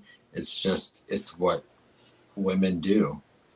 So from my experience, and I'm constantly impressed with women like GP, that incredible example. Oh, I know, and Dottie, right? Again, people that have been through a lot of pain and suffering, and yet, honestly, it's like it's like almost sometimes when they take away from themselves a little bit. And like I know in GP's and Dottie's case, it's like to me, like the pain and suffering that you guys, a lot of people might not know who they are, but the pain and suffering that they've gone through and the strength, like they might not feel strong sometimes, but yet I'm sitting there looking at what they've been through and stuff like that. And it's right. Like the strength, you know what I mean? Like, honestly, if something happened to my child, I'd be crumbling like a freaking baby, probably stick me in a mental hospital, to be honest with you, because I don't know what I would do. All I know is that, to the strong females out there, even to the, I don't know. Well, you know what? Let's leave it at the females. And tonight, there are men that take that role, but it really seems with women it's a lot more just instinctive. So I feel like I'm kissing everyone's ass now, so I'm gonna stop. Yeah. Keep going. You've earned it. You've earned the ass kissing for a couple hours. Yeah. Well, I mean, I think you accused me of kissing JLR's ass yesterday. Exactly. I think what you said was like send him a love note to me. Well, will it shock you that? Will it shock you when I got home that I was watching JLR? Sonny was like, "Dear Jonathan." Riches. Here's an airplane note all the way to freaking Florida. You're like, do you want to meet after school? Check yes or no. Is it okay with Magnolia? Ask her. Anyways, no, just teasing, guys. But anyways, yeah. Anyways, appreciate the strong will for sure. Some people just don't want to aren't that way, and that's fine. But I personally appreciate when I come across like friends like Charmaine, and then I can say to Charmaine, shut the fuck up. And she's like, I Sonny, say, eat my butt. Right. I can say, what do I always say? What is it? The titties? Tits up. Tits up. Tits up. That's it. Tits up. Of course. Yeah. I'm not like, my tits are down. Yeah. You guys carry these 20 bag puppies over there. But anyways. Hey, chat, it's good to see you. Sorry. I was just looking at chat. So. Yeah. Yeah, I know. Yeah. GLR talks in third person. I know. Right. You know what? Again, whatever cherry sauce he got going on, he got it going on, regardless of what you think of him. Come on in, guys. Come on in. Yeah. Come on in, guys. Come on in. Eat my toast. Come on in. Yeah. Drink my coffee. Hold on. Come on in. We got a lot to talk about today. Wait, Aspen, hold on. You got to talk about, remember the one where somebody made a comment about him eating and they said, remember Oh, the comment? someone once said, "Oh, don't eat with your mouth open. It's so tacky," or something like that. And JLR, without missing a beat, said, "I'm so sorry. I'm so sorry. I'm just hungry for justice." Yeah, I'm just hungry for justice, hungry for information, da da da da. It's so funny. And I was like, "Oh my gosh!" The I guy was was like, born on the cob because he's so corny. Do you get that? Born on the cob? "Yeah." Born on the cotton. It's another good one. Okay, hold on a second. Check my email, Mark says. Mark, there's nothing in there from you. Wait, I'll didn't text it to you, Sonny. hold on. I was gonna say last time you said that. I remember you said last time, Mark. It was like check your PayPal. And I went to go check it, and it was like 0. And I'm like, are you messing with my mind? Like seriously, dude. Okay. So I go to go check my email. I was like, no email. Okay, what are you sending to me? Anyway, like I said, yeah, I'm not really stepping out on you on the JLR thing, Aspen, but just so you know, I do appreciate, I do like he does make me laugh. Come on in, let's come have breakfast with I me. was Come just on, playing with you. You know that. He's someone that I like to hate to love type of thing. I do appreciate boots on the ground, and I've decided to give him a pass in a sense for me. I know his background, I know his history. I blah blah blah blah blah. Okay, actually, I think somebody left Wait, me a thing, this big long note on the yesterday's live. Actually, basically said this whole spiel about JLR. And stuff like that and whatever, as if I didn't know, I suppose. But then they said, but I cannot support someone who thinks JR has changed, you know? Charmaine. Now that she's talking about JLR, it's gonna take a while before What are you she's ready to doing? stop. Wait, I tuned out because JLR is like to me, but check your messages, Sonny and Aspen. This is what Mark has sent. I think this is what he sent you. I didn't get nothing, but I just sent it. oh, I know I see it now. What you sent to me. Put it up It on looks the like, screen. I think he wants it up on the screen. oh, So okay. Mark says, "Is the trial going to happen for Richard Allen?" Well, yeah. I mean, it's going to happen. When will it happen? I really hope it happens a month from now in May of this year, because that's the time I've taken off of work. But Yes. who knows? How long did you take off from work?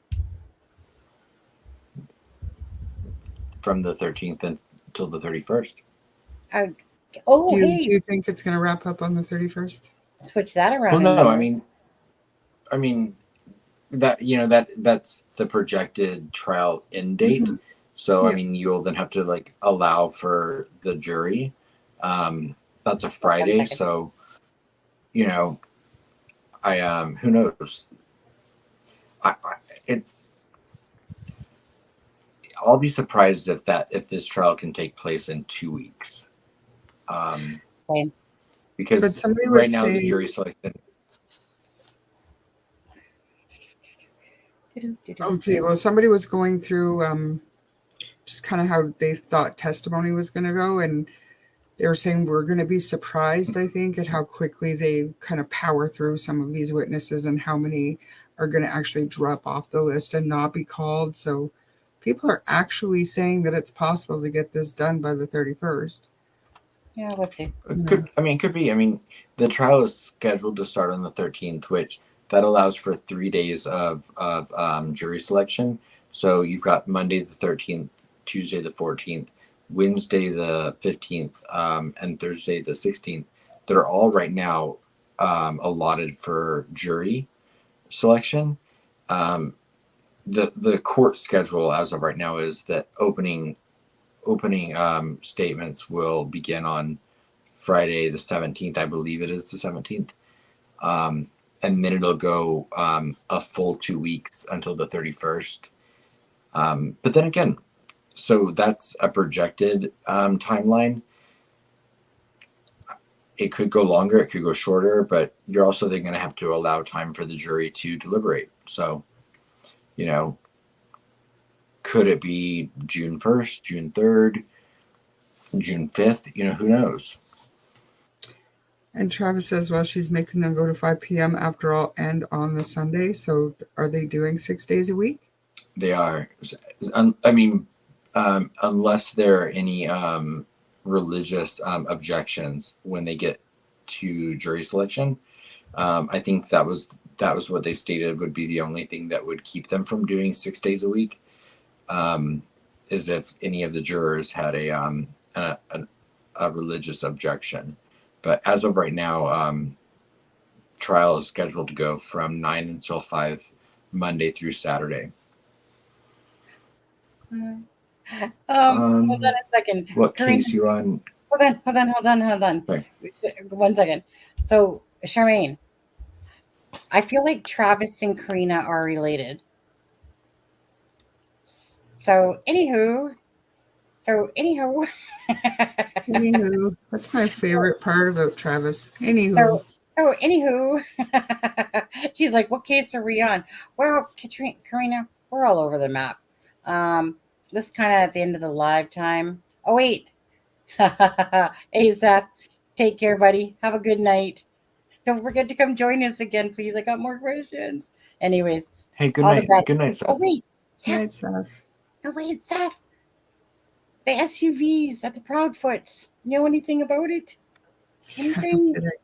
Anything? Any word?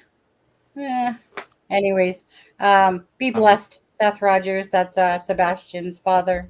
You guys know that? Yeah, I didn't see him in chat until just now. So I'm sorry if we were joking around about anything. Look at you. What are you apologizing for?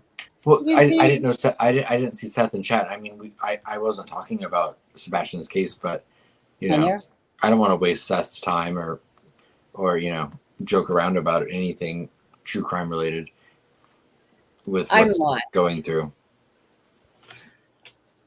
I'm lost with what you're saying, to be honest with you. Karina, Travis is a resident lawyer. He's in chat. Yes. Is that Seth? Yes, Travis. And yes, Travis is a lawyer. And anyways, let's see, that's a stock pick. Well, thank you so much for the stock pick. If you could convert that into the like little rainbow pot at the end there at the Lucky Charms, that would be amazing. I'll take the first one's real, the rest is all fake, I'm pretty sure. If he was Karina, he would not be for long. Miranda says, why go on Saturday instead of Sunday? Oh, like to you? The court schedule as of right now is that court will go Monday through Saturday, unless there are any religious objections, which I guess that would be most likely what, like if there were any Jewish people on the jury. Is that your dog? Lay down. I mean, to be in person, trust me, when I heard they were going Monday through Saturday, I was like, oh, that's 6 days a week, 8 hours a day in a row. I was like, that'll be intense to sit through, especially when you have ADHD. Oh, sorry, I'm not laughing at you. I'm too busy laughing at the stuff in chat there. Sonny's going to be like, so what happened in court today? I'm going to be like, well, the first 20 minutes were really important. And then I started counting the ceiling tiles. Right. Good night, GP. Good night, Ginger. And I don't know what happened until lunch. Yeah. So again, I think it was Karina. Was that what it was? Karina? Rena. Oh, first of all, she's like, Travis, you single over there, bud? Yeah. He's got a ring on his finger. Yeah, yeah. I think he has a harem, actually. I feel like he has a harem going on. Anyways, I yes, so was we saying were, if he's not single, then if he was single, he wouldn't be for very long. yeah. He's got Exactly. those tight pants on though. He's Show more catch. shop. Yeah. But I think there was a question she was asking though about the Dylan Rounds case. And again, more information will come out again, with the plea deal. We know that he was found in Lucian, at probably a place that they have checked, but obviously, needle in a haystack thing, right? It's a big whole desert area out there. But anyways, not sure what really. What area? So what area did they say they found him in? I read the article. I don't remember. They in Lucian, but they kind of, I think, went up like to the northwesty type of area from it in Okay. Lucian. So they weren't specific. No, they weren't. Okay. No, but those details I'm sure will come out in the next few days, like just like with the plea deal and stuff like this. They'll tell us right soon. Honestly, that stuff is all going to come to fruition within the next few days. I did hear that, Miranda. It was close to the Nevada-Utah border, but yeah, the town itself is too, so that makes sense. yeah. So, like I said, that stuff's all going to come out in the wash in the next few days for sure.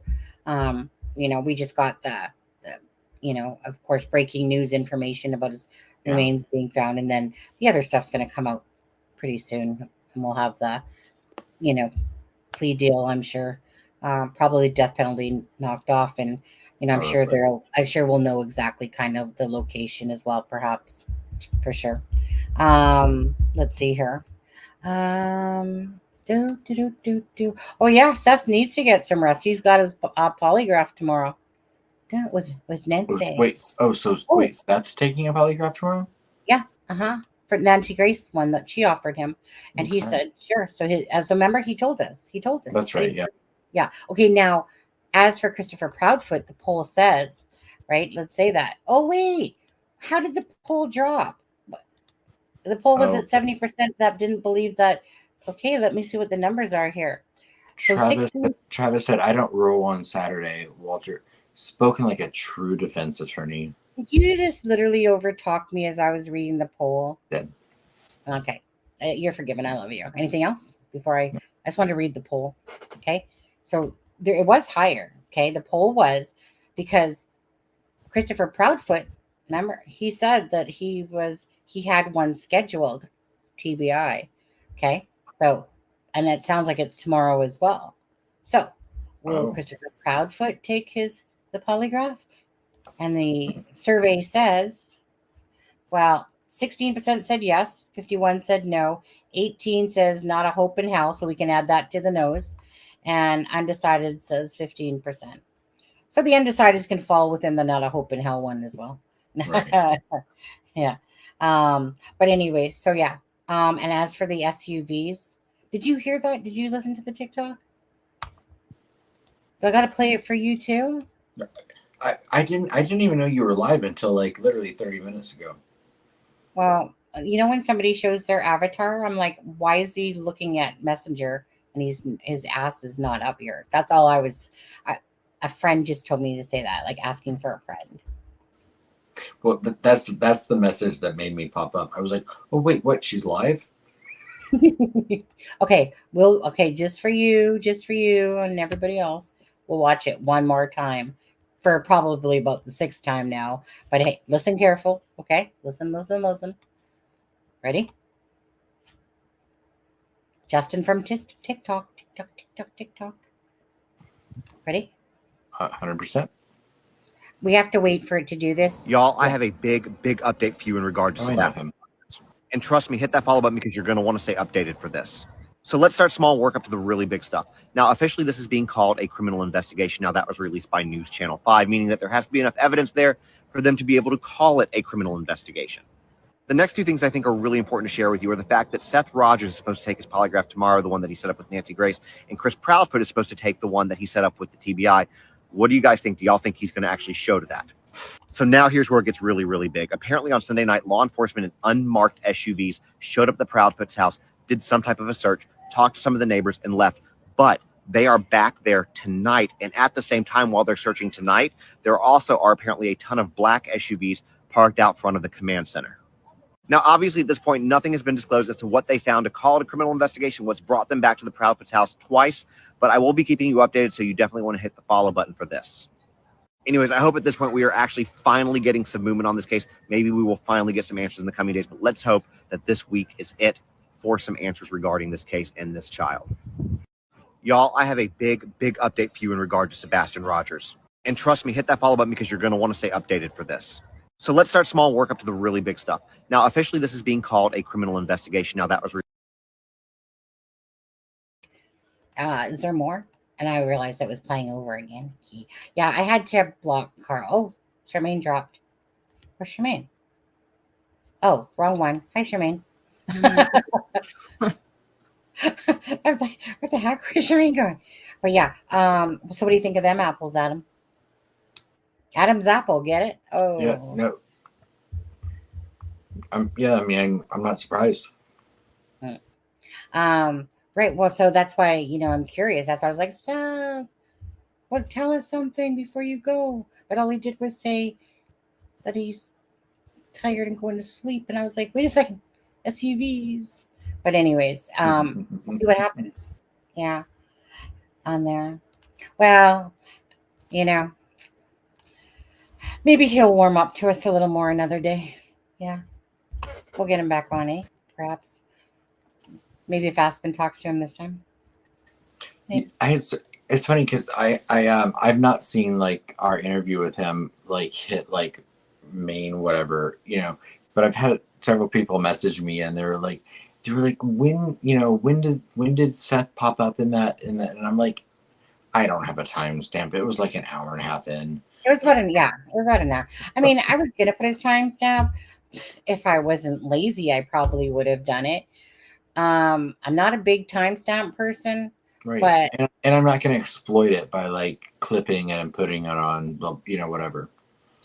I was gonna say, like at the end of the day, I just put, I could have changed the title and made it a bit more and stuff like that. I get it, but I just put thank you, Seth, for joining us on the live because say thank you. I appreciate it. It was genuine. It was organic. Yeah. It really helped that Charmaine wasn't here. It sure did, didn't it? In fact, I thought she was missing. I thought Charmaine. I think that was very rude and uncalled for, and I'll remember that. Thank you. As she says it behind her screen. Come on, come to his face and say it. Well, he hides behind the screen. No, just kidding. Proudfoot. Yeah. So, anyways, we'll be watching, seeing what's going on, and How are there 300 people watching? Oh, they're all on Twitter. Okay, make this make sense to me. How is it that 266 people are watching on Twitter? Only 37 are watching in Crime and Shame because you guys are all probably sleeping over there. But anyways, how come not one person from Twitter is saying anything? That's all the time, Charmaine. They never comment on Twitter. But the thing is, they can comment from Twitter. Yeah, they can. So do me a favor, Aspen. Go to Twitter, watch the live, go to my channel. Go to so needy. Thank you. You love it. Don't make him work. He'll quit again. Because I'm confused. Because I've seen people from Twitter respond, and yet it strikes me as strange. Hey, can somebody from Twitter right now, just any person, any random person watching, can you guys comment? I mean, obviously they can't answer that if no, but hey, how long have you been on? Thank you, Travis, for writing that down. No, it didn't pop up on my Twitter feed. It's definitely on my Twitter. I can see it because I went to. You must have been on more than 3 hours because typically it doesn't pop up after you've been live for 3 hours. Oh, really? I didn't know. But still. Oh, here, 4 hours ago. Yeah, wow. Shh, knock it off. I'm just curious because I know that we've done lives and Twitter comments come in a certain thing. You know that, right, Charmaine? We've seen it. Absolutely. So I can't understand, like, even during Riley's strain and all that, all these 2,000 people are watching from Twitter, and yet, like, not one person's commenting. I think so. I'm not understanding that. Yeah, I don't know. because it just seems odd that out of all those people watching on Twitter, that not one person has made a comment about the case, right? Usually, I would. Oh, I think just they- commented on Twitter and it didn't pop up. Well, I can see it on Twitter. I mean, there's 266 people watching it. Yeah. I 267. don't see it. It didn't pop up on StreamYard. What didn't? My comment. Oh, so there is something going on, obviously. I wonder if it's from the Twitter side. What that or it's just because you've been live for so long. No, because even when we weren't, like, even when we were at the start of it. So it's so weird. Twitter. Hold on. Let me look at Twitter. You are live. View on Twitter. Yeah, I can do that. So I'm going to have to look into that because it just seemed odd to me that all these people from Twitter, even during Raleigh Strains, is that nobody's commenting. And I'm like, that's not normal. Somebody is going to comment. Not everyone's just going to sit there and not say anything because most people are invested in talking, as well. Some people are just listeners, but other people like to say stuff. And I'm just wondering why it went from people on Twitter being able to talk to, like, it's not like I changed anything. Right. So do you want to know what I commented? what'd you comment? I said, "Who's that hoe from Canada?" Which one? Yeah, what? Yeah, which you one? Know what? Well, that's up for debate. You're just jealous. I forgot I'm putting up my hand and I'm like, oh, right. And then Charmaine's like, which one? And I'm like, oh, right. We're both from Canada. I mean, I would never pass judgment. So it was just a question I was asking. I think people were triggered. Robin Brown says, "I don't have Twitter." You don't have to have a Twitter account to watch something on Twitter. You can always just look at the link for Sonny's Twitter. You don't actually have to have an account, I don't think, to watch it. No, you don't have to have an account. You can just put in it's at Crime and Shame and the Twitter will come up on Google search. And then you can just go to that and watch it. Yeah. But we prefer you to be watching it right here on YouTube. On there. Take a joke, people. Yeah. Well, that's because well, Mark. That's what your ex-wife told you. Yeah. Take a joke, people. But he didn't follow me back. Tears are coming. Crocodile tears are coming. Miranda, is that true? I mean, I have 50 followers on Twitter, so how could I ever keep track? I still want to know why the people on Twitter can't make a comment. Figure it out for me, people. I'm too lazy to go check right now. 54 followers now. I'm getting big time. This makes sense. Huh. Because Facebook will say something like, okay, you know what? I'll be right back. You stay there. You just Miranda, I don't see you following me on Twitter. Unless I just don't know your name. On there. I follow you on Twitter and I don't get any notifications ever. It's because I blocked you. Well, I'm going to start believing all your words there, Betty. I'm just kidding. And no camera, no comment. And when you say just kidding, I can hear the smile on your face. I'm looking to see which name I think is Miranda. I think I might know which one it is, but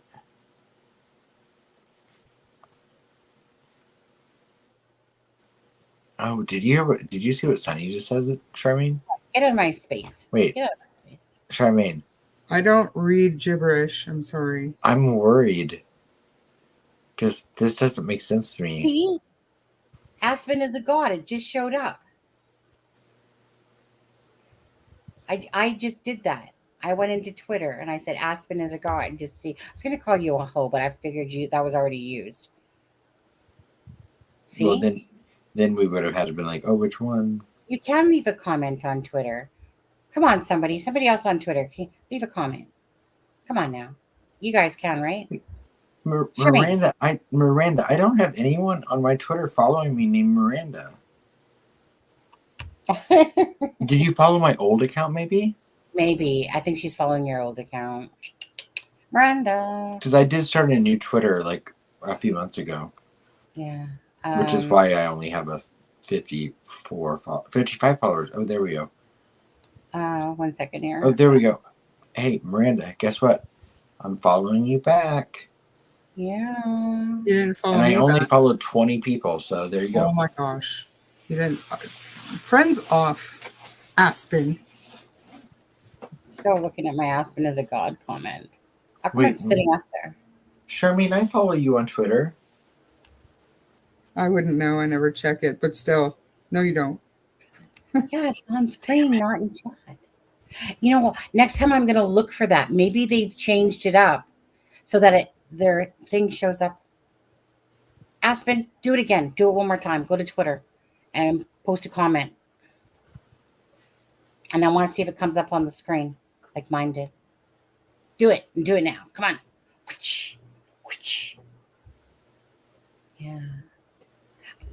It's just, my husband's probably going to be like, time to go to bed, baby, soon. No. I see comments often. But as you said before, it was always in there. Then something changed. Like it wasn't this channel, like meaning somebody changed. And I think it's called Twitter or something, or perhaps Streamlabs. I don't know. I'll have to ask Streamlabs. Not Streamlabs, StreamYard. Yeah, so there you go. It popped up that time. Okay. Okay, so what's the other? Right, yeah, because before, when I typed that before, it did not pop up. Yeah, well, what's the other 274 people doing from Twitter? Miranda says, I'm following the channel. Thank you, Miranda. I guess they're all the strong silent type. Yeah. And Charmaine, by the way, you're not following me on Twitter. I just looked. That is not true. Yeah. Well, just knowing that it works, Aspen. What's the... Okay, so what's your... I do too. She's grunting. Go ahead. It's clearing my throat because we're going to fight here. Oh, wait. It's because... Never, sorry, Charmaine, you are. It's because you're on your, it's because you're on your, podcast one. No, I'm not. I only have one. Char True Crime Story Podcast. Yeah, but it's Charmaine's tweet is what it is. That's my handle, Charmaine's tweet. And I didn't want to start a new one because of the podcast. Hey, and I'm following you. Judge me. I love you. We're judging you. Yeah, absolutely. I love you, and I just want to live happily ever after with you. Wow, cheater. Oh, what's Lacey going to think of that? Everyone knows that if in this channel, if you're a flirt, you're considered, you're basically invited into our salute group. I just started following 2 more people in the last 24 hours, honey. I'm gonna have to cope with all the commitment I'm giving out. I feel like this would make a lot more sense if I actually saw your face say this at the same time. Oh. I feel like I'm lonely. I'm stranded. There's a lot of commitment. There's a lot of commitment happening on my part right now. Right. Okay. But isn't that strange? Charmaine, are you doing okay there? Done grunting? I was clearing my throat. I was getting ready for a fight. Almost tied my hair back. We would never. Well, I mean, I would never have a reason to fight with you, Charmaine. I was gonna say Charmaine's freaking the Rocky Balboa song starts playing here. I see. Hey, Charmaine, have I told you how pretty you look tonight? Oh shit! Block. No, but Travis mentioned how the lilac purple is my color. So Oh wow! I mean, he beat you to it. It's pretty intimidating. Travis likes you more. I mean, I don't between you and Sunny up there, I'm a little starstruck by how much beauty I'm surrounded by. Oh, I feel like you're laying it on super thick. Thank you. Yeah, people are not going to watch now just from that comment. That's They're right. going to be like, "Oh God, is this what we have to listen to all night?" Oh. You guys, Charmaine, welcome Charmaine, who's a new co-host of It's a Crime and Shame. The truth is the truth. I mean, for sure her color, but it's lilac or lavender. Let's call it lilac. Lavender has a stinky scent. smells like old ladies. Sorry, guys, it does. But lavender has a stinky scent to it. She has It's a not. glow. It's sweat, Yeah. honestly. There's a quarrel as between Aspen and Charmaine. Who wins a fair fight? Who wins an unfair fight? How Well, we all telling. know. Charmaine, both. I We can all throw know. these little Charmaine's from Canada. string beans. She's in a, Charmaine oh, wins fair and unfair. Absolutely, whatever it takes. Am I right? you know what's Yeah. you know what seems unfair is that I can't finish my sentence because of you two. I think that Charmaine would kick your ass probably to Canada and back over the fence faster than Anthony Greeno. Write that down. Wait, Canada has a fence? No, we It's a don't even barnyard have a fence. door that they can knock on. Just come on in. Yeah. we'll be like you guys. Come on over. Let's go. Unless you're Canadian trying to get back into the country, Yeah. then that's an issue. Yeah. Then there's a problem right there. Oh, But I know a great route through the woods. anyways, you guys, I love you. I think. Are we good? Are we done? I No? think this was a fantastic way to spend what day is it? Tuesday. Tuesday. Tomorrow's hump day. Hey, Charmaine, I'll see you next Tuesday. Oh, right back at you. What's Tuesday? What's next Tuesday? See you next Tuesday. He just called me the C word, Sonny. I would never. Just did. See you next Just Tuesday. did, and it's on a live stream. Canadian? The C word Canadian? Obviously is what he meant. Canuck? Yeah. Canuck. A Canuck. Anyways, I think, you know what? Honestly, you guys don't need to have this much fun. I think Sorry. that I feel bad. Like you guys were all Like, serious, and then I popped in and like made it all silly. So I apologize. yeah, and then you started apologizing to Seth for if anyone said anything that was funny during the whole live. And I'm like, wait, what? Yeah, it was all you. It was awkward. Right. Well, I felt bad. I was like, oh, Wait, what did I you popped in. I was apologize like joking around, and then I'm like, oh wait, Seth Rogers is in here. That made Oh, me is feel. that what- I felt awkward then. You should have. And- That was well, let me put entirely it this way. inappropriate. Yeah. I think everyone felt that moment for a minute that you were sitting there trying to apologize. I was like confused. I'm like, wait, what are you apologizing for? Like, you didn't say anything. We weren't joking around about Sebastian or this and that. We just have no, our. but just in general. I mean, that guy's going through hell, and you know, it feels What is- weird to like go to have any light moment when you've got someone like that going through hell. That's on all. there. Okay, I get it, but I get it, but I don't get it because you know that we take the cases seriously, but we also have our downtime. But I get it. I get it. Seth, I'm not apologizing. I think you're a great dad doing a great job for your son out there. And yeah, and I'm not saying that jokingly either. I mean it. But anyways, on a serious note, that's really oh yeah, on a serious note. So do you guys honestly think that Charmaine would take Aspen? Because I do. Absolutely. Absolutely. Yeah. Oh, guess what? I met a new friend and she gave me $20 in super chat. Unlike Mark's fake money. Avery. Yeah. Was her name Charmaine with a C? No. No. It was Grave with a G. Gosh. Oh, Yeah. Hughes. No. No. Her name is Avery, and she seemed very nice. Oh, awesome. Yeah. Maybe we'll have her on our show one day. So Grave Evidence Podcast with Avery gave a $20 super sticker, and then It's a Crime and Shame gave 5 memberships. You weren't here for that. Our super chats Yeah. tonight. I was feeling all nice and everything. I was like, yeah. That's awesome. And actually, most of the main viewers of It's a Crime and Shame actually got those ones. I noticed. Ivy Rose got one. See-Through got one. Well, there was the person. Ivy gets them like every month. I swear to God, it's like She's a magnet. she's really not earning her keep at this point. No, actually not. If it was Delphi, she would be. Yeah, definitely. But anyways. But Miranda, come on in, guys. Come on in. Let's get your coffee. Oh, my favorite. Okay, yeah. Come on. in.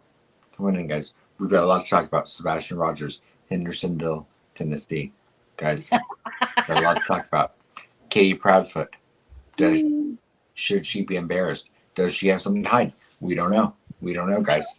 Come on in. Come on in. Come on in. Temperature's really good in here, guys. Just get yourself comfy. We're gonna have some coffee and we're gonna talk. We're gonna talk. We have a lot to talk about today. We've got to talk about Katie Proudfoot. We've got to talk about Chris Proudfoot. Are they lying? I don't know. I don't know. I don't know, guys. Could be. Could be. I'm gonna need a sip of coffee for that. Could be. And a bite of toast. And a bite of toast. I mean, I just don't know what to think, guys. Riley Strain. It would be even better if you had a banana. You should have a banana. You know what? I need potassium. Guys, I need potassium. You know what else needs potassium? Justice. Justice needs potassium. And we're gonna have to get through this together, guys. We're gonna have to get through this together. Oh my Come gosh, on in, guys. You're so late. Mark's a day late and a dollar short. Come on in. He's Come on, definitely guys. a dollar short. Yes, Adam. Now imitate Charmaine. Go ahead. Go ahead. Go ahead. Go ahead. Go ahead. Can't do it, can you? Put on the spot now. You've been practicing with GLR, but obviously not Charmaine. I get it. Yeah, go ahead. Hi. He's in a trance. Oh, That is not me. Go fuck yourself, okay? Okay, here, let me do this. I'll be Charmaine. My That name's is not Charmaine. me. Go fuck yourself, okay? Okay, is that good? My name You is didn't Charmaine. get the voice quite right. Didn't get the voice quite right. Yeah, you gotta have it a little bit deeper, a little bit more sultry and ASMR. Hey guys. Let me just bring out Okay, the now voice. somebody do Adam. Oh, I'm not, because I'm not rude and mean and a bully. Yeah. You're a bully. I mean, you're mean. You're mean. I'm sure there's a Muppet somewhere that could be like, hi, I'm Adam. Okay, maybe one day, Charmaine will do. I'll do Charmaine. Charmaine can do Aspen. Aspen can do me or something like that. Sounds kinky. Yeah, we'll come on a live and we'll pretend to be each other's personalities. I'll just go. I'm pretending I'm you, Aspen. Sonny, I'll be like, dear Jonathan Lee Riches. How I love thee. Please give me everything. Reason you number one. Charmaine, do Sonny's something. decal? What does that mean? Decals. The decals. The decals. The decals are why I can't ever love Katie. Okay. I gotta go, guys. My husband's gonna be. I gotta go make my lunch for tomorrow. I gotta go see my husband. I'm giving you guys more time than I've even given my husband this week whatsoever. Oh my god, my husband. Oh, just FYI, husband.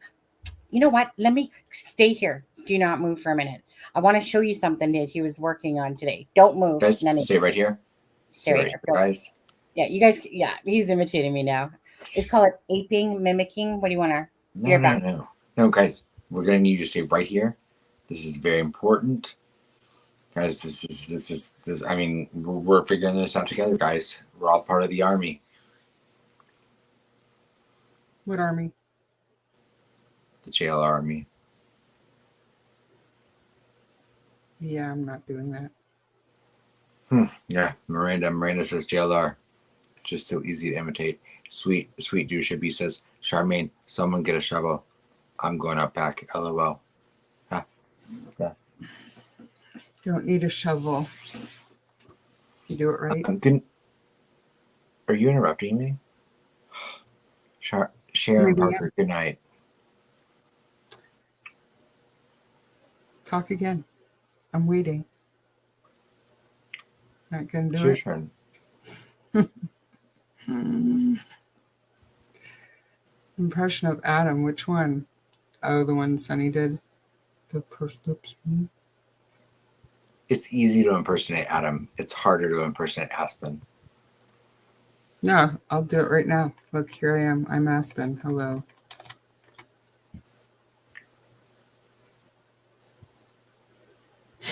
Sebastian Wayne Drake Rogers. Wow. Yep. So What were you doing? Charmaine's impersonation of me is just that I'm unreliable. Turning the camera off. Sure. What I should have done is turn my camera off and then ran my mouth. That's kind of how it goes. And there you go. Taylor Swift is the greatest entertainer in the universe. 10 days from today, Tortured Poets Department. Excuse me. I'm back now. Excited. So husband is working on a lighthouse. So he hasn't finished it yet because it still needs those little, bridgey thing and stuff like that. Anyways, he just started working on it today after work. So let me just make it bigger so everyone can appreciate. Let's see here. Hold on. I got to hit play. 16 seconds long. Okay. Yeah. Aww. I thought it was such a cool idea that he's using a good. solar light. And so he's going to make a little, bridgey thing or put a fence around the top part there, of course. I'm not sure what else he's doing too. He's going to put, I don't know. All I know is he showed it to me today and I was like, oh, you've done all that already? That was just like a couple hours of work, I guess. But It did anyway, awesome. yeah. And if you guys, what colors are you going to stain it? oh, okay. So he's gonna do the brown color for staining, like he did the windmill, and then he's Yeah. gonna do black for the bridge, like Oh, no. that will match the solar. But the thing is that he was actually gonna make like a roof in a sense for the lighthouse, and I was like, no, where's Charmaine? Shit, Wait, where'd she go? right She's here. right there. Yeah, I Hiding know. from Adam. But anyway, husband has a great workshop. Maybe Well, Charmaine. yeah, it's a work workshop. Well, anyways, yeah. But hey, princess. Shh. Okay. But don't you think that was cool? Yeah. Using a solar light, making a lighthouse. Yeah. So I'll show you guys when it's done. But anyways, just wanted to do that because the windmill he made, he sold. He ended up selling that windmill sold for that? $150. That's awesome. Yeah. So he figured he bought enough wood to make 3 of these, which was about $89 or $87. He'll probably easily get 100 and something for these and that. So he just likes to build things. So he said his next mission was the lighthouse. And I think after that was a wishing well. It was after that, but we'll see. But all I know is that now I want to create wood stuff. I used to do that. I could be good at it too, because they got lots of leftover wood there. But anyways, he buys that wood. It's like cedar, so it can of course hold outside. I love cedar. Yeah, very excellent. But anyways, Smell. I love the way cedar smells. oh, right. Yeah. So Jenny thinks I have multiple personalities. Weird. yeah, well, one for each day of the week, pretty much. They're called egos. They're alter egos. Or that. Okay. Oh, Ahern, what is the face about? Oh, did he just make a face? I wasn't He looking. did. It's like he was surprised that anybody could say anything rude about him. Like he wasn't asking for it or something. I don't know. I'm just a sweet little person. Shut up. With a beautiful God. voice. Thank you. Christopher Proudfoot. Is that your name, Christopher Proudfoot? Apparently. Thank you. Yeah. He's, That's honestly, Aspen's like our child, right, Charmaine? Like our little boy. Yes, he's a big man, baby. Give him an inch and give him a little bit off of his leash, and he thinks that he can sit there and talk like that to you. The nerve. When will I learn? I don't know. When? When? Okay, you guys done? Are you guys done? My husband actually, before he sent me that video, I seen this thing in Messenger saying, "Baby, you almost done?" You know what your husband should make, Sonny? What? I probably shouldn't put this. Oh, probably shouldn't okay. throw it out there publicly. Can I- Your husband should do like like a bird feeder or something that we can send to the Abby and Libby Memorial Park that they could install. This is true. Well, And you know that's what? just a sweet idea. You've redeemed yourself, Aspen. I'll pay for the shipping. You got all nice and everything like that. Yeah, could do that. Considering he loves bird feeders. Right. I like that. Anything that would add to the beauty of that park. Yeah. Nice little bird feeder with Abby and Libby. For Abby and Libby. You know? Yeah, I'll ask him. Oh, I will ask him. But yeah, because lots of times we would go to the dollar store and buy bird feeders and paint them and see who could paint it best, and then we'd hang them up in the tree outside, and see which birds would go into which house and stuff like that. Little contests like that. But in this case, it's not a contest. It would be, I'll ask him, see what he says. Oh. And if he says no, I'll pull back my hair, Charmaine. You know what's going to happen after Right. that. And I don't maybe they don't have a place for it. I don't know. It was just an idea, something to contribute. I just feel like back in suck up mode here. I get it. All of a sudden it gets all whatever. And now all of a sudden it's like, oh, poor Abby and Libby, bird feeder. I get it. It's really unfortunate that Charmaine was so mean to me when I was just trying to be. I just feel like you're switching gears, to be honest with you. In the words of Doug Carter. Okay. On a serious note, truly, I'm ditching your asses. All right. This ass needs to go make some lunch. Needs to go see husband. Husband needs to go to bed for work tomorrow. I need to work tomorrow. It's been an enjoyable live, another 5-hour pretty much live. I think we almost did like 4 hours. I don't know. Can't remember. Anyways, you guys, thank you guys so much for joining us. Aspen, I dare ask, do you have anything last words before we go? No, I just I'm glad that they found Dylan's remains, even though it's sad, of course. Yeah. But for his family's sake, I'm glad that they might get those answers now. And I'm just glad to be able to pop on and joke around with Charmaine and you, Sonny. And love you both. It wasn't funny. It wasn't a joke. We were trying to be serious, and then you ruined it. You come on. You offended everybody. Yeah. Scared everyone. Yeah. Anyways, prayers again to Dylan Rounds and the family. And Charmaine, anything? No, just I'm thankful that they found him and the family can have that peace and move on to justice and good live. Thanks for having me for almost 5 hours after I took my sleepy time medication before you said you were going live. But we're good. Oh, Yeah. That makes sense. I told B and D that he can join us again on a live.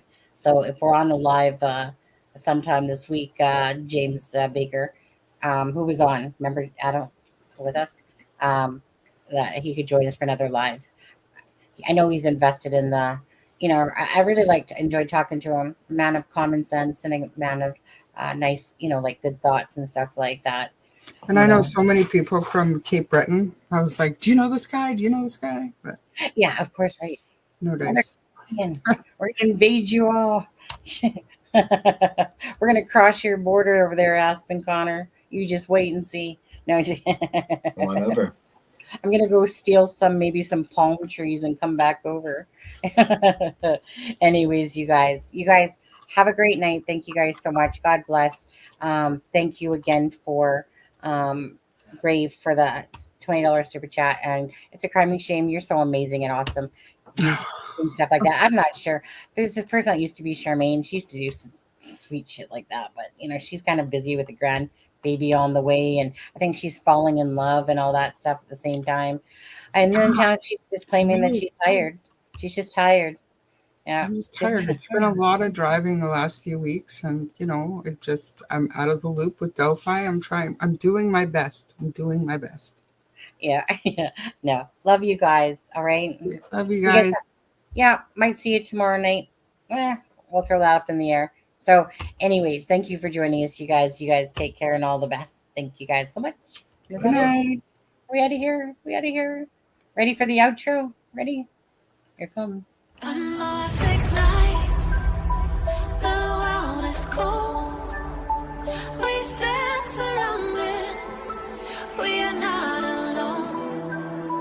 When